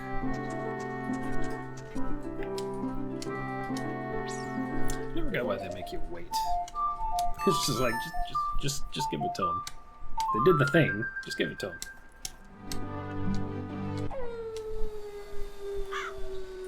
I know realistically it would take time, but it's like, no, just give it to them. Do one of those things where it's like, all right, this will take no time. A little bit of this, a couple of those, and done. There you go. But no, you gotta wait like 3 days or something. Maybe that's part of the puzzle. I don't know.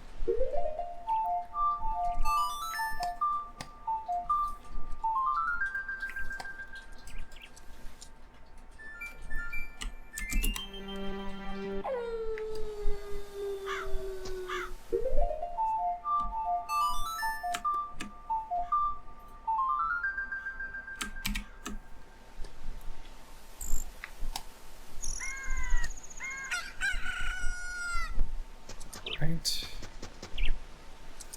Now we put in all the lights.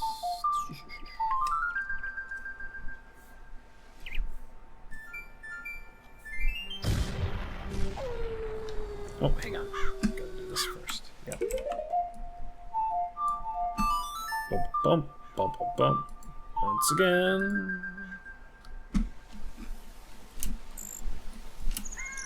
Bam. Birds all like scream.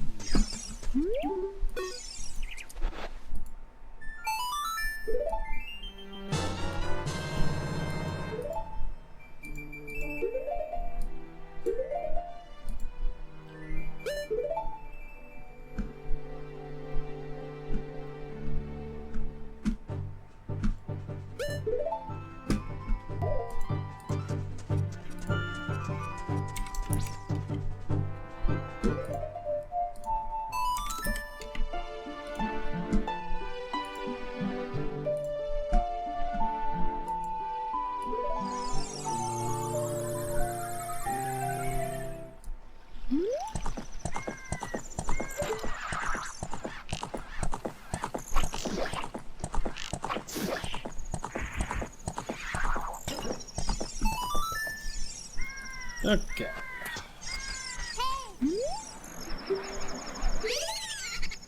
There goes the big pole. Big ghost. It's all scree.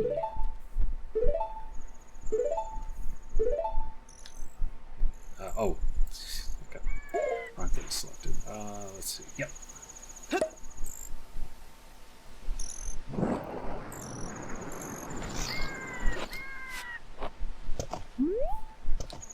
Don't cross the lines. There we go.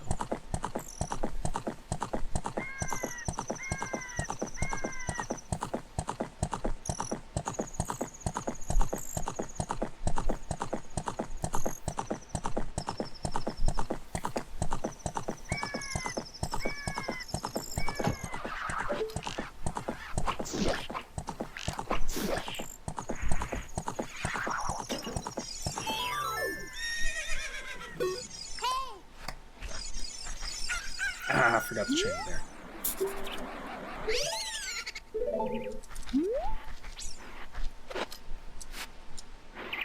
There we go.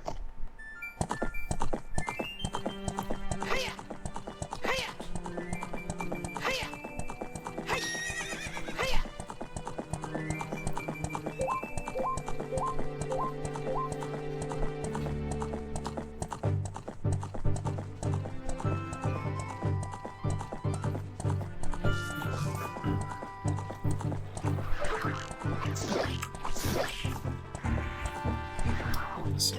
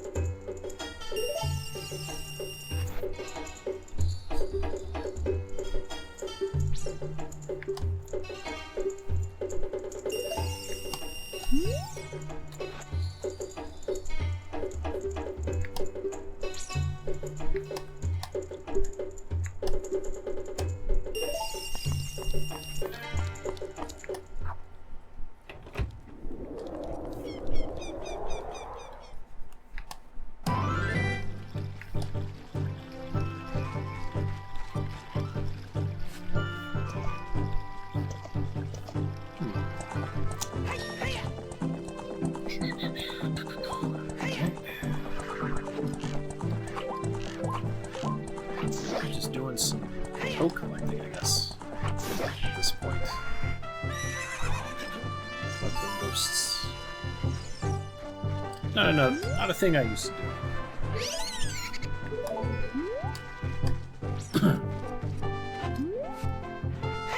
I was just like, it's too much effort. I don't even know what you did for it. Probably hurt these or something.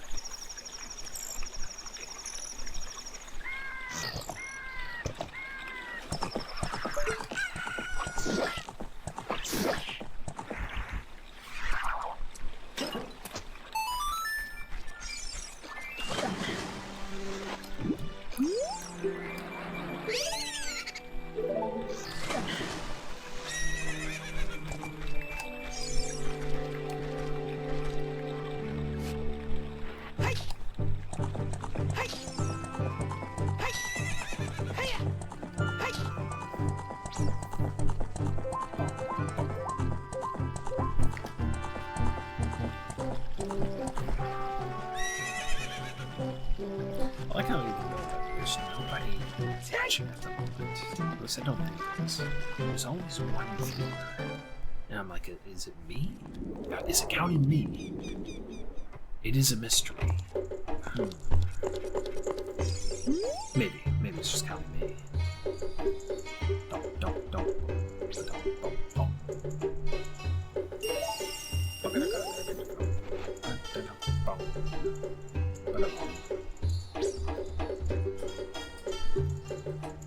Yeah, I don't think I've ever 100%ed this game despite playing it so many times.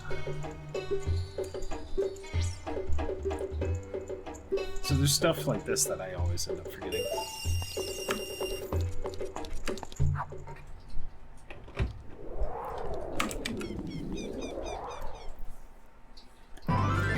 Let's see. Oh.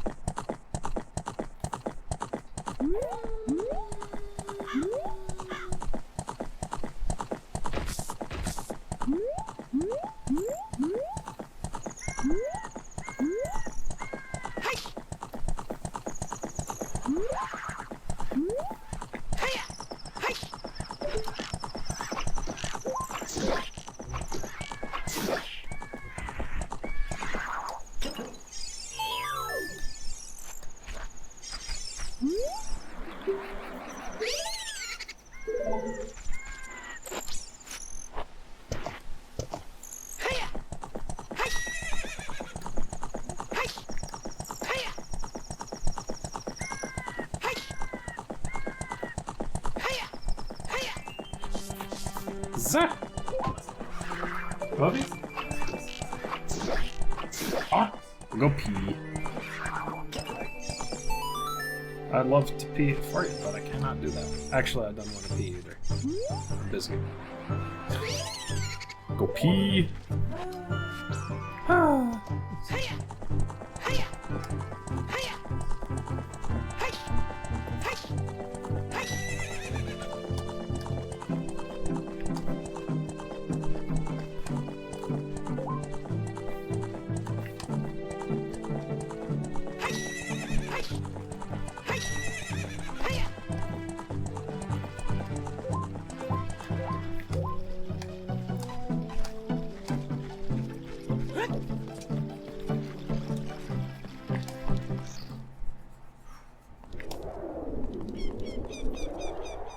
He likes it. What was I about to do? Oh yeah, yeah. Just gonna see how this looks right here. My ass. I had hoped that macro was taking an hour. It took 2 moves. You got a numb butt? Yeah, I probably do too at this point. It's been 4 hours almost.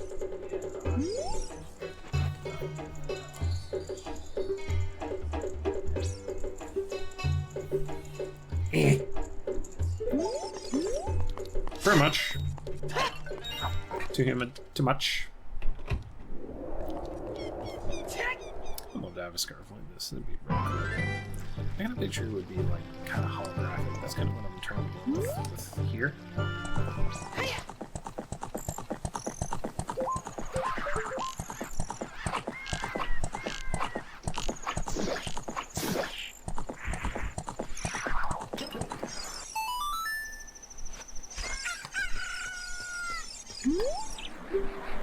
Soften up a couple of these highlights a little bit.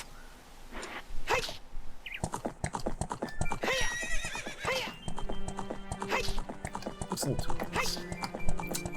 A little bit. A little bit.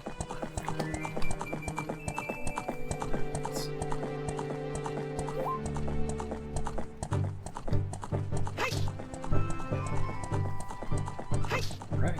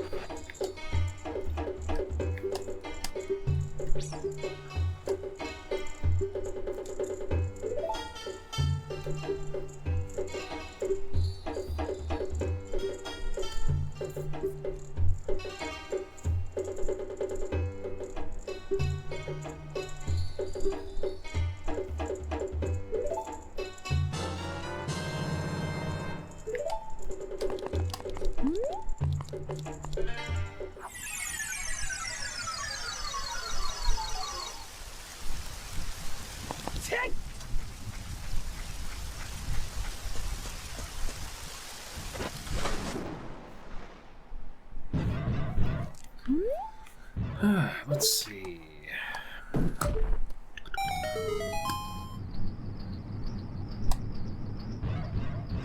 Alright, now we gotta trim everything back. Oh, we're at the water temple now. I don't want to stop now. I was about to say, I might do the background off stream. It won't take that long. I do need to go eat soon, though. So we'll trim the shinies. We'll trim the highlights. Trim those. Trim those. Oh, hi, Brutal. It's me, your fiance.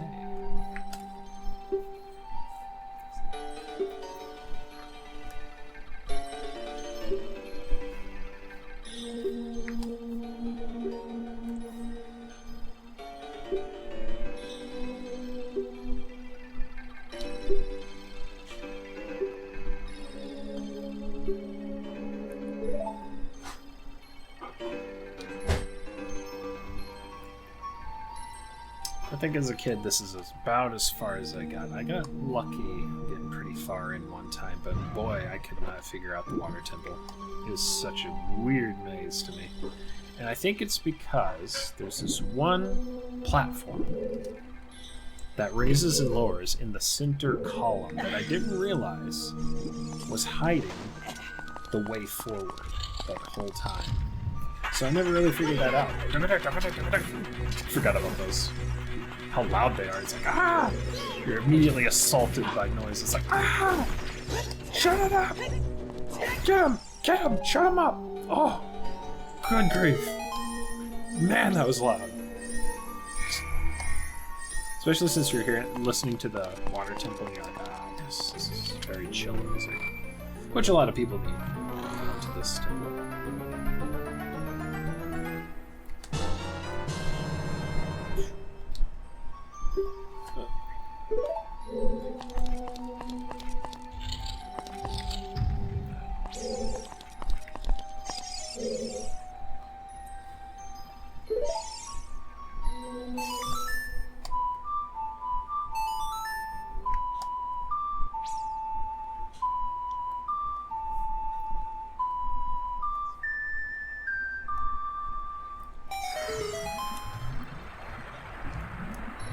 We don't really need too many as far as lights go, I think. Oh, right, I need to get the red lights colors as well. No, I don't have to. Not that way, let's see. That's what we're gonna do. Jack up the saturation. Slightly increase the brightness. Change the hue quite a bit. It's usually what I do with red lights. To change the hue on it quite a bit, it looks kind of cool. But it almost looks kind of neon-y without being too obtuse. So I think.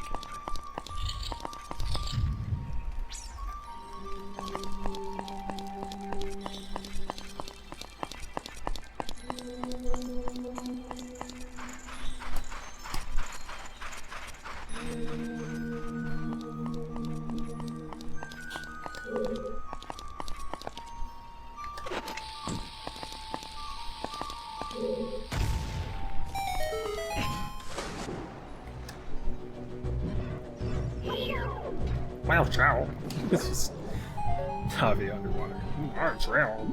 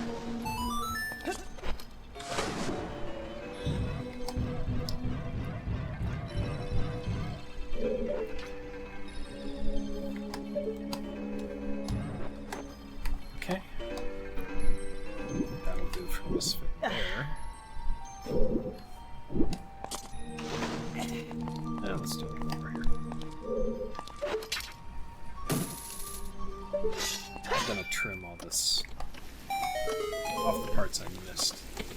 afterwards. Like I went out of lines and all that.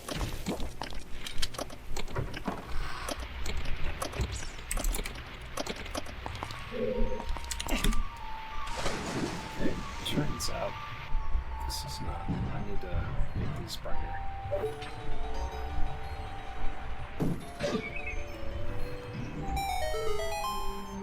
It's not glow dodge.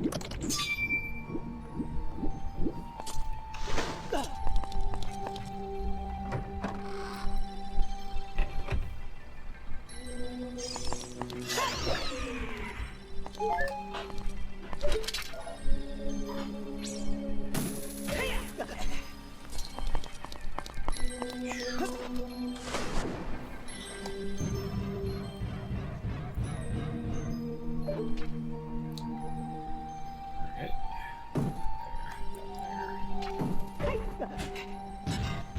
Slowly but surely.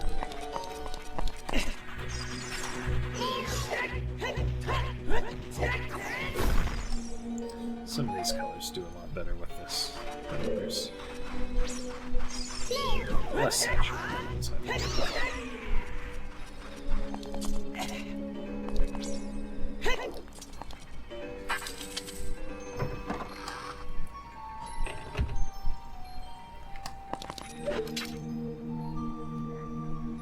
Less saturated, darker colors, rather.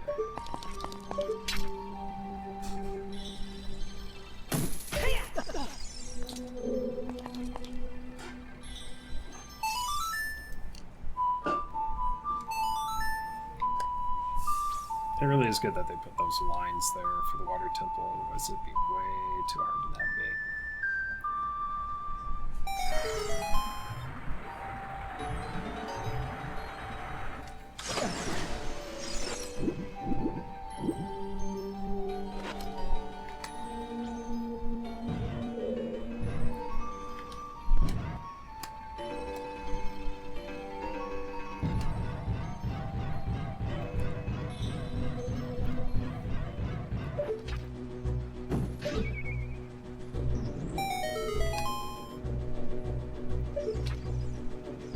I forgot how goofy everything sounds in this temple because everything's got that underwater filter. Three.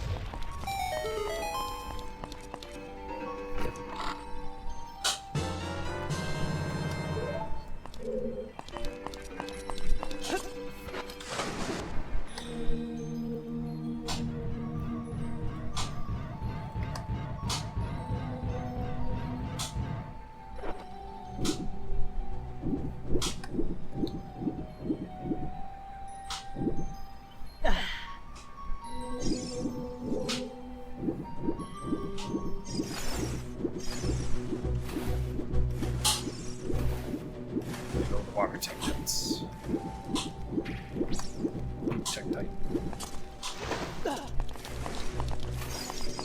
Space bugs.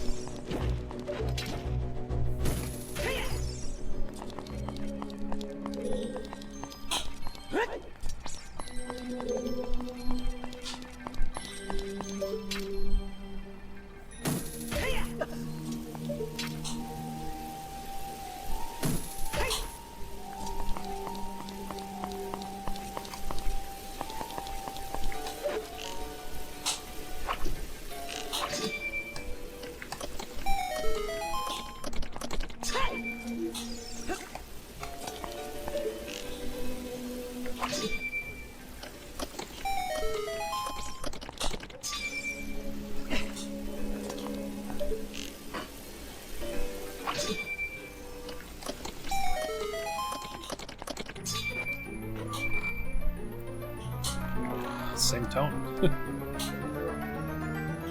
Switch on the treasure chest there. Just not noticed. Dude. Or not the treasure chest. It had the same tone.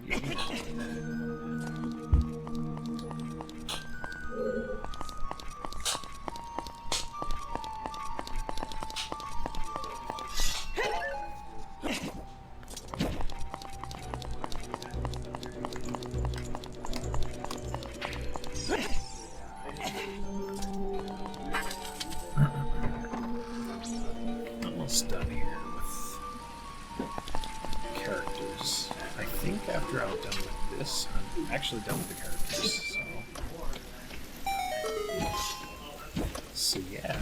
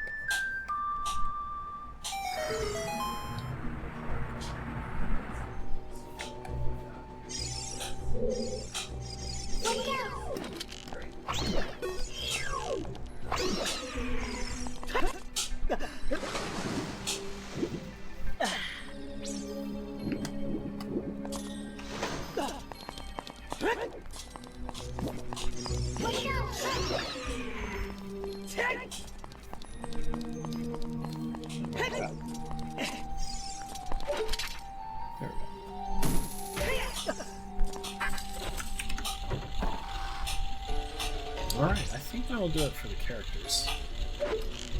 So there they are. I'm probably going to finish the rest of this off stream, though. So, I'm going to call it here. And, we'll leave Link in mid-jump as we come back next time, whenever I do some art. Whenever that may be. Nope. We leave him midair. Okay. Let me just save that. Save Rusty. And thanks for watching. I will post the finished product online at my respective places. Check my card. You'll see it pop up pretty soon. And it'll have the background all done and shiny. So yeah. See you next time.